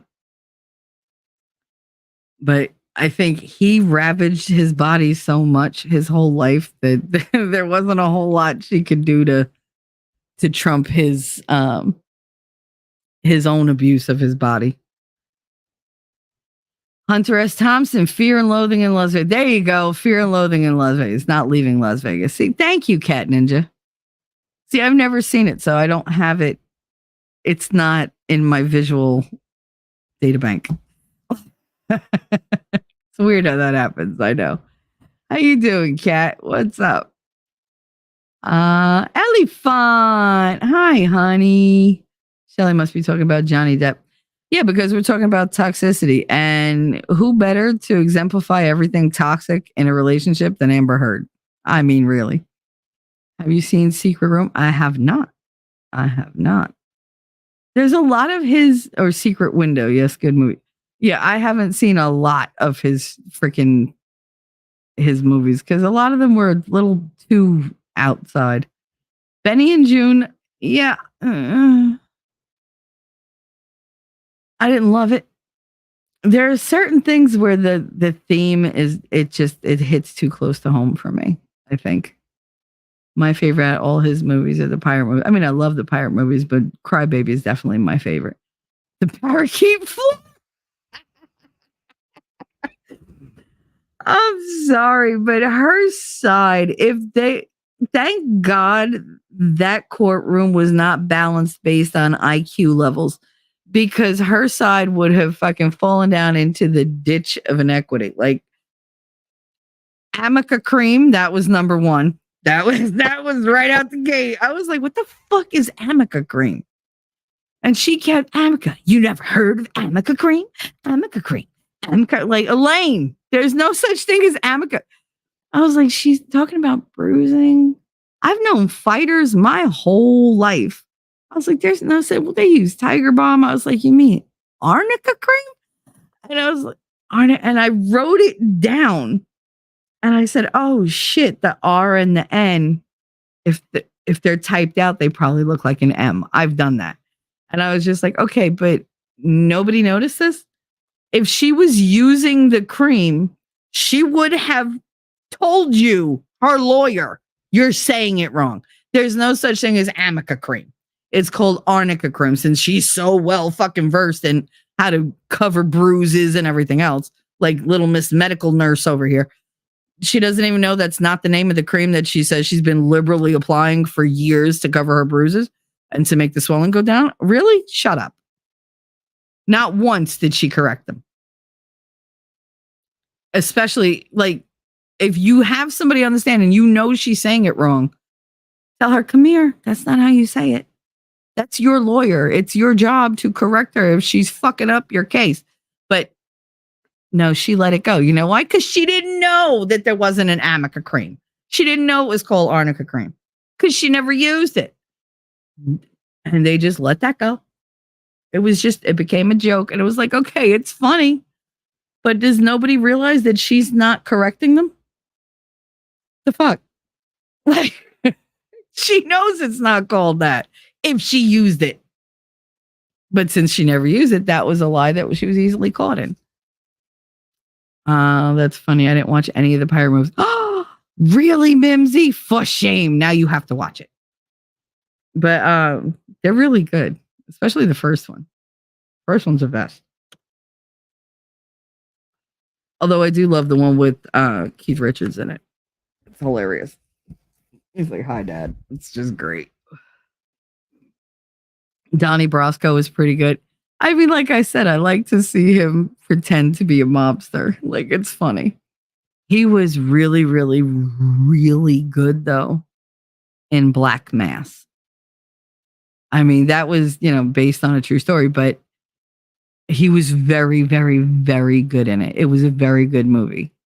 I watched it a couple times in a row because I missed so much. But I mean, I love any kind of like mobster movies because I mean, that's what I grew up with. So it's like, I watch them. I'm just like, yeah, that's not even remotely close to me. And oh yeah, that happened. Oh yeah, that's typical. And that they're like rating them like, yeah, that's realistic. Yeah, that's realistic. Oh no, they would never do that. Oh, that's some bullshit. Like, who thought that bullshit up? Like, I sit there and I critique them. It's funny. But yeah, no, the parakeet floors. Yeah, I went sliding across the parakeet floors. The what? Were they chirping? Like when you walk on, do they go? Brrr? Like, no. You mean the parquet floors? The parakeet floors. I fucking can't. The media bias around JD was eye-opening, and it continues. Oh, it still does. I saw something today. I was on Twitter for like 3 seconds, and somebody said, anybody who doesn't still stand with Amber and stands with Johnny, I don't know why you ever did, and you all deserve whatever you get. I was like, who's this bitch? I was like, there are still people out there who are debating this? Really?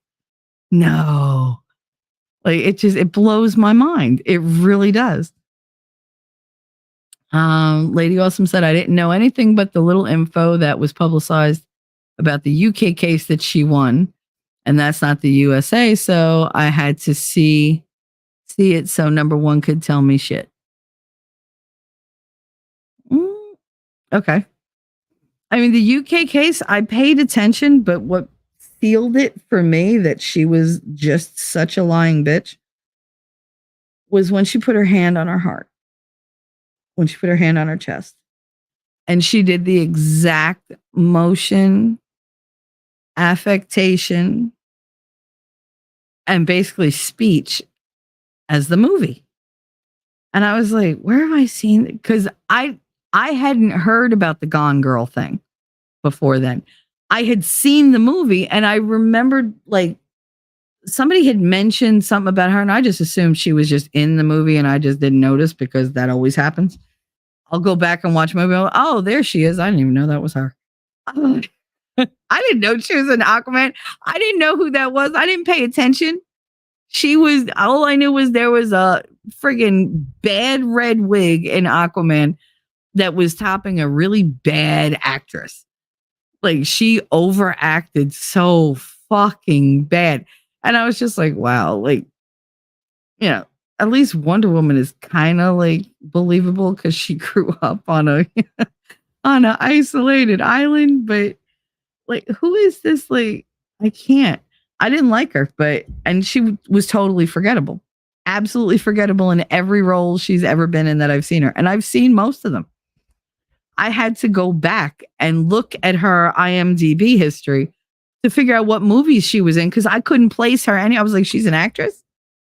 I've never seen her in anything.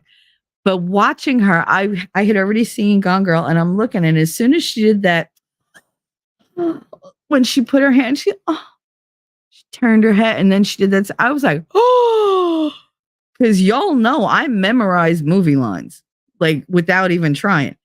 So that went click, click. We've heard that before. And my brain automatically said, here you go. Here's the whole scene. And I'm watching her while the scene is playing out in my head. And I'm like, see you next Tuesday. Like, I can't believe it.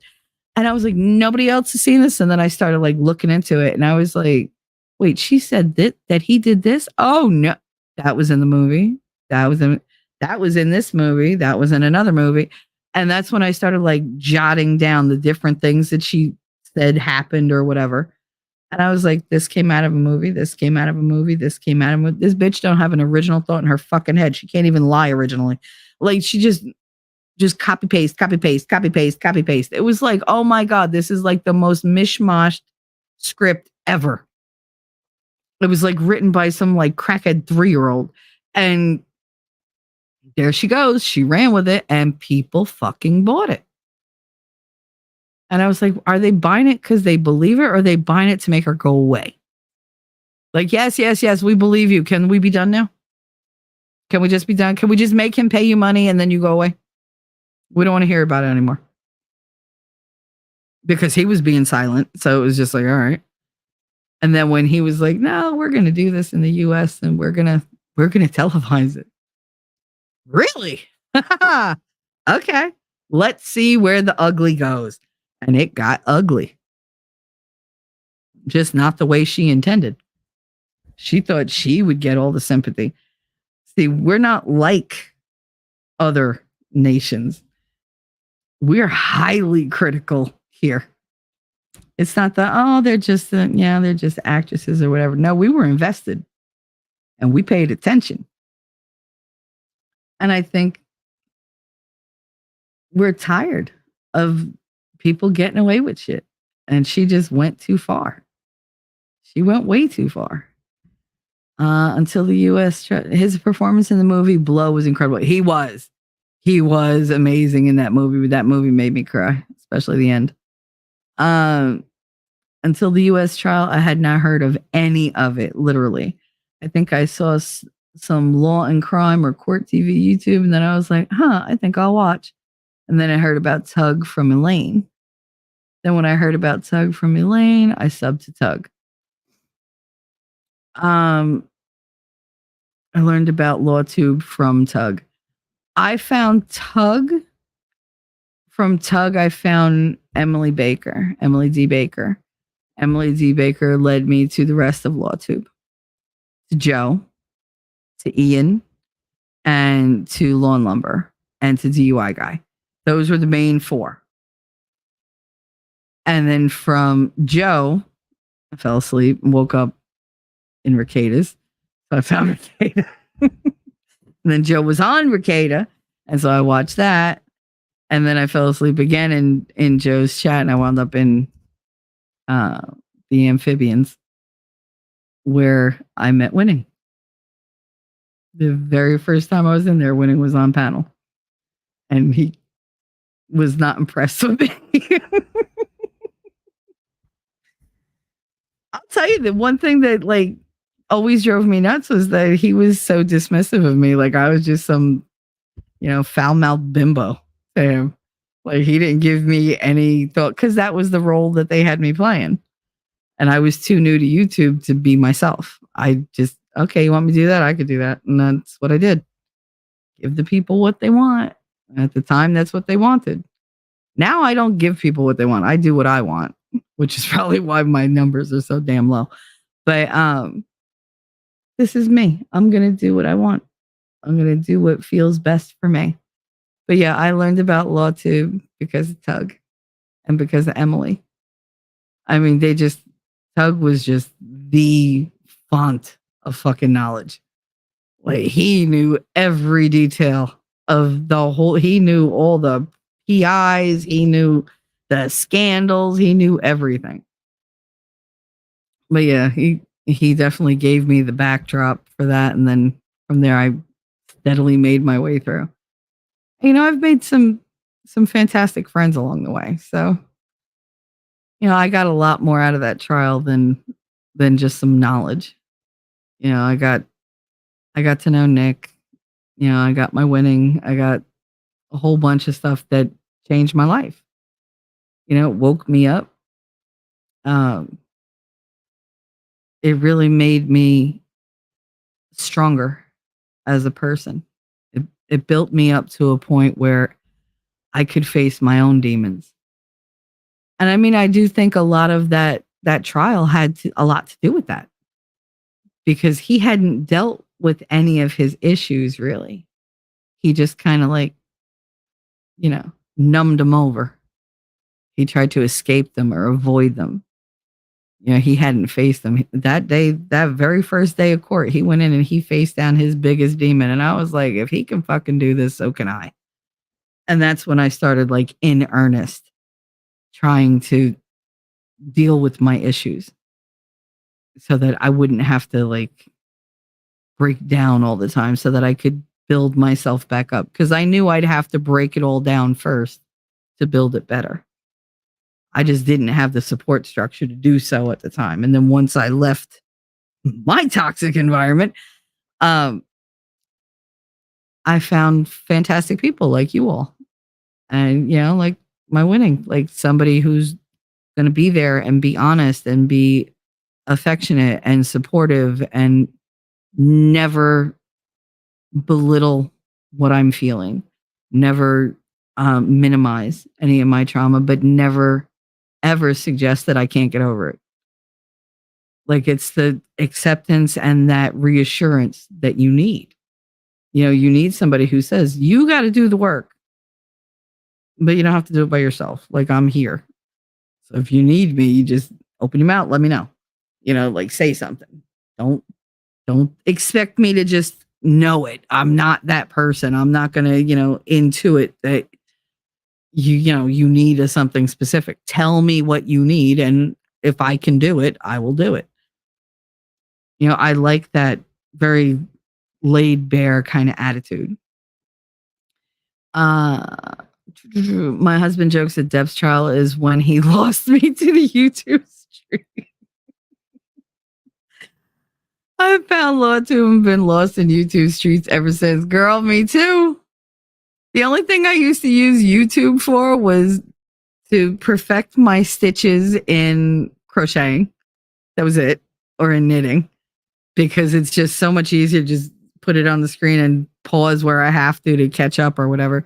To, reacquaint myself with a very old skill that I was very rusty about. But I mean, teach myself how to do stuff like that. Look up different recipes, like how people like cut things a certain way and whatever. Anything I had questions for, I would look it up on YouTube. If I wanted to listen to really old music, I looked it up on YouTube. If I was feeling nostalgic, look it up on YouTube. It was never about discussions, ever. I didn't watch reactions. I didn't care about trials. None of that was a thing. It wasn't even, I didn't even know it existed. And then once I got into it, I haven't been able to leave since. It's terrible. It's worse than a cult. Worse than a cult. Les, that's great. The YouTube street. Yeah, it's hard out here on these YouTube streets. Leaving Las Vegas is Nicolas Cage. There you go. I knew it was a movie. I got the wrong one. I'm good. Thank you. Hope you're. I'm glad you're good. I'm glad you're here. I'm glad you corrected me because otherwise I'd be looking up Leaving Las Vegas to watch and I'd be like, this ain't Johnny Depp ain't in this fucking movie. And while I like Nicolas Cage, not really a fan. Not really. He gets on my nerves. I liked him and Peggy Sue Got Married. That's about it. And only because he was goofy in it. He's like, you mean my wang? It was just he was hilarious.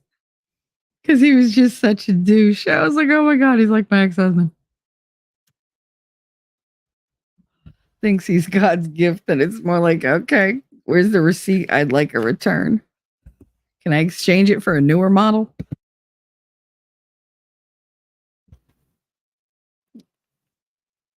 Yeah, I said before that I like when men get older because they're more distinguished and they're like more stable.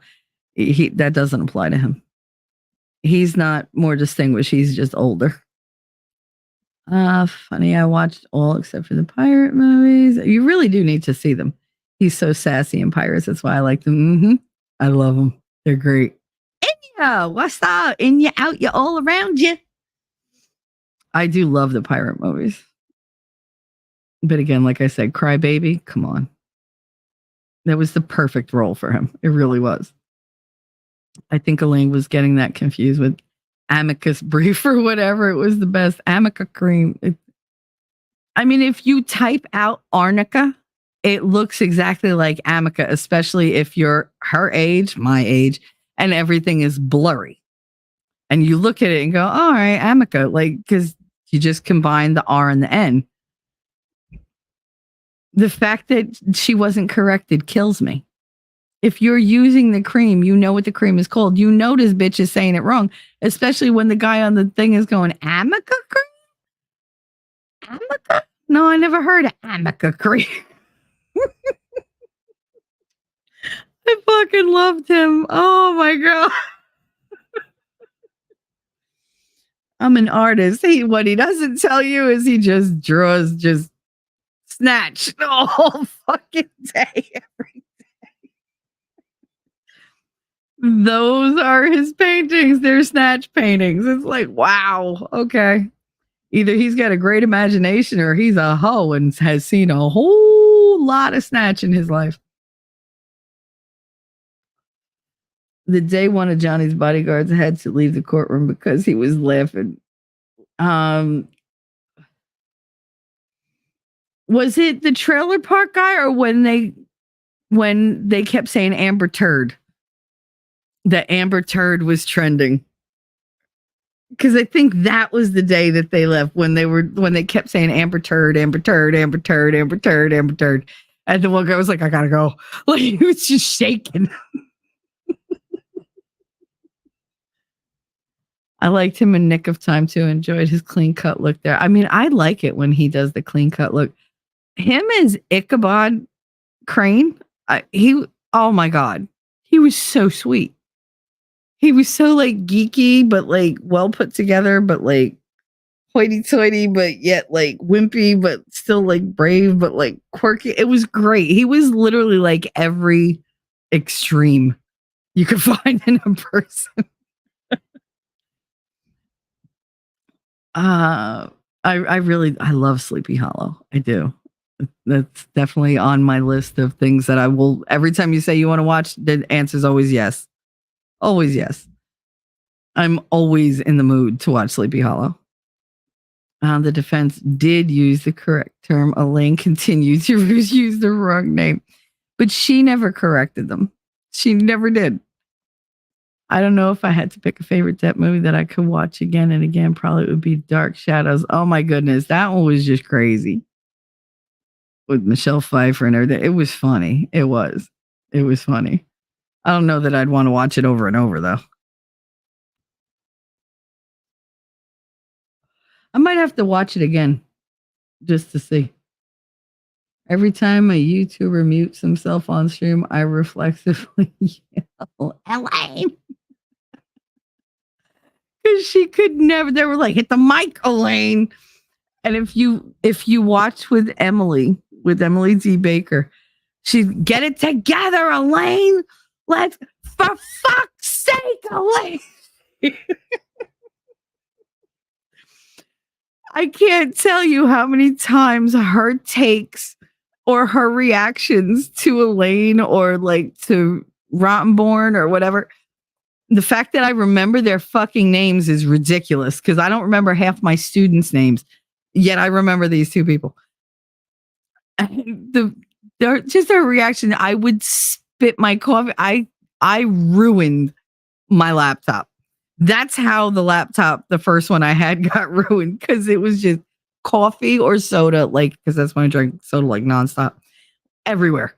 Because it was always she'd make me do the spit take, and it was like, what the fuck?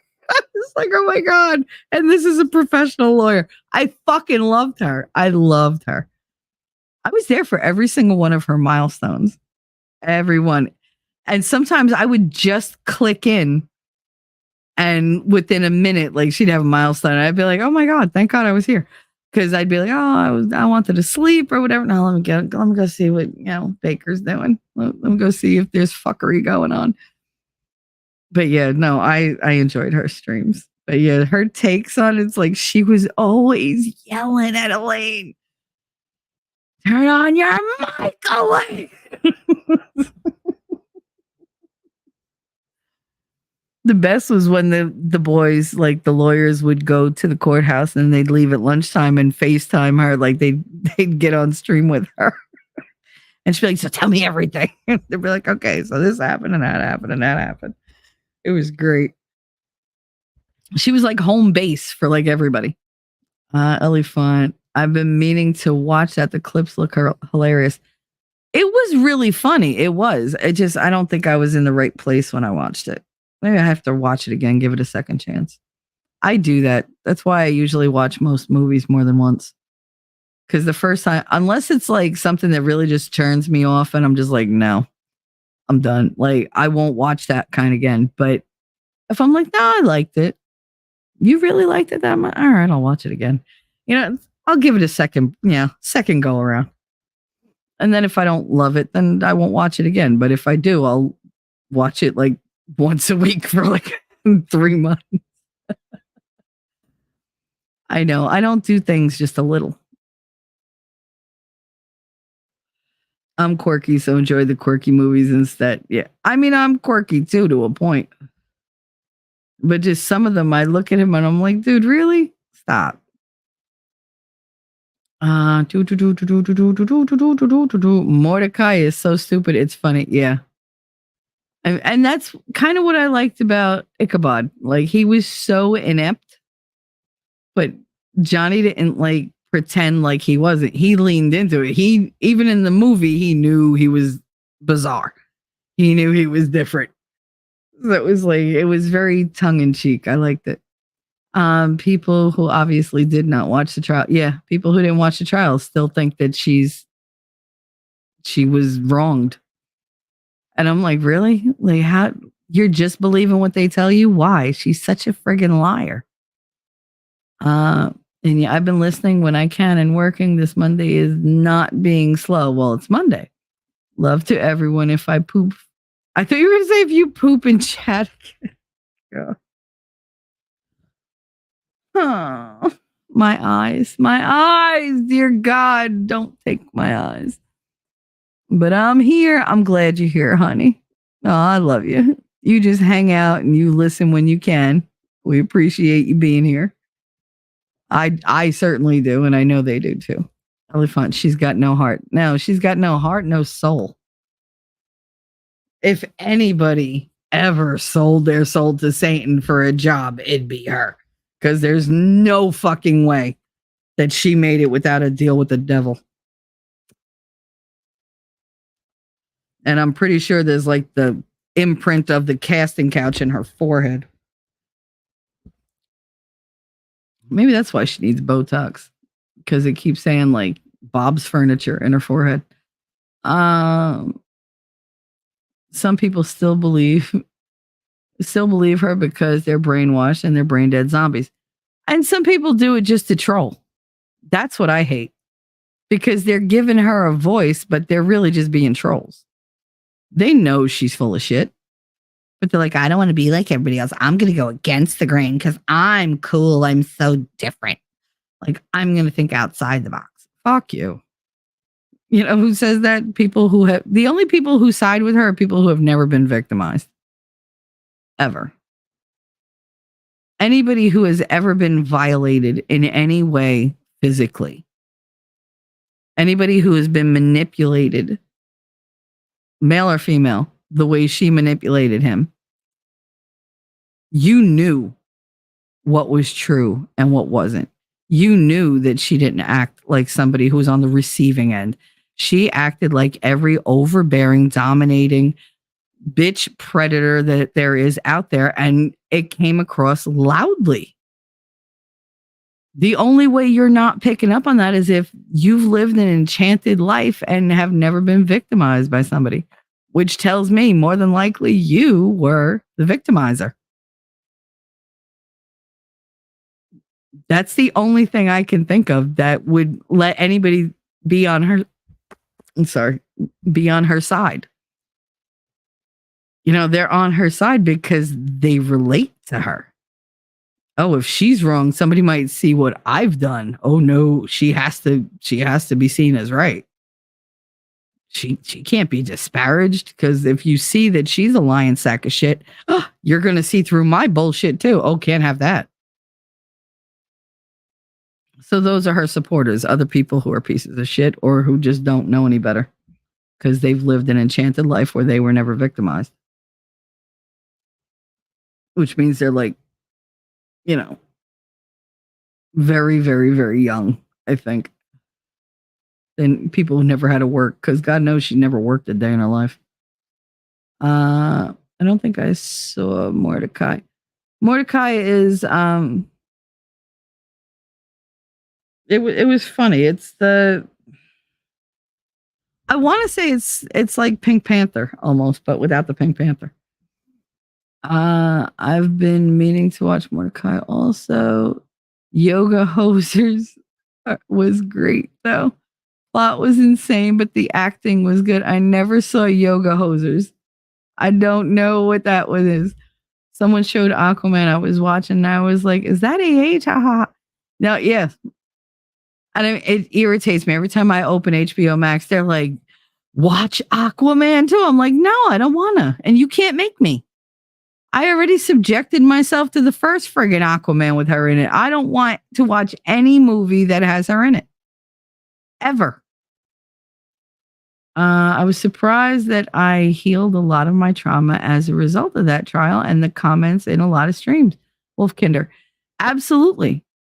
I never realized how many people out there were dealing with latent trauma that they had pushed down and, you know, like put to the side and buried because they just didn't have time. And I think that trial opened a lot of people's eyes to, okay, you have all this trauma. You've been blaming yourself all this time. You still blame yourself, but you don't blame him. You recognize he is a victim. You recognize he's fighting back.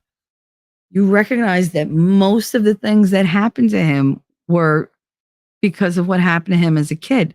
And what happened to him as a kid was not his fault. As an adult, those were his choices. Yes. But as a child, the damage was done there and it was not his fault. And it still affected him. And I think a lot of us looked at that and said, oh shit, I relate to that. Like, I resemble all those remarks. Like, I resemble that, you know, that MO. And we hadn't before because, you know, we grew up thinking it was our fault. Oh, I only did it to you because you liked it. What? You know, like, that's typical. Shame somebody, you know, humiliate them, whatever. make up a false narrative and convince them of it because you just sound so goddamn sure of yourself. That was her play. She said everything with absolute confidence.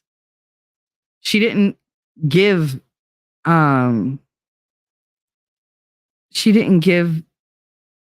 what's the word I'm looking for? Not ambivalent. She didn't give ambiguous statements. She made very definitive statements. She didn't leave wiggle room for you to not believe her. She just told you something, assuming you're going to believe her because, God damn it, it's the truth, and you're going to believe every fucking word I say. Because that's what they were doing. Believe all women. So she had the utmost confidence that she was going to be believed. And it didn't come across as confident anymore. It came across as, wow, you're psycho. You're insane. And you're evil. Because you really, like, you're standing up for the, you're doubling down, you're tripling down. Like, and it was amazing to watch. And it was frightening. And it made a lot of people sit back and go, huh. She got to do this to him because he couldn't deal with his shit. And that made him vulnerable. I don't want to be there again. I never want to be Amber Hearded. Ever. Never again in my life. And I think he did. He inspired it because it took a lot for him to get up there. I never cried like I cried when he was on that stand. Never in my life. Because I felt every single emotion. And my heart was bleeding for him. Bleeding. Because how do you do that to your child? How do you make them watch that growing up? And it didn't occur to me until later, bitch, you've seen much worse. You ain't dealing with it. But by the end of that trial, I was ready to start dealing with it. I was like, yeah, you know what? He stood in front of the whole world. The whole world was going against him, calling him horrible things. And he faced it. I'm doing this in private. I got no excuses. And that's when I started the YouTube channel. Because I was like, you know what? If I do it in private, I'm still not going to deal with it because when it gets hard, I'm just going to abandon it. But if I do it publicly, if I allow people to come in and hear the things that I'm afraid to say, I'm accountable for my words. I'm accountable for continuing the conversation. That's my responsibility. I cannot start people down a road with me and then just abandon them. And it made me keep going. And I think part of him doing the whole trial thing, that was it too. He wasn't going to just lay down and take it. He needed to fight back. Win or lose, he needed to stand up and face it. And I was like, I got no right to do less. I had no right because I'm going to wind up turning into her.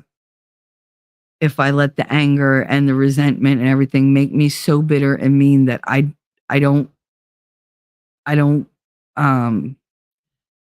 not true to myself. You know, I don't tell the truth even to myself. And telling lies like she was just, that was unpalatable to me. Absolutely repugnant. So yeah, it made a huge difference. And I don't think that he realizes the extent to which he touched people's lives doing this, how he improved people by saying, hey, you know what? Like, you're bringing a whole bunch of things to light, things that none of us want to face, and we're going to face them with you. You're not by yourself. You may think you're by yourself. You're really not. You have literally millions of people who can relate to what you're going through, and we're not going to be quiet either. We're going to call out all the narcissists. We're going to call out all the crazies. We're going to call out everybody who uses us. And we're going to try to be a little kinder too. Like, we're going to try to not do that. We're going to try to not become her. And we were able to check ourselves Because we all have it in us to do that. It's just you don't recognize it sometimes until it's too late. This actually gave us a map of what went on. Elifant said, not gonna lie, until the trial, I didn't know who the hell Amber Turd was. I didn't either. And I didn't pay attention to his girlfriends. I didn't know that I didn't know about Vanessa. I knew about Winona Ryder. That's the only one I knew about because he had the damn tattoo. That was the only reason I knew about it. Who else did he date? I didn't know that he fucked Ellen Barkin. I mean, granted, like back then she was, still kind of attractive. Now I don't know. I saw her during that trial. I was like, damn, like time was not good to you. And sunlight, say it with me. Like, I can't. It affected me that way too, Wolf Kender. Yep. At Elephant, you should check it out. It's definitely a movie that I've seen a few times. Yeah, I had no idea who she was either. My dog stepped on a bee. Haha. I know. It's funny. I know I'm a half hour behind. Shush. At this point, I truly believe 1984 and Idiocracy are playbooks. Oh, yeah. I'm with you on that one. Narcissists think that they're so smart that no one will see the man behind the curtain. Yep. Because they buy their own press. That's the thing. And that's what trips them up. When they start drinking their own Kool-Aid, they forget that it's an act and that they have to keep it up. And so the mask slips and they're like, oh, everybody loves me. I'll just, whatever. They relax a little bit and everybody's like, whoa, where'd that part of your personality come from? That's new. Okay. Same Ellie. During the trial, said she was in Pineapple Express. I was like, wait, I've seen that movie. I looked up that movie cast and was like, wow, even as the bitch of the movies, and I still forgettable. Yeah, I saw Zombieland. I saw Pineapple Express. I saw the Rum Diaries. I was focused on him in the Rum Diaries because he gave a great performance. But even that, I was like, you're a little over the top this time. But I didn't even know that was her. I really didn't. It never registered. She was just another just F-list actress. Like, she sucked. She did not leave any kind of impression, not even a bad one, which meant she was completely irrelevant, which to me I think is worse because there are actresses you love to hate. Kristen Stewart, I love to hate her. I notice her in movies, but I hate her. And when I say hate, it's not actual hate. It's just extreme, like, bleh, like dislike. But yeah, like I remember her in every movie that I've seen her in, despite the fact that she sucks as an actress. Amber Heard, completely inconsequential. Literally the most forgettable actress ever. There are actresses that I see in commercials that I'm like, oh, you know who that is. They did the voice of whatever. I remember their goddamn voice from like a little blip of a cartoon I saw like 25 years ago.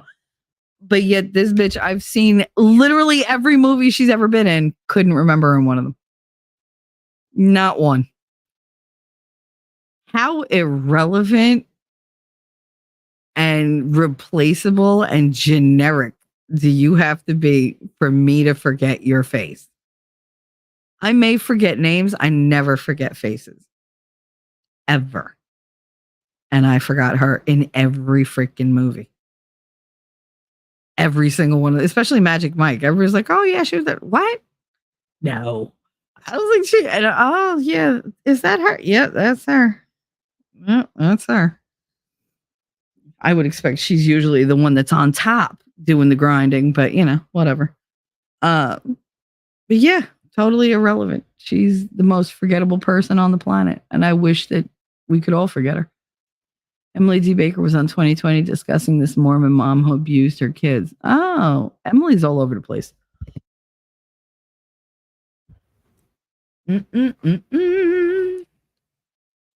I watched EDB for the beginning of the Depp trial. Then I found DUI guy on Twitter and followed him to Legal Bites and then left her for Ricada. Hey, Evelyn, how you doing? I know I'm behind in chat. Nice to see you. Nice to see you.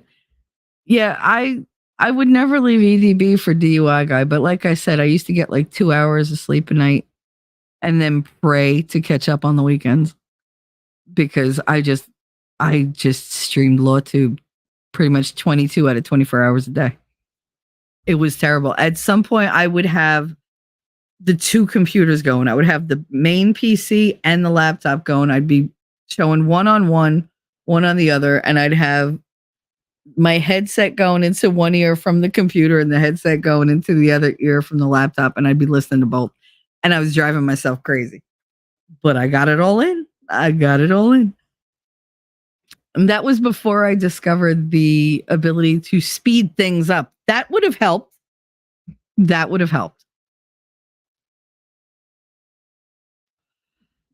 I've always loved Ian. Ian is one of my favorite people on the planet. I don't really watch his streams much. I just think he's an awesome fucking dude. I really do. I remember loving the updates from Ian. Yep. Because he would give you the whole skinny. He didn't hold anything back. And it was very, very clean, all his takes. There wasn't a whole lot of like opinionated stuff in there. He gave you just the facts, ma'am. He gave you facts, not the fuckery. But he was so sweet, and he was just like this cute little elf. I just loved him. I started watching Nick on Rittenhouse, and I found Aussie Overlord. Aussie led me to everything else. Ah, okay. Iron Rabbit. That was back when he was Law Patrol, right? I remember those days. I remember everybody's old names. And then Legal Vices started his channel and been there ever since. Yep. I go all the way back to the start of the Vic Manana case watching Nick. Damn, that's a long time ago. Evelyn Cups, thanks for membership. You're very welcome. Glad you're here. Mimsy, I watch most of the trial with EDB though, and at night I'd watch the other creators I discovered. Yeah, that's what I used to do. Because she would finish up between 5 and 7 usually. And she'd be like, all right, y'all, like I need to eat. I need to like spend some time with my children, but I'll be back in like 2 hours. I'd be like, oh, okay. God, I got to know her cats, like everything. Before Depp, I only use YouTube for Zodiac readings and music videos. Nice. I was big on the music videos, and you could find like really obscure movies that they never put on DVD and were never going to make it to streaming. You could find them on YouTube. Somebody always had a bootleg kind of old VHS that they transferred over. That's where I used to watch The Night the Lights Went Out in Georgia. I told you it's one of my favorite movies. Horrible movie. It's terrible. Love it. Christy McNichol, Mark Hamill, Dennis Quaid. Oh, come on. If you don't know by now, I'll never get through. I watched Tug all day, then watched the lawyers break things down at night. One of the things I did in the theater was set construction. Rob's video debunking the bed story made me so happy. Yes. I don't think he really thought that was going to go as big as it did. Or that it would make its way, basically into the lawyer's hands in the trial. Because they brought attention to that a couple times. Watched up with EDB and Legal Bites until the drama. Yeah, I didn't really like to go on Legal Bites because there was something about her that just set my teeth on edge. See, when I have a feeling about somebody, she was too nose up in the air about everything. And I was like, bitch, bring yourself back down. You are not a prima donna. Like, you ain't special. Like, calm down. But she always acted like above it all. I hate people that put on airs. And she always had that air of superiority about her. And I just couldn't stand it. I could not watch her. I heard a tug from the trial. Yep. Yeah, when they said what the hell's his name? The lawyer. Oh my god. And when the lawyer, Johnny Depp's lawyer that he had to like, part ways with for a little while. Um when they were doing his deposition and he was like, I'm not going to answer that. I'm not going to answer that. And they're like, have you ever, he was like, somebody on the internet? You mean like everybody in the world? Like everybody's on the internet. And they were like, that umbrella guy. I was like, oh my God, they mentioned talk. And I remember watching Nick stream that night when they got to that part in the trial. Their reactions were hilarious because it's like when Romper Room calls out your name or when they call out like your best friend's name, you're like, oh my God, they did it. They were so excited that they just knew somebody that was mentioned on this like globally televised trial. And it was just so funny. And then the trailer park dude was like, I don't know, that umbrella guy, this umbrella guy, it was like, y'all sound schizophrenic. Like, oh my God, I was dying. And then the TMZ kid, when he was like, you could say that, or one might say the same of you for representing Amber Heard. Like, oh crap! That was the day the drama started. That was the day Bitch Face was like, when we send somebody, you didn't send DUI guy to the court, okay? He don't work for you. LawTube is not a corporation. It's a nickname. Calm your tits. Just relax. And she just went way too far. She got way too high-handed, and I don't like that shit. And then right away, played the victim card. Oh, everybody's against me. And she did that one stream where she was like, and I turned off monetization.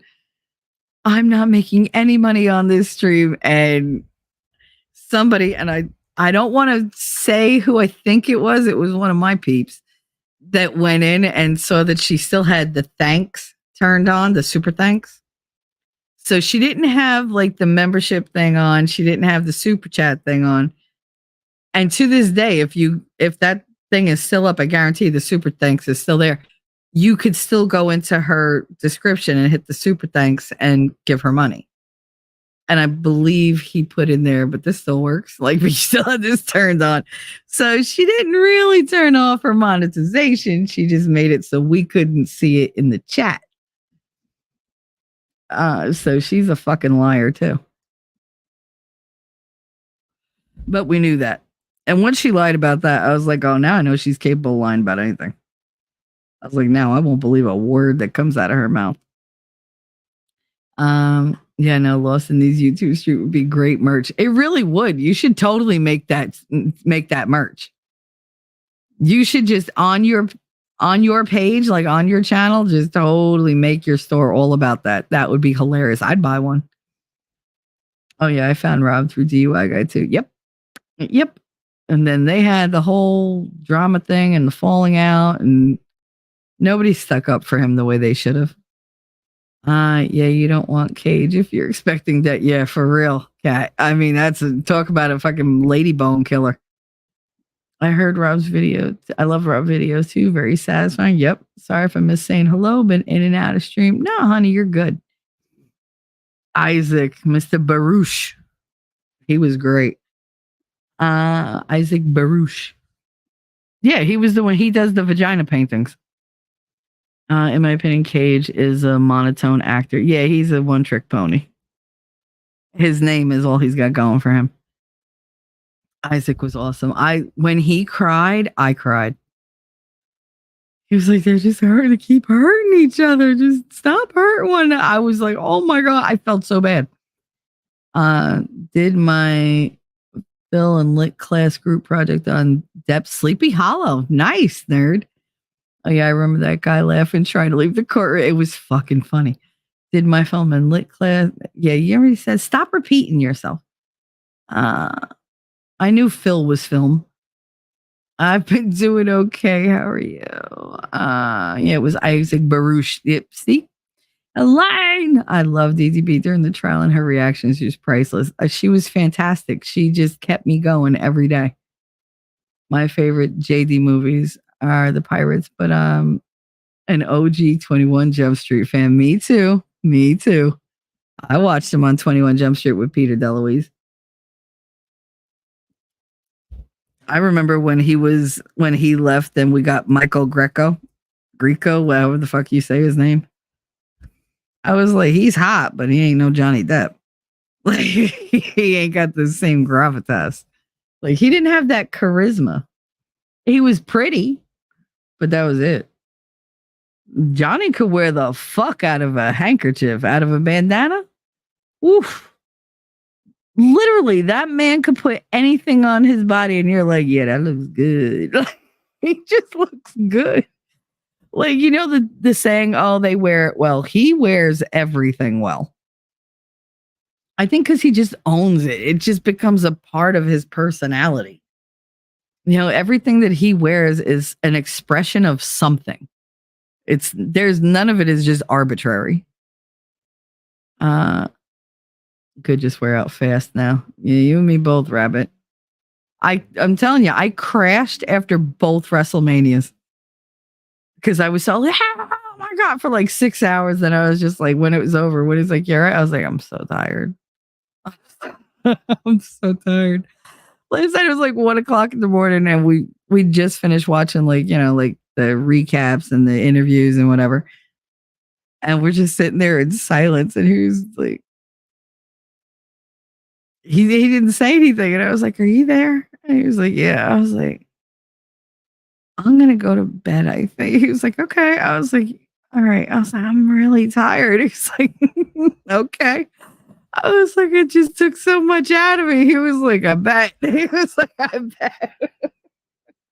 Because I was yelling the whole time. I was like, I'm sorry if I'm talking too much. I gave commentary the whole fucking time.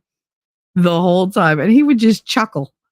Because he thought it was so funny that I was having all these like extreme reactions to WrestleMania. It was hilarious. I loved it when Ian and the other creators gave her updates in between. I lived for it. Yeah, I did. It was just, it made you feel like you were a part of it, right? Like you had people on the inside, and then we'd look and the camera would pan and be like, oh, there's Ian and there's Rob and there's this one and there's that one. It was like, you knew people that were sitting there. It was so fun. That was the first time I ever saw Farron. That was when she inserted herself into LawTube. That was the beginning of her end. The meteoric rise and spectacular roast beef curtain fall. Bought my great granddaughter the Aquaman 2 movie DVD. Now I don't have to watch it. Aw. Yeah, no, I know eventually I'll wind up seeing it because curiosity always kills the cat, but it's going to be years. Literal years. I mean, I did that with Supernatural. I put it off until season 11. And the only reason that I watched it was because I happened to catch like a glimpse of it by accident. And I was like, what is this? And I'm watching. I was like, oh, this is really good. Oh, fuck, it's Supernatural. God damn it. I didn't want to like this show. And I was like, what season are they in? Like 3, 4, 11? Great. I was like, well, all right. Got some catching up to do. And that's what I did. I just, for like 3 weeks straight, I did nothing but watch Supernatural in every like free moment I had. It was like, go to work, take care of the kids, come home, lose a lot of sleep watching this shit. Her acting is shit. She should have stuck with modeling. Or maybe horror corn. Yeah, well, I don't want to see her in that either. I saw that little thing that she did that I guess it was a video that she made at home. You can see her boobs and everything. She's laying in the bed. She's like, I miss you. I wish you were here, baby. But I was like, I wonder how many assholes she sent that out to. Because notice she didn't use any names in it. but she's all fucking naked and she's, yeah. I was like, wow, this is some like softcore porn bullshit. I wouldn't pay for this. Like, you could put it on Pornhub where it's free, but like, this wouldn't do anything for me. It really wouldn't. I mean, I've had chicks send me like the alluring fucking videos where they're all tempting and teasing and whatever. And it does get me going, but her, nope, nothing. I was like, wow, this is so generic with the baby, my honey. Like, she probably sent it out to like 12 fucking different guys who all think they're the one, you know. That's what I like about Dark Shadows. I'm not about vampire movies, but it really isn't. It's kind of like Happy Gilmore. Isn't really about golf. Like Happy Gilmore isn't really about golf, and Talladega Nights isn't really about racing. Yeah, that's just the backdrop. That's all it is. It's just a plot point. That's all. Amber Third. Yep. I still get backlash online anytime I infer that men get abused too. I'm tired of the only women get abused narrative. And I mean, I've gotten some people that like bit back at me because they're like, "Oh, men don't get abused." You know, that's made up. They're just doing that to take power away from women.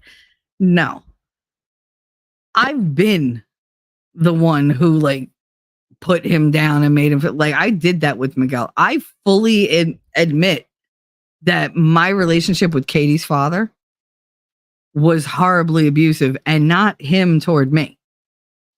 I took everything out on him that I had been through.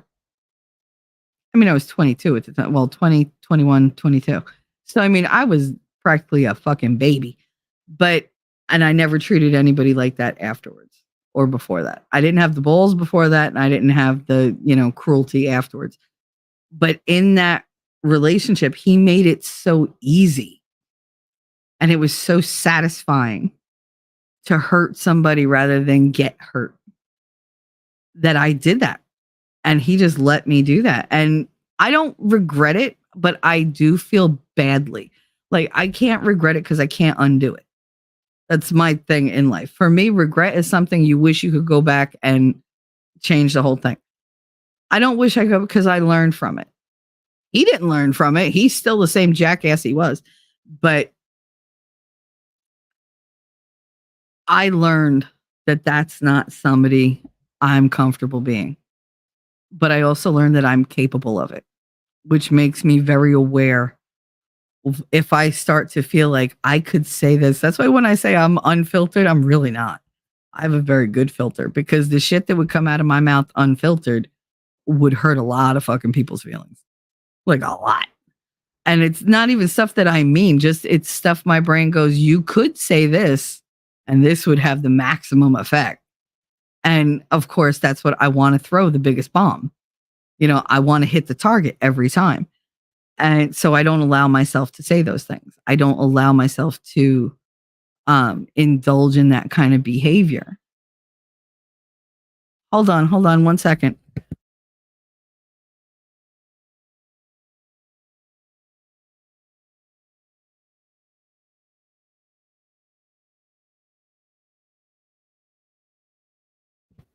I don't know. I'm sorry about that. I don't know what happened. My daughter starts screaming, "No, I'm coming. I'm coming. Wait.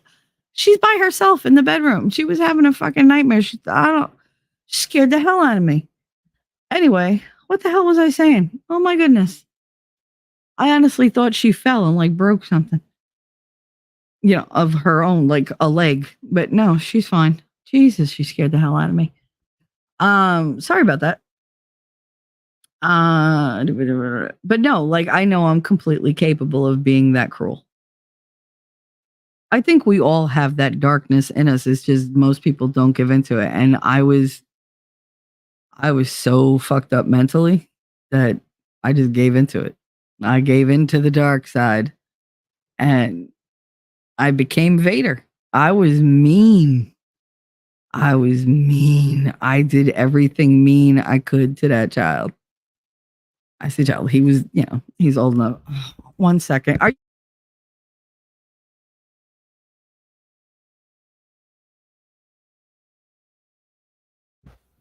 Jesus Christ. Oh my God, these kids are going to drive me nuts. Anyway,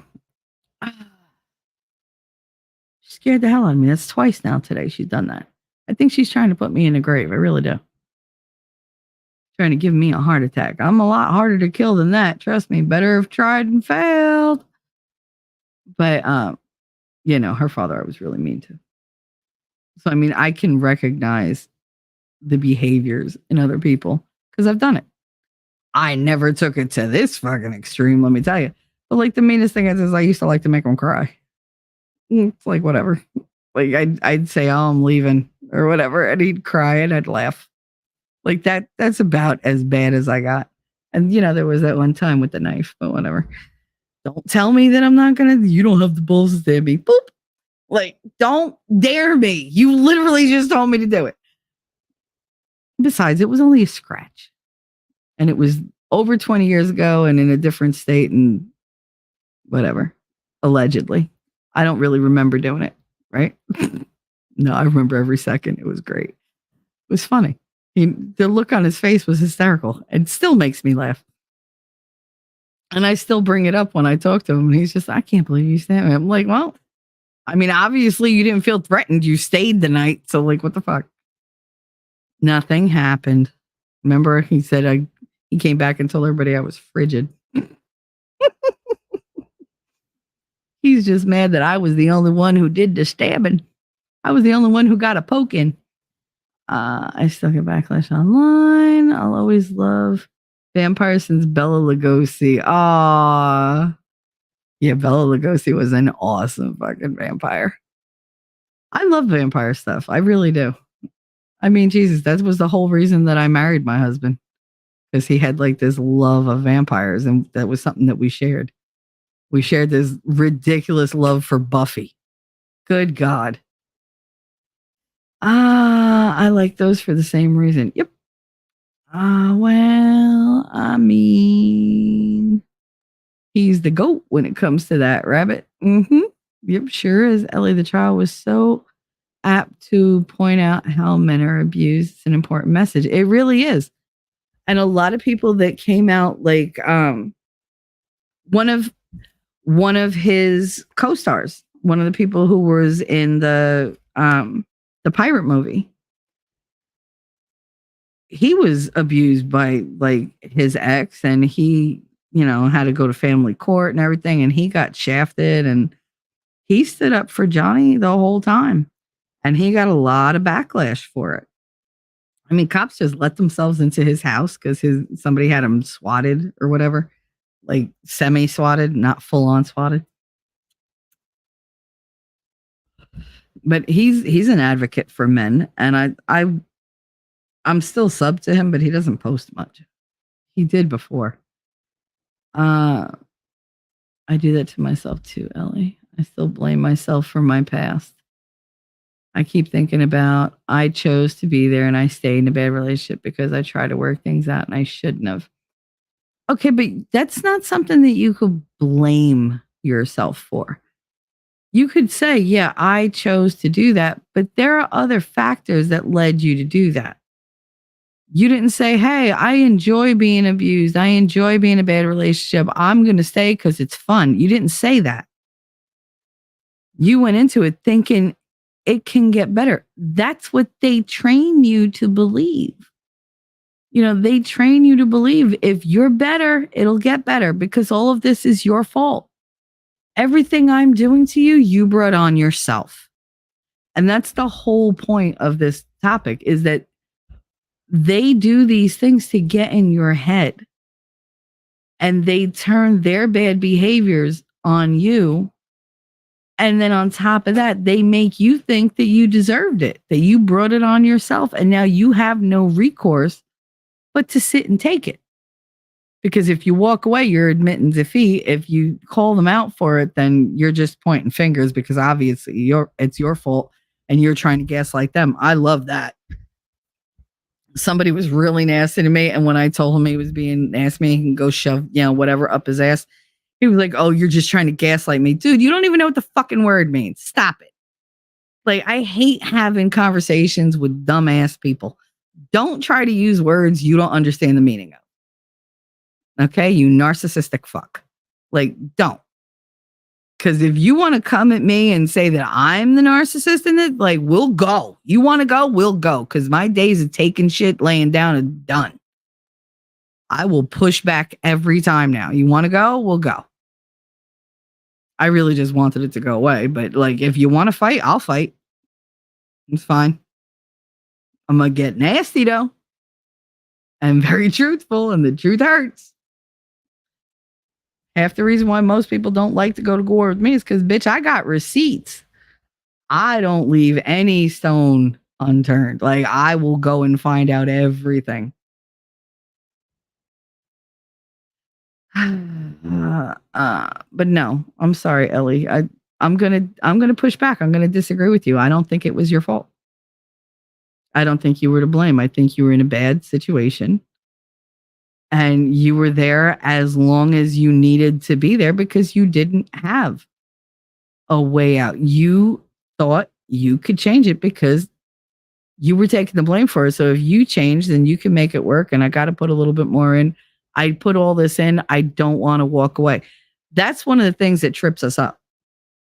When you invest in something, you're almost like, I don't want to walk away because that means I've wasted so much time, so much money, so much energy, so much of myself. There's nothing worse than having given all your good years or the best of yourself to somebody only to find out that it didn't mean anything to them or that they wanted that from you and they never had any intention of honoring it or cherishing it or even slightly appreciating it. They just take it for granted. It was their due. They were entitled to it. So then you wasted all this time. You look like an idiot. You feel like an idiot. And you're hurt and you're betrayed. There's nothing worse than betrayal to me. Nothing worse. Because once trust is broken, it's very, very almost impossible to restore. Almost impossible. And we have a habit of, not being able to cut our losses. You give just a little bit more. Just because hope springs eternal, honey. You want it to work out. You want to believe that it's not the reality of what you're seeing. Like, you want to believe it's better than what you're imagining. You're just overthinking. You're overanalyzing. You're being overly sensitive. Maybe you're too abrasive. Maybe you need to be gentler. Maybe you need to change this. Maybe you need to change that. The fact of the matter is, if you're in a relationship with somebody who doesn't totally accept you as you are, it's not going to work. It's not sustainable. You're not going to find happiness, like continued happiness. There's going to be resentment and bitterness. And that shit grows and it can get very violent and very ugly. So rather than just, walk away, we stay in it and we get more and more and more aggravated and agitated. And, the angrier we get, the more, cruel we have the propensity to be. We have that potential that grows and grows and grows because that's the beast you're feeding. That good part of you that is just you and able to, see the positive and do good things and be gentler, just be yourself. It's starving. You're literally starving it to death. It's too weak to overpower the negative. And you think it's your fault, and it's not. It's not your fault. Oh, dang, I need to renew my membership, but I don't want my name on screen. Why? Girl, don't worry about it. You'll be all right. I love you, Bibsy. Lady Awesome, Elephant, you recognize that is good, so you don't make that mistake again. Yeah, but I don't like the blaming thing. You're not to blame. I'm sorry. I'm definitely dead set against you blaming yourself. Shit happens. You did the best you could in the circumstances. I'm not into shaming anybody. Like, you are a very strong, loving person. I could see you seeing the best in somebody regardless of what is actually there. A lot of you are like that. A lot of you see the best in people up until you can no longer deny the ugly bits. And you have to acknowledge them. You have to admit that the ugly parts exist.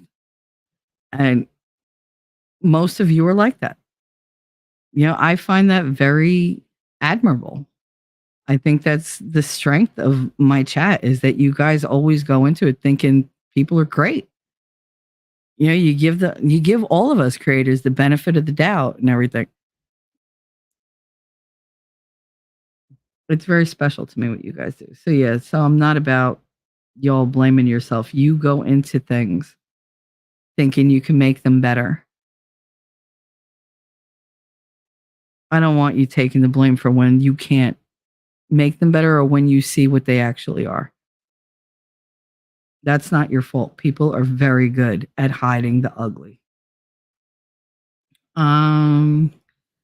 You're not the only one with blame. You were not the only one in the relationship. Taking blame for your part is healthy. Just know it's not your fault. Yeah, I agree with that. I'm willing to concede on that. There's always enough blame to go around, but just to say that you were to blame, no, not at all. I like to dislike Meryl Streep. I love Meryl Streep. Oh, I agree, Shelly. Ian is awesome. Facts, not fuckery. Yes, he was Law Patrol. I'm way behind. Jesus. I went Tug to Rob to Ian to DUI guy to Vices to Ricada. I think that was the order, something like that. That was basically about the same for me. I think I went to Ricada before I went to Vices. I'm pretty sure. I think the only reason that I noticed Vices was because he was hanging out with Farron so much. And with Mindset. I remember Mindset from that. On one hand, we all wish we lived closer because Mimsy and Wolfkinder and Ellie and Shelly would be great friends. And all the other regulars around here. I mean, can you imagine us getting together like physically for coffee? How loud that fucking restaurant would be. They'd have to seat us outside because it would be just it would be fucking great. During DEP, I had the desktop, laptop, tablet, and phone all streaming. Girl, Iron Rabbit, I expect no less from you. God, you're so good. Mimsy on Rumble, holding it down on Rumble. I didn't even check. Did y'all do the poll? Let's see. So far, we got 22 votes on the poll. I think that's good. We'll end the poll. So 91% of you said yes, you've been in a toxic relationship, and 9% said no. All right. So I'm ending the poll. Where'd that other 1% go? How do you do like it's poll complete, missing 1%? How is that possible? How? I don't understand. I hate this damn freaking do interaction. They said it'll be good. They said, yeah, all right, whatever. Like, shut up. Now that's going to aggravate the shit out of me that it's 99%. Really? Where'd that 1% go? YouTube decided to just take it. Why not? They take everything else. Take my subs, take my views. God. Judge Maddie, thank you very much. If you're out there, Judge Maddie, and you listen, he resubbed the other day. I know he was subbed to me before. Now, I don't know if he like unsubbed or whatever, but then he resubbed the other day. I was like, all right, one of the ones I lost. I was happy to get him back. I was like, oh, it made me feel good. On the other hand, I'm only this social online. I'll never be this open in real life. Oh, you would with me. Trust me. You would. Adam Waldman, that's right. No, Lass, you would definitely be open with me. I think you'd be completely comfortable to just be yourself. I really do. People tend to be comfortable in my presence once they know me ahead of time. It's when you first like meet me that you're like, oh, she's angry. Like, because I just come off aggressive. I don't know why. Can't be my Jersey accent. Can't be. The trailer park guy and the TMZ guy, yeah, they were amazing. Couldn't agree more. It's so heartwarming to meet like-minded, kind people like yourself. I'd love it if we were all near. Yep. I was subbed to Fecal Bites for a whole 15 minutes. She called her Fecal Bites. Until I watched her videos and was like, oh my God, this bitch is boring as hell. Yep, she really was. I never watched the trial with Legal Bites except that one week that EDB took off. But once the drama ensued with DUI, I was like, no. I don't know how to do that. How to do what? It's boring too. All that was read were super chats on LB. Mm-hmm. Yep. I remember the misspelled comments on YouTube. Yes, I've been a DUI guy supporter, so I never went back to Legal Bites. No, I never went back. I went back for the Nick thing, that one stream she did about Nick. Do they not come off of stream? Nope, they don't. They don't. I see everything on here except memberships and super stickers. And sometimes emojis, like it won't give me all the emojis. It'll say, like, it'll type it out, which drives me insane. Because I watched 21 Jump Street when I was younger. And when Hanging with Mr. Cooper came out, I realized Holly Robinson Peets sang the intro to both series and was able to guess her in The Masked Singer. That's awesome. Nice. Wolfkinder, I've embraced my typos. I read typo. You don't have to read, take it away. That's just an extra work. That's an extra step you don't need. Oh, nice. I was happy to find all the creators on her panel, but never looked back after that. Yep. My daughter was blown away that I guessed her. That's awesome, lady. Awesome. Rocking it again. Not even that. No, thanks. Aw. Okay, you said roast beef curtains. Look for Robin Williams' bit on the design team in heaven telling God their plans for human genitals. Oh my goodness. Really, Wolfkinder? Now I gotta write that down. I'll remember Robin Williams' beef curtains. I'll remember. I think she would make a great bad guy villain in movies. I mean, only if she perishes horrifically. And her face goes first from her Weapons of Self-Destruction comedy special. Oh, okay. I remember that comedy special. That was a really good one. I can't count how many people tell me to just get over the abuse I've dealt with. No, I mean, there's it's one thing for people to say, oh, just get over it. It's another thing for you to actually deal with it and move on. You have to, like, not just revisit it and like roll in it all the time. You got to deal with it, and you got to find your own accountability, because part of the reason that people don't deal with trauma is they go to one extreme or another. Either none of the blame is on them, or all of the blame is on them. They don't realize that there's a dance going on, and there's so many games in there. And that, yeah, sometimes you feed into it because you don't see it.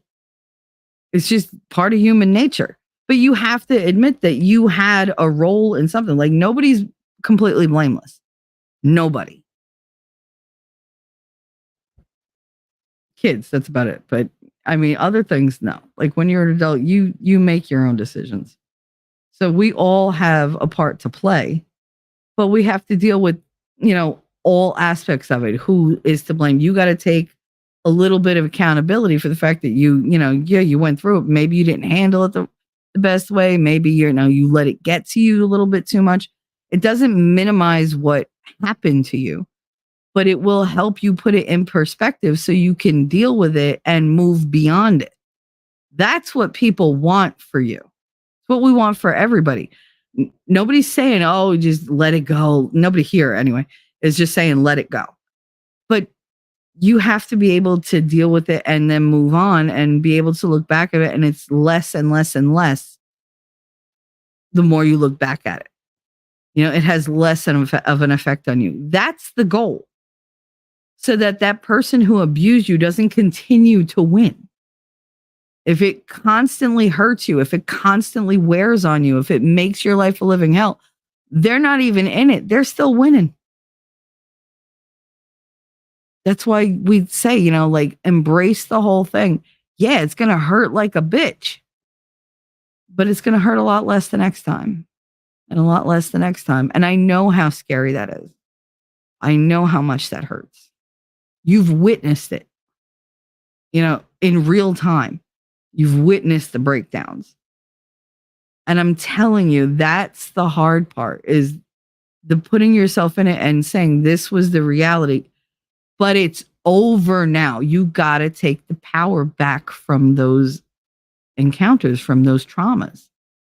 You can't keep giving it life. The more you feed it, the more power it's going to have over you, the more it's never going to go away. The Depp trial brought awareness of male victims. Australia now has a men's shelter. I love that. I love that. Men really do get the short end of the stick. They get the shit end every single time. I was watching this one short the other day, and this lady said that she wrote a book about, women and women's traumas and whatever, and how women are abused. And this guy was at her book signing, and he was like, "It's great, He's like, "But you never talked about men." She's like, "No, I didn't." And to her, it was like well, of course not, because that wasn't my focus. He was like, "That's convenient." And she was like, "Excuse me?" Like, ouch.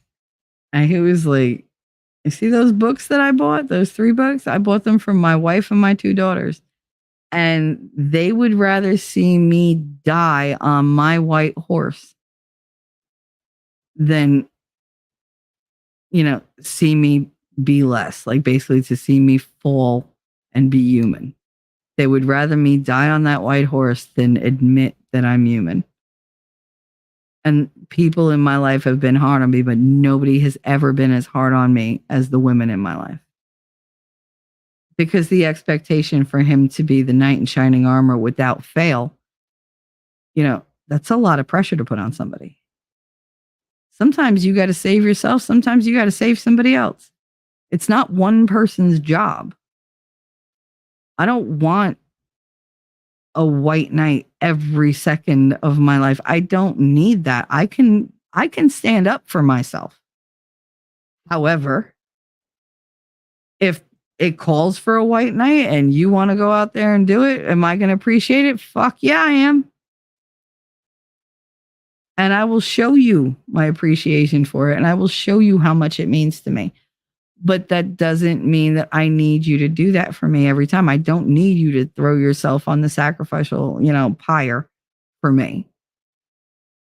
I want you, shoulder to shoulder. I want to be like in the trench with you. I don't need you to be my human shield.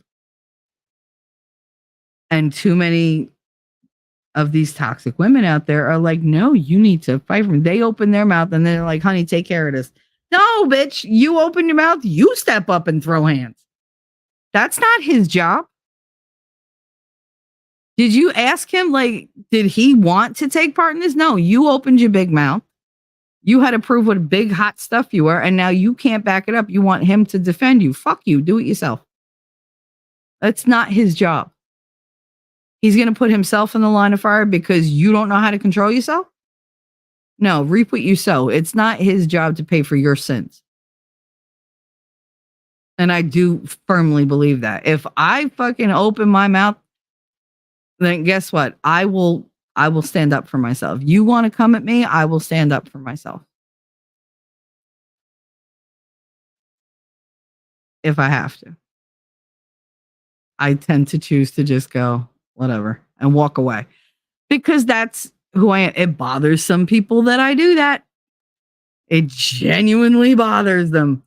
that they're like, you didn't fight back. Because I'm not going to waste my goddamn energy. Oh, you're a coward. I'm not a coward. You want me to fight? You want to fight with me? We'll fight. I don't see the point in it. I don't have energy like that. I get tired out. I don't give a shit what other people fucking say. Does it bother me for about 10 seconds and then I'm over it? So why am I going to engage? Why am I going to continue this? Why am I going to let it grow legs and become this big fucking thing? No, just fuck it. It ain't worth it. Do I need you to stand up for me? No. But like, if somebody stands up for me, I'm not going to say, hey, don't do that. I'm going to say, thank you. I'm going to appreciate it. But it's not expected. These women expect these guys to go out and just, all right, I'm here. Just throw it all at me, even though I had nothing to do with it. Nah, that's some bullshit.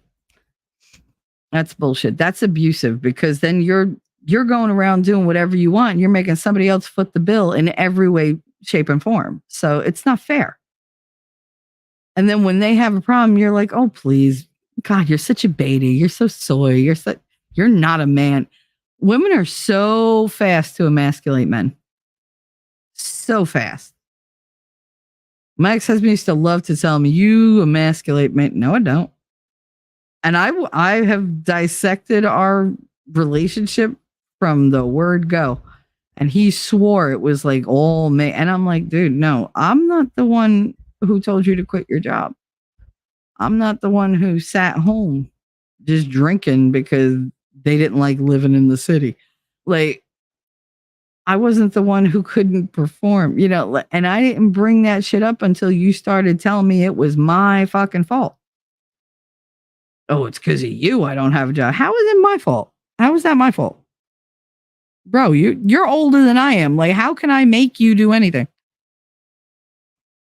Like, I don't have that power. I'm busy. I have you and I have grandma and I have a kid and I have a job. Like, I don't have time to sit around rubbing my hands and go, what can I get him to do today? Like, no, that's not what I'm not sitting around concocting these evil plans. I don't know. It's just people are so weird. What irritates me is if I say trauma without even talking about details and the response, I get to stop being a victim. Oh, yeah, I love that. I had somebody, I said something triggered me once and they go, oh my God, like, you have so many triggers. Like, do you have a trigger for everything? Maybe. Is it your fucking business? Does it bother you? Don't talk to me. Like, I'm not going to apologize for shit that was done to me that I'm dealing with. I'm dealing with it now. If you don't want to look at it and be a witness to it, fuck off. There's the door. Like, it's not like we're friends. Fuck off. Oh, she irritated the shit out of me when she said that, but whatever. But yeah, I totally get that when they're like, oh, always the victim. It's like, granted, nobody's said that to me in a very long time, but it's just like, but that did, it shut me up for years. They're like, oh, if it's so bad, like, you wouldn't still be there if it was bad. You think so? Okay, you try to get away from him. When you live in a 1 square mile town, you try to get away from him. Asshole jumps out of trees and off scaffolding as I'm walking home. Yeah, it's real easy to escape. Cops won't arrest him. Yeah, real easy to get protection for myself. So instead, I became a crazy mega bitch. If you can't beat him, I guess, you scare him, because I don't want to join him. It sure did bring awareness, much needed too. Awareness, yes, but no one has the money to defend themselves like Deb has. Mimsy, I know I have a tendency not to talk about those things for the same reason, which is sad, and why I think the Deb trial resonated with me so much. Wake up and go to sleep. I mean, has the eclipse started? Just asking because Shelly just freaked out. No, I freaked out because of Katie. Shelly he was the one who accidentally stabbed you with the sword. No, my ex-husband stabbed me with the sword. Yeah, not Miguel. The only abuse I put up with now is a feral cat. Aw. now own 500 panties, but she's learning not to use claws when playing. Aw, she is the boss. That's so cute. In another hour. So in another like half an hour, because I'm half hour behind. Iron Rabbit looked for something called T-Touch, telling to touch, a technique that's been used with feral cats to calm them. Started with horses, then spread to use with cats and dogs. That's cool. I'm glad your sweet feral is learning, though. So sweet. Yeah, ferals actually make the sweetest animal. I think because once they get that little bit of trust going, they just turn out to be so fucking grateful. And I know the F-bombs have been aplenty today, but it's just, I'm just in that place. The T-Touch will rewire the nervous system. That's cool. That's so funny. I just looked it up. Oh, I gotta have a look-see because I plan on having a lot of cats. It's been a long way, 16 months to taming her. She now trusts me.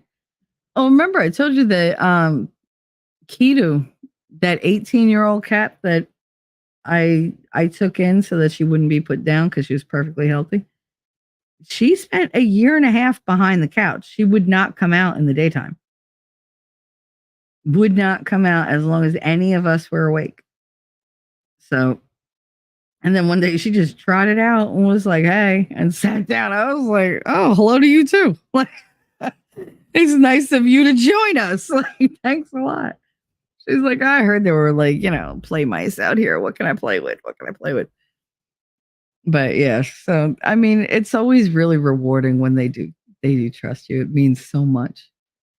Last I had plans to get certified years ago, but life went into a different direction. I mean, don't it always?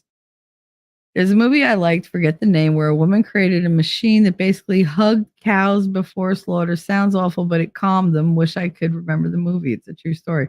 Oh, wow. Lefty! With your huge eggplant. Here he comes. Look, everybody. Look, it's Lefty's eggplant. Ooh. Ooh. Ooh. Hey, Lefty. I see your eggplant.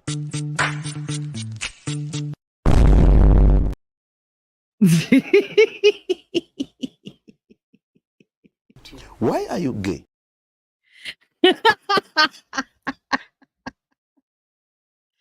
I'm sorry, I cracked myself up.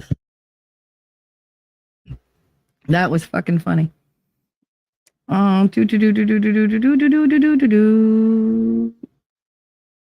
So, welcome, Lefty. I'm only a half hour behind. I'm less than a half hour behind. I'm going to have to meditate during the eclipse. Maybe I'll wake up on a timeline where I fit into the clothes I own before this last set of twins. And lots of money in my account. Yeah, I was hoping for the Powerball, but that I only won $24. Damn it. You've shown lots of love and patience through this time. It takes a while for sure. Oh yeah, absolutely. Mimsy, the woman, is Temple Grandin. She's autistic and felt the connection to the cows. I was talking about her the other day. I was trying to explain to Winning who she was. Temple Grandin, she was awesome. Yep. Gotta go. See you later. Bye, Rabbit. Love you. Thanks for coming. Thanks for coming by. I'm phrasing. Jesus. Have a great rest of your day. I met Vices through Mindset who encouraged him to stream. That's where I saw him. I'm pretty sure that it was with Mindset because Mindset was like, come on, you could do this. Come on. They follow me. We'll get you subs. Da, da, da. I was like, I wish I had somebody who could do that for me. I mean, I have, I have Nick, but he has issues. I'm not going to bother him. I know that the invitation's always there, and I know he's willing to come on my show like whenever, but I don't want to use him like that. I genuinely care about Nick. I don't ever want to be somebody who uses him for any reason. Cat Ninja, I'm in and out of reading chat, but listening. Hey everyone, I haven't said hi to. The laughter from all of us would be very loud. I mean, we are loud in chat. YouTube just took 1% for the big guy. I guess took a little off the top. That's the skim at work. Rumble Ghetto. 1% is missing because it's leap year. Oh, you're funny. The TMZ guy was awesome. I watched that so many times. Me too. I replayed it because it was just so fucking fantastic. I saw the title, Shelly, I'm stalking you, but keeping my toxicity hidden. Hello, I have a story. The thought of your dehydration. What is a heavy burden? I hate you so much. My dehydration, thank you. Ass. That Aussie has a men's shelter. I'm surprised that they they didn't charge AT with glassing. AT. Oh, sorry. Yeah, I thought that they would. How you doing? I have a story. My biker. What's up? I never know if people know that you're of your alter ego or what, but whatever. I have a story just doesn't roll off the tongue. And we all want you to roll off the tongue. Wolf Kinder, Johnny, the doctor protected AH from that charge. Yeah. The audio she didn't know she recorded should have been evidence. Men do get crapped on and they don't have anywhere to turn. My husband has an ex who threatened to off him if he left her. Oh, that's lovely. To get away from her, he had to deploy to a combat zone. Ain't that a bitch? A combat zone is safer for him than his ex. That's when you know it's a bad relationship. Dang, Ellie, that's so toxic. Sorry that happened to your hubby. I'm sorry it happened to him too, but you got to admit it's fucking funny that a war zone was safer. Like that's some shit right there. She said, my husband is a manly Marine. He didn't tell anyone because he didn't want to be made fun of and not believed. Oh, yeah. He knew if he hit her or defended himself, he would have been put in jail. Yeah, that's the thing. That's the catch-22. They can't say anything. They can't fight back. So it's like, where do they go? That's why so many guys like hurt themselves because they don't see any other way out and they have no way to deal with it because they're not allowed to talk about it. Like I pick and I'm always trying to like dig a little bit. I'm like, no, talk to me. Come on, talk to me. Because I'm not going to put you down for it and I'm not going to tell anybody, but you need to get it out. You know, you need to face it. That's why when people are like, oh, I hate that I unloaded all this stuff on you. I'm like, nah, it's all right. I can shoulder anybody else's burdens. It's my own I have a problem with. Yours don't weigh as heavily on me as mine do. They're actually a way for me to see mine through kind of a different lens so that it's not as isolating or as hurtful when I look at my own. You know, like I know I'm not alone in the things that I've gone through. You know, other people have gone through things. Other people have survived. Nothing like identical, of course, to what I've been through, but all varying ranges of traumas that people have experienced. And I know about them. They give me this motivation to face my own where I'm like, all right, they've all been through it. Bitches, you need to like suck it up, grow some balls and go for it. Just go and just face what could happen. You get scared, all right, you back off a little bit, you go back again. Like, but that's what y'all have pushed me to do. You said this is what happened to me and that's what happened to me and that's what happened to me. And everybody always finishes their DMs and emails or whatever with, I'm sorry to lay this at your feet. No, don't be sorry. Never be sorry for sharing. Trust me, if it's too much for me, I'm not shy. I'll tell you, okay, that's too much for me. It would have to be huge for me to say like, oh, see, phrasing. It would have to be, there's no good way to say this. If it's too much, I'll let you know. Okay? I'll let you know. But that's kind of hard to achieve. Because I'm not built to take care of my own problems. I was hardwired to ignore my problems and just shut up about them. But to let everybody else just go ahead, keep talking, keep talking, keep talking. And that's what I'm made for. Because I do care whether you know it or not. I don't pretend to be this like super like, oh my God, I'm so squishy and warm and I'm just so gentle and feminine. I don't do that. Like, this is me. I'm abrasive. I have a, like abrasive quality about whatever. I'm a mother cat. Like, I will bite you on the scruff of the neck and carry you around, but at least I'm taking care of you. I will always take care of you in whatever way I can. It's never going to be too much. It's never going to be a burden. It's not something that I'm like, I don't even want to listen to your bullshit. Like, never. Sometimes there's certain times where people say the same thing over and over and over, and it drives me nuts, but I'm still going to listen to them. I'm still going to give them my advice. I'm still going to love them. I'm still going to care. But I'm also going to tell them, we've been over this. We've been over this. Like, this is like time 12. Like, move the fuck on. Like, because you keep saying the same thing over and over and over. You need to like process it and move the fuck on. I will say that in that very abrasive way of mine. But for the most part, I mean, you guys, you never put too much on me. So I don't ever want you guys to think that. The whole reason I created this channel was to help myself and help other people, to let them see the process, to go through the process with them, and hopefully do for them what that trial did for me. It's shown a spotlight on something in my life I didn't want to look at. And I didn't want to deal with it because I thought I was alone in it. Me dealing with shit here and talking about all this stuff, it's so that you don't feel alone. That you know that everything is temporary and you can get through it. Never give up. Ever, ever, ever. You can't give up. You can't surrender. Never surrender. These cigarettes do not stay lit. I'm just like you that way, Shelly. I just don't engage. It's not worth it. It really isn't. I get it. And plus, they enjoy it when you engage. Fuck you. I'm not going to make you happy. I get it. Ellie's such a tough situation for a man to be in. It is. She was cuckoo.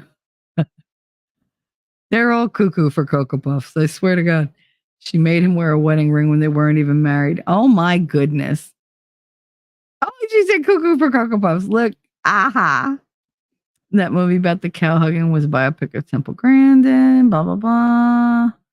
Lefty Mimsy Mindset has a class to stream successfully that he offers. I'm almost caught up. Look at that. I have a story. He's laughing. Yes. Nerd Claire Danes did an awesome performance as Temple Grandin in that movie. I remember that. Roll off or roll of the tongue? Because roll up, hey, a little bit of this, a little bit of that, a little bit of this, a little bit of that. 6 of one, half dozen of the other. Sometimes old crap will bubble up. You think you dealt with it, and now you're in a different place, and you'll process a different aspect of the trauma. It's true. It's true. Trauma is so layered. It really is. Quick, send a bunch of chats. She's catching up. I'm all caught up. Smart ass. I'm all caught up. Don't worry, I'll get behind again because now I got to go back to my notes. All right, so let's blow through this. See, he's here and I said blow, so Yamaha should be happy. Popper. Hey, Mama Bear, how's it going? I got a good mobility day. Nice. So you'll be in my ear while I go grocery shopping to find some new undies and a new toaster. Hopefully that is not an accident that went together. 15-year-old toaster is going to the dumpster. It's Savage Day or Salvage Day? Savage Day? You're out in the eclipse? Oh my goodness. What if the rapture happens? Anyway, that's why I said, if you read my subheading, the end is not nigh. Do your taxes. Like, stop it. Interesting combo. I'm like, did the toaster blow up and she was in her undies and now they were on fire and now she needs new ones? Did it scare you and you like ruined yours? Like, what's going on? Yeah, I got some real connections with this toaster. My toaster blew my panties up. That's a new one on me. I have never heard that one.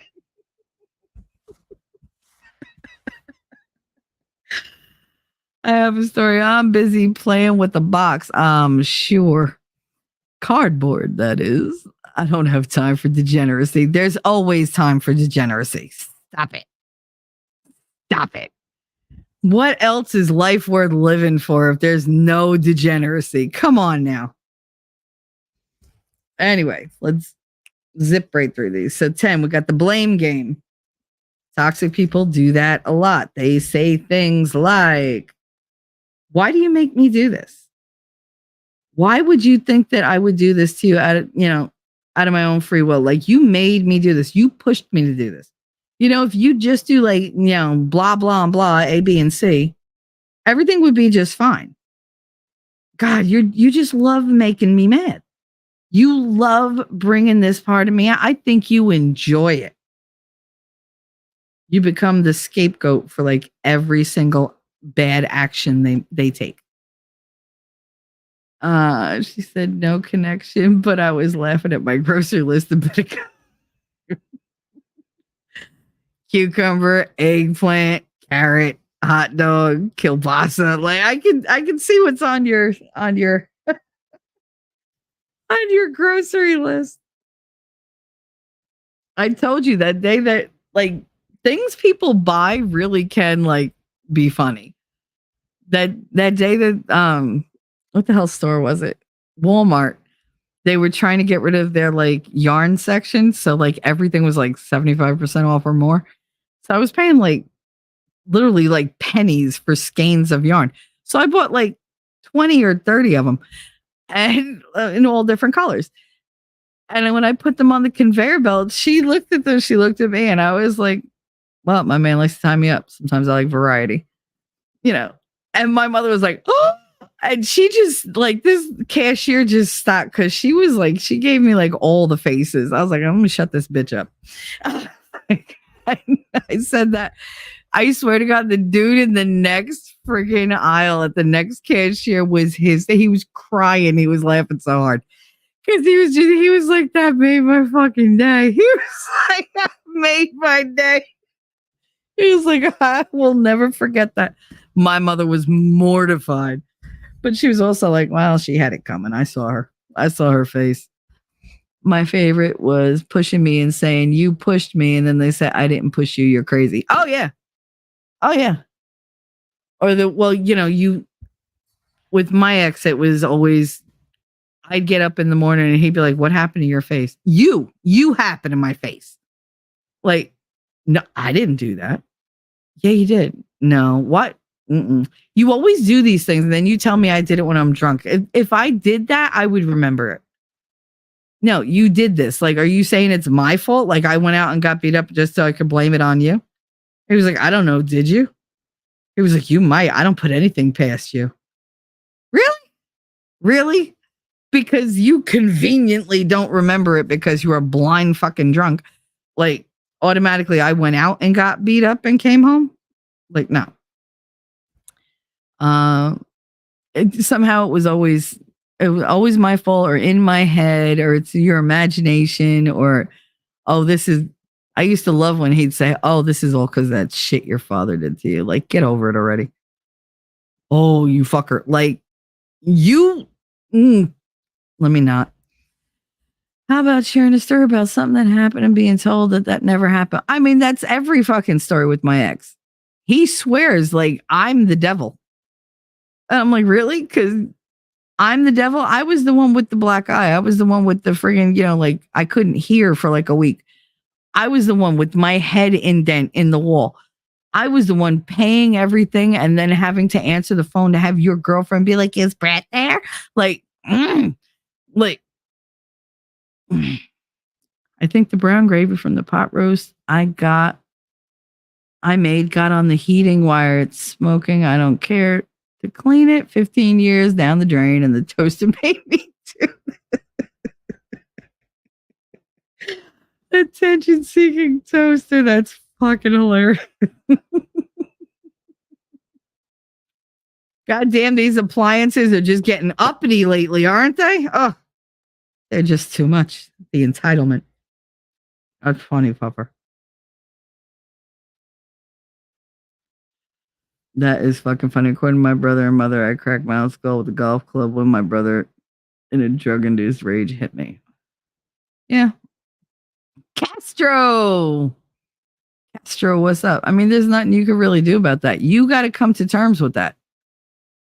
It's going to bother you until you decide to deal with it. I tell you this all the time. R.I.P. toaster. And it's still going to bother you, but it'll bother you less and less and less. That's the goal. You don't want to keep it fresh. You're young enough that, deal with it and then build beyond it. Don't let that be a defining moment in your life, not in a negative way. You made it through that. You're fine now. But you got to deal with what happened then so that you can be better. You want to be better. If you don't want to be better, then, you got to just sit there and go, oh, well, they don't believe me. Fuck them. Does it matter? You know what happened. You can't control the actions or the thoughts of others. You have to control your own mind. Fuck them. Oh, they said it didn't happen. Well, you know what? They're assholes. And just write it off. You got to write them off and be like, nope. You want to hold it against them? That's just going to continually drain energy from you. It's going to constantly hurt you. You got to get to a point where you can understand that this is just how they are. And yes, it was a horrible thing. And yes, you were hurt. And yes, they're wrong. But is there any of those things that you can change? If you can't, then you got to go talk to somebody about it, learn how to deal with it, move into that acceptance, grieve it, and then move on. You have to do it, nerd. You have to face things. It can't just be about that, well, nobody believed me. Yeah, we get that nobody believed you. We believe you. Switch your focus. Switch your focus to, you know what? There are people who believe me. Fuck the ones who don't. Accept the love from the people who were giving it instead of lamenting the love you didn't get from somebody else. Appreciate what you have instead of focusing on what you lost or didn't have.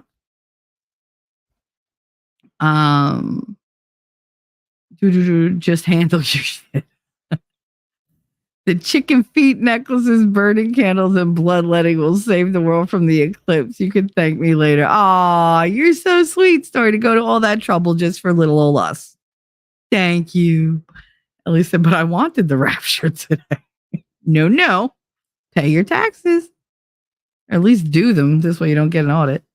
Lack of acknowledgement is painful, but at a certain point you need to let it go and surround yourself with people that support you. Absolutely.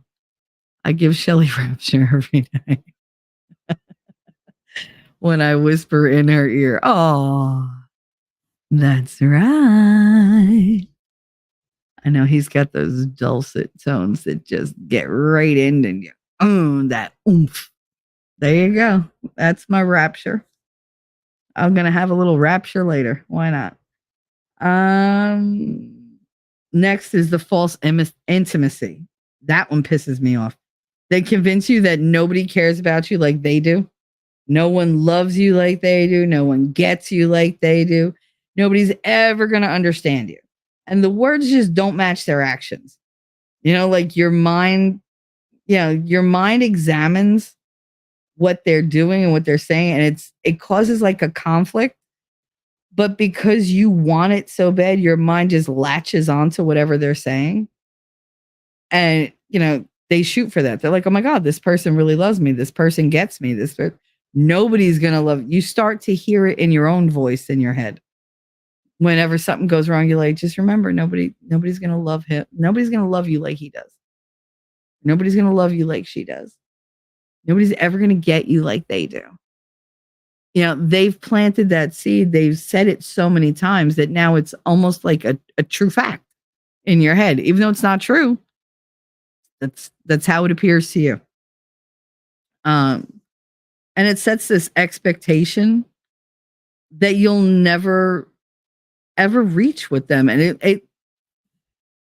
they're like, I get you. So you go into it expecting if you tell them something, they're going to understand you. And then they don't.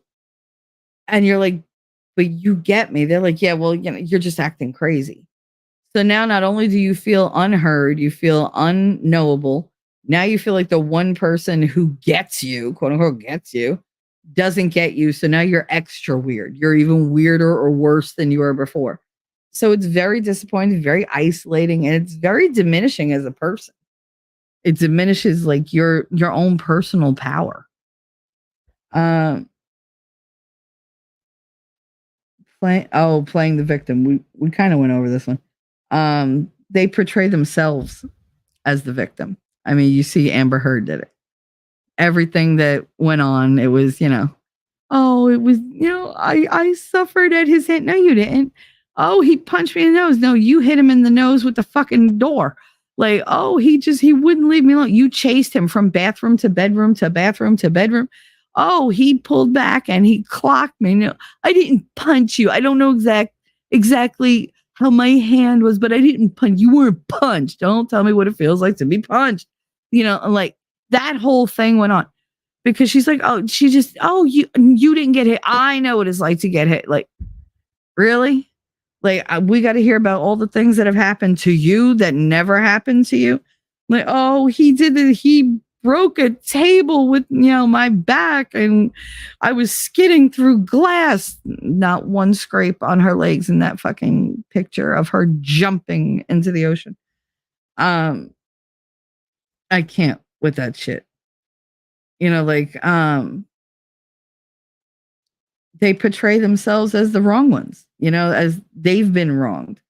And then they gain sympathy from other people. And then they turn on you.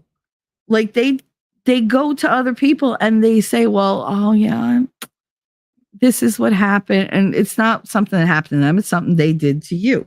But they get the word out first. You know, they get out there and they get ahead of it and they just blow it all up. And that's how they gain power and control. Spontaneous overreactions. That's another one. Another huge red flag for me. It's when they're trying to instill like fear in you and they play on your insecurities. So what they do is they respond with anger and violence to like even the tiniest thing. The tiniest thing can set them off. You would think like these big things would set them off. No, it's the little stuff. It's the little stuff you never see coming because you're not walking on eggshells. You're not being hyper vigilant. You've let your guard down a little and all of a sudden, bam, they come right at you. And it's just like, you don't know you're like, oh my God, where did this come from? Like, why are you doing this to me? Like, what did I do? What did I do? What did I do? And they can never tell you. You ever have somebody like really explode on you and you're like, well, what did I do? They're like, you know what you did. I'm not going to even like dignify that with an answer. If you can't answer me, it means you're full of shit. That's what that means. That's what that means. Don't ever let anybody feed you that line of bullshit. You wind up always being on guard and you adapt like your behavior when it comes to like those small outbursts, those unexpected ones.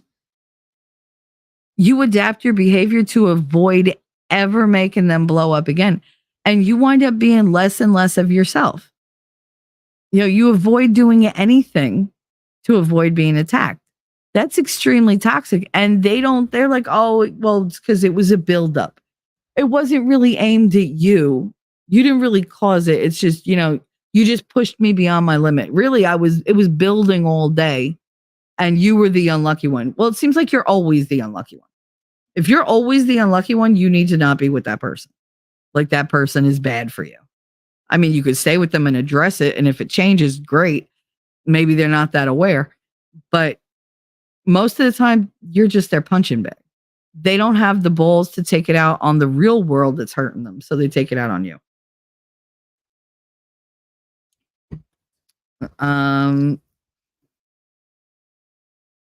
When they wear you down on purpose, the constant negativity and the fear, they'll use that lack of energy because that's very draining, and the sadness to take advantage of you. They'll see that, you're running yourself ragged and you're down, and it's the perfect way to get you into a more submissive role. You're easier to control, you're easier to dominate, and you're easier to take advantage for their benefit, or just for their amusement. Some of them do it, they just like to watch the world burn. Like they just like to destroy people. It gives them a kick. It's some weird, sick thrill. And, you'll work harder to stop the attacks by being better, by doing more. You try to turn the situation around. You're never going to turn that kind of situation around. Like when somebody starts wearing you down, it's because they want to. It's not that they're unaware. They're very aware of what they're doing. And if you bring it up and they act all innocent, that's a double red flag. Because somebody who's really not aware is going to be like, I did that? Oh my God, I didn't realize. I'm so sorry. Like they're going to be remorseful about it. They're not going to be like, I didn't do that. Like, ugh, get out of here. And that's what these people do. They make you think that you're the crazy one. And then they're like, I don't understand where you're coming from with this stuff. Like you're saying that I'm this and I'm that. Like we're awesome together. Everything is awesome. Like, why are you like being so negative? Why are you starting problems where there are none? Why are you like bringing this up? Why? I don't want to talk about this. This is heavy shit. Like, I just want to have fun. I don't want to get into this right now. It doesn't even matter. You're going to feel better tomorrow. So why are we talking about this? Just let it go. God, get over yourself. All things that they say. And then this was something I did not know about. Y'all know what breadcrumbing is? It's not as sexy as it sounds, believe me. Breadcrumbing is the art of online manipulation. And that's keeping somebody interested with sporadic attention, love bombing, then ghosting, and reemerging. They're hot 1 minute, cold the next. They talk shit and make you feel bad. They break away, leaving you broken. And then they reemerge like nothing ever happened. And they never apologize for it. And when they reemerge, they just start the play all over again. They go right back to square one and do it over. So I wrote this down, signs of breadcrumbing. And it says the one who's doing the breadcrumbing always maintains the power in the relationship. They hold the majority of the power. So they move in when you're unsure of these are different signs of breadcrumbing. You remain unsure of your relationship status or where you stand. There's always mixed signals. Inconsistent communication or interaction, which means that they don't always text when they say they're going to text, or you text them and they don't text you back for like 4 hours. But if they text you, you have to text them back like right away, or they're insulted or whatever. They don't talk about plans for the future. They don't set any kind of like timeline or like make any kind of goals or state any kind of commitment. There's no personal investment. Like they avoid sharing their own like private information, or they won't like share like things about themselves. They just want you to talk. Like it's all about, we know tons of you know tons about me. You know who I am now. Does it matter who I was then or whatever? Like they're very uninterested in sharing their past or even like part of their present with you. And the future is definitely off the table. They blow hot and cold. They frequently ghost for no reason at all and then like come back. And you're pretty much their temporary fix until you figure them out. Once you call them on that, they're done. They'll make up a story or whatever, and they'll just like detach, and it'll be, oh, he lied to me or she lied to me or they're not who they thought they were or blah, blah, blah, blah, blah. I thought that was really interesting because I didn't know what the hell breadcrumbing was. I really didn't, but it's a term that's been invented for online interactions because apparently like online interactions are very different. And it's because there's that anonymity and you could always just poof, disappear online if you really wanted to. You just change your name, just unsub, you do whatever. But the whole breadcrumbing thing is, you do the typical love bombing and everything in the beginning. It could be like even like a simp kind of thing. You know how they always say, oh, you're a simp, you're a simp, you're a simp. It would be like somebody using one of their simps, right? And getting all the attention they could. And, you get comfortable in it and you're like, oh, yeah, this person's always going to be there. And they take advantage of that. They suck up the attention when they need it. But then when that person needs them, they're not around. Or they complain about them, or they have something negative to say, like, oh, oh God, you always complain or whatever. Like, you're such a drag. Like, it's not an equal give and take. And so when that person starts pushing back and saying, hey, no, I deserve some attention too. They're like, oh no, you're too dramatic for me. And they move on and whatever. And like, they ruin your name with other people so that you're nice and isolated. And they just wait. They wait because they know you're going to come back. They give you a little bit of time to forget the hurt. And then they like, hey, oh, funny meeting you in this chat, or funny, seeing you on this or whatever.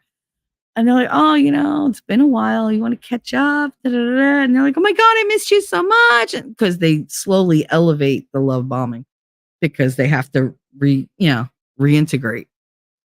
And they do that, and then you're like, oh, I don't want to trust them. Like, oh, all right, maybe I was, because you second guess yourself because you're like, oh, I don't really have like all this, it's only online. What's the harm? I'll give them another chance, blah, blah, blah. And that's how they get themselves back in. They never apologize. They never say, hey, I really hurt you. Or, hey, I was a complete, see you next Tuesday to you. Or, oh, hey, I turned everybody against you. Sorry. Never. They just go back in and they're like, hey, I haven't seen you for a while. And then right back to their original plays. It's just, okay, well, all right, we reached the end of this chapter. I'm not going to do the next chapter because that would take work. Let's just redo this chapter. And so they just keep retelling the same story over and over and over. It's the same script. And each time you let them. It drives me nuts. I've done it. I've let them. Because you don't want to write people off. You want to give those chances. I think because we want those chances. Because we're always afraid if we fuck up, somebody's going to leave us. And I don't want somebody to leave me that I love. I want to be given a second chance in case I mess up. Elephant, my last living grandparent is one of my grandmas. That bitch is so bitter and brings up shit people did to her in her childhood. And she's almost 90. Be better than that. Absolutely. Here, Ellie. Here. I love when my mother starts going off about, oh, well, when I was a kid, your grandmother, and I just look at her. I'm like, you're bitter about this. You're literally the person who is responsible for most of the traumas in my childhood, and you will not be accountable for it. But you want grandma, who's not here to defend herself, to take the blame for you being a twatapalooza as an adult. Really? Let it go. Like, the woman's dead and buried. In my eyes, she was not a saint, but she was a hell of a lot better mother than you. And you're bitching about it? You're bitching that your mother cared about you. Oh, poor you. I wonder what that feels like. Like, God. Yes, sarcasm is very thick with me. My sarcasm is strong. An outpost. Nerd. My parents helped my sister with everything without her asking, like groceries and tire changes. And I used to be like, what the fuck? I could use your help too. Oh, girl. Yeah, I know. It seems like everybody but me. And what do they say? Well, you never ask me for anything. And well, you always have a handle on things. I don't want to impose. Like you seem to be doing just fine. She's not like you. She's not strong like you. She needs my help. That was my uncle. Oh, I have to help your uncle. He's sick. No, he's not. He took a sleeping pill and tried to walk up the damn stairs, and y'all freaked out. And I freaked out too because I was a little kid. But I look back and I'm like, dude, if he wanted to do it, he had the means to do it. He had a license to carry. He had the means literally strapped to him. A sleeping pill was not going to be the way he was going to go. He did that for a fact. And it worked. It scared the shit out of all of you. The golden boy might, like perish. Oh, we have to give him whatever he wants. Okay, give him the business. That's great. We all worked there. He didn't do shit. He got the fucking business. Okay. Oh, I need a new truck. Ma, write me a check for how much? $32,000. For what? For a new van. Just like that. Just like that. But yet, when my wreck opinion went, he wanted to charge me $700 fucking dollars. You want to charge me $700? I've been working for you for free since I'm 9. Go fuck yourself. Like, really? And I'm family. Not for nothing. I'm out there working in the station, and you want me to pay for like a shit job that they did on my car. But yeah, you walk in $32,000 for a new van. Why? Because I want one. Okay. You don't want to give it to me? Oh, Jesus. That's why my life is so hard. I'll just go and just take care of it myself. And she'd, oh no, Thomas, come back. And I'd be sitting there going, wow, he's so good at this. And I could never do that to her. I could have. It would have worked. I had it play out right in front of me. I had every tool at my disposal. I could never do that to her. I could never manipulate her like that. For him, it was as easy as breathing. And it used to really bother me. It still bothers me, but it's like, what am I going to do? You gotta let it go. Eventually, at some point, you got to go, you know what? This is not somebody who's going to put me first or even second or third. Like, it helps as much as it hurts to know your place in people's lives. See, I need to know where I'm a priority. And then I need to react with that knowledge in mind. I don't. I very rarely know where I stand in people's lives. I always assume that I mean nothing because it's just less disappointing when it turns out to be true. But I can't change it. I can't make myself a priority in somebody's life. I'm either a priority or I'm not. So I just assume I'm not. And that's how I live my life. I just do for me. If I do for other people, don't get me wrong. I'm constantly doing things that people don't deserve. But I do it because I want to. I do it because they need me to. And they need someone to, and I'm available. What I don't do is assume I'm a priority. I assume the opposite. So, I feel you. I used to be like that less. I'd be like, oh my God, she always does for this one. She always does for that. Never for me. It's been my thing with my mother my whole life. Always does for her husband, doesn't do for me. Okay. So eventually I just got to the point where I'm like, all right, I'm not important to her like that. So I just stopped expecting to ever be able to depend on her. It hurts, but it does help to know where you're at. Les, I'm the only child out of 7 that didn't get a car handed to them, college paid for, etc. I felt that. Yep. I'm an only child and I got shit. I got absolute shit. And I'm the oldest.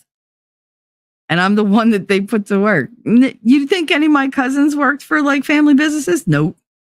They were out learning how to ride bikes and, they were engaged in sports. I couldn't do any of that stuff. I wasn't allowed. It was too much of an imposition if there was a parade. My mother didn't like me to be in ballet for too long, tap for too long, be a majorette, Girl Scout, none of that. That's too much of an imposition on her time. Oh, okay. Why did you have a kid if you weren't going to like participate in the raising of that child? Like that always astounds me. I realize as a parent, you know which child needs more help because without help, who knows what would happen to them. Yeah, that's another thing. Like when the problem with being strong and independent is everybody assumes you never need help. They assume you're going to be fine. They don't even have to pay attention because you're strong like that. Meanwhile, you're fucking drowning and you're not reaching out because you know nobody's going to help you.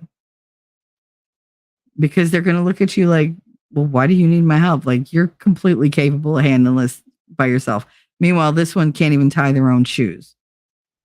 And you're like, yeah, but no, like, I need help. Like, somebody help. And nobody ever does. They just don't. So you adapt. Right, lady? One of the things that sticks in my head is when my aunt, when I told her I was pregnant with Connor, she said, oh my God, how are you going to manage 2 kids on your own? And I said, I will. She was like, but how? I said, it doesn't really matter. I have no choice. I'll manage because I have to. I will find a way. It never occurred to me that I wouldn't find a way. They're my kids. They're mine. You know, I will fucking move hell and mountains and face Satan himself for my kids. But I knew I would manage because I don't have a choice. The alternative was unacceptable. It was unthinkable. So I knew no matter what I had to do, I'd get it done. She never understood that about me.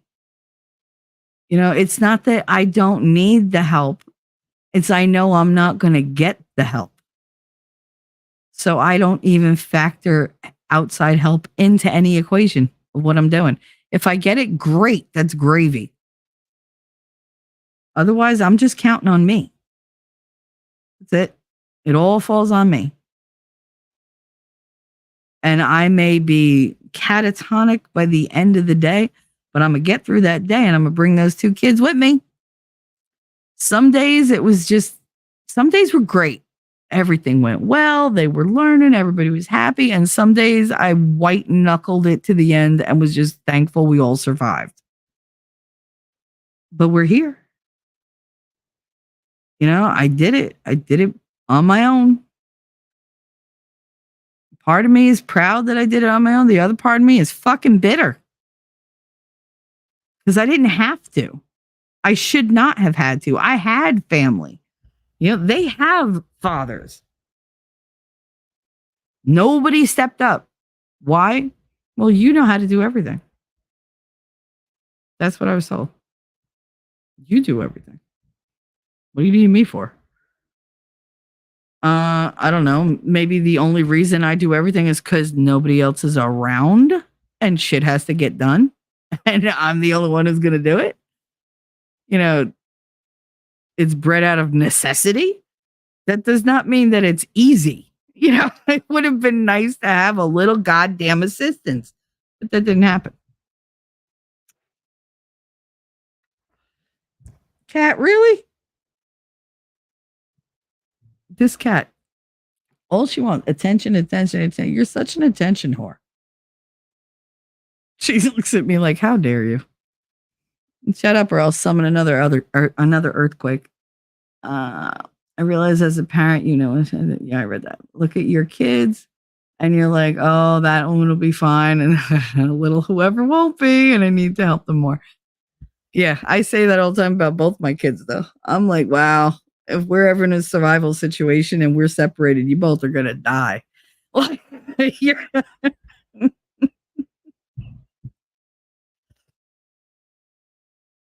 don't mean to laugh, but I mean, I got to look at it from a humorous point of view. Because I'm like, yo, you two are toast. You would never survive. Kind of like, oh, you think you would? Yes, I know I would. You know what? I've been through worse. Like, I know I'll make it out. If I absolutely have to, I will find a way. I have done nothing but creative fixes and getting out of shit my whole life. Y'all have no idea how to swerve. Like, you just don't. Because they're so used to everything being done for them. Everything is so accessible and easy. If they're cut off from the internet, they don't know how to survive. They have no idea. The only thing that's going to brass me off is the fact that I won't have like access to like electric funds. That's about it. But that's why you keep cash, keep a little cash, keep, like some extra things that you could sell or whatever, things that you can trade. These kids don't know shit about that. They don't know word go about survival. And I've tried. I tried being tough with Bolta and it just didn't work. It's a different world. It's a whole different world. If the lights went out, they would be lost. We had 9 days of no power. You would think it was the end of the world for these two kids. Constantly running here to charge this, charge that. Dude, you got to learn to like stand on your own and like amuse yourself. There are things you could be doing. Don't just sit there with a damn like phone in your hand. But yeah, I look at them all the time and I'm like, wow, I'm going to be freaking taking care of you till the day I die. And I honestly hope that I outlive them because I don't see them taking care of themselves. Connor, maybe. But Katie, no. I shouldn't type it in. I don't know why it doubled so late. It didn't double. Weird, never heard of it. I don't know what a simp is, but people say it so much I assume it's stupid bullshit. It's simp. It's somebody who like sucks up to a creator or whatever. Like usually it's a dude that's like being good to a female or whatever. They call winning my simp all the time. I'm like, no, reverse that. Because I laugh about it. I'm like, if you're gonna call anybody a simp, call me a simp. Like I'm like, oh no, I simp for him. I'm not gonna ever say that he doesn't. It's not like that. Like a simp is it's a one-sided, like, oh my God, you're so great, like kind of thing. That's why they had like that Christy Marr used to have Simpcast, where it was an all-female panel. And they just get super chats like a son of a bitch from all the dudes just being thirsty in their chat. The dudes throwing money at them, those are simps. It still hurts, but you learn to not depend on anything from them. And the funny thing is, they tell you that you're too independent or such, and that you've been shown by your examples, so you don't care. Like, so what the fuck? Yeah, you've been shown by your example, so I totally get you, Mims. Totally get you. As a fellow independent person, totally understand. I told hubby I never ask for help, even when I'm falling on my face, because the rejection hurts too much. Why would you reach your hand out knowing that somebody's not gonna offer their hand, or if they do, at last minute take their hand back right before you make contact? The only person you could depend on is you.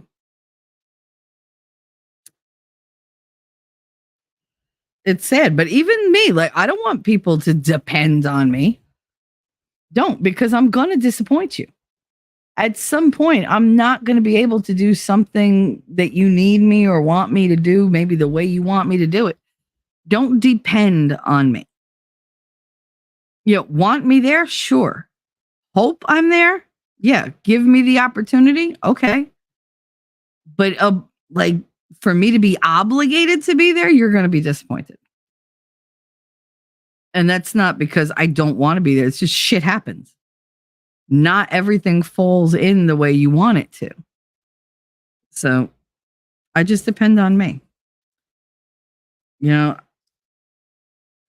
It's funny because as much as like I completely trust a certain green someone, I don't depend on him for anything. I don't depend on him to be there when I'm upset, even though he always is. I don't depend on him to validate my feelings because it's just not something he does. Unless I tell him I need you to like validate, and then he's like, okay. But I don't expect him to read my mind. Yeah, I tried that. Turns out he's not psychic. More is the pity. But lowering my guard was very difficult to do at first because I was expecting disappointment. I was expecting to be let down. And of course I was going to be because I was setting myself up to be disappointed. So once I stopped expecting anything and just kind of going with the flow, the disappointment went away. The depression, the bouts of depression, were fewer and far between. And it just became a lot easier to be in the moment. I still have times where I'm like, oh, but I really wanted this. But it's like, I'm just like, all right, I got to just deal with it and talk about it. And then I can move on. And that's what I do. But I don't depend on him, regardless of the fact that he's never like let me down in that kind of respect. But I don't depend on him for everything. I depend on him to just be himself. Like I've told him, I don't care what else is, going on. As long as you're you with me, we'll be fine. Like, just don't be fake. Don't ever lie to me. Don't ever like pretend to do something and it's not true, because that's my deal breaker. You lie to me and I'm gone. Omission is different, but you blatantly lie to me and I'm done. Don't lie to me and don't make promises you can't keep. I don't make promises I can't keep. I'm very strict about that because I grew up on nothing but broken promises, and each and every one of them were devastating. I never want to do that to anybody. That's why when I say don't depend on me, I can't promise you I'm always going to rise to the occasion. I can't promise you I'm going to respond in the time frame you want me to respond. I can't promise that I'm always going to say the right thing or even a helpful thing. I can't promise to not be a bitch. Shit happens. I'm human. I'm very human. If you expect that you could depend on me to be like absolutely stable, you picked the wrong horse, let me tell you. Yeah. But anyway, I'm going to end it here because I seriously need to go to the bathroom. And I'm thinking did the eclipse happen already?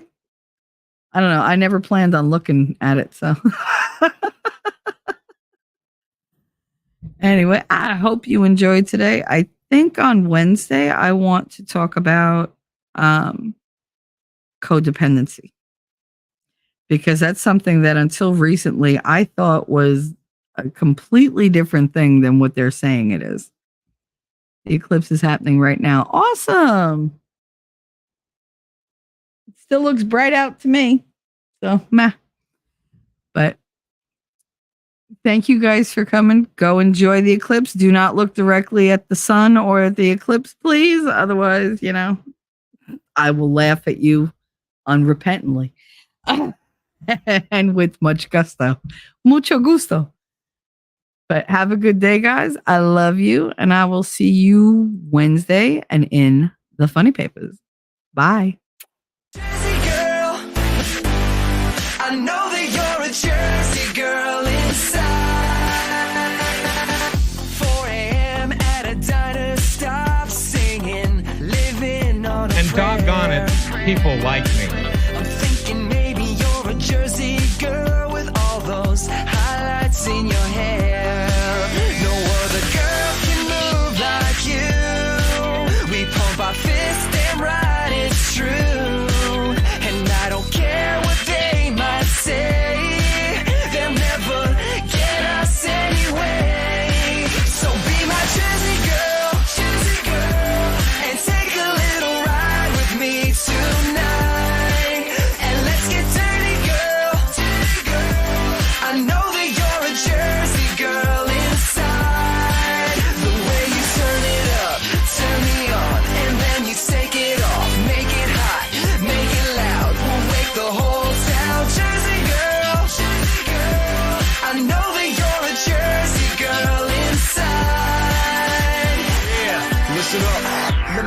a girl from Jersey. She was looking so fine with her hips so curvy. I wanna over down to Seaside Heights and a boardwalk fight at the end of the night. Hey, hold up, got a situation, got condensation from the girl's gyration. She's hot like the girl next door with a tig gold bitties that I can't ignore. Who the fuck starts a conversation like that? I just sat down. I'd be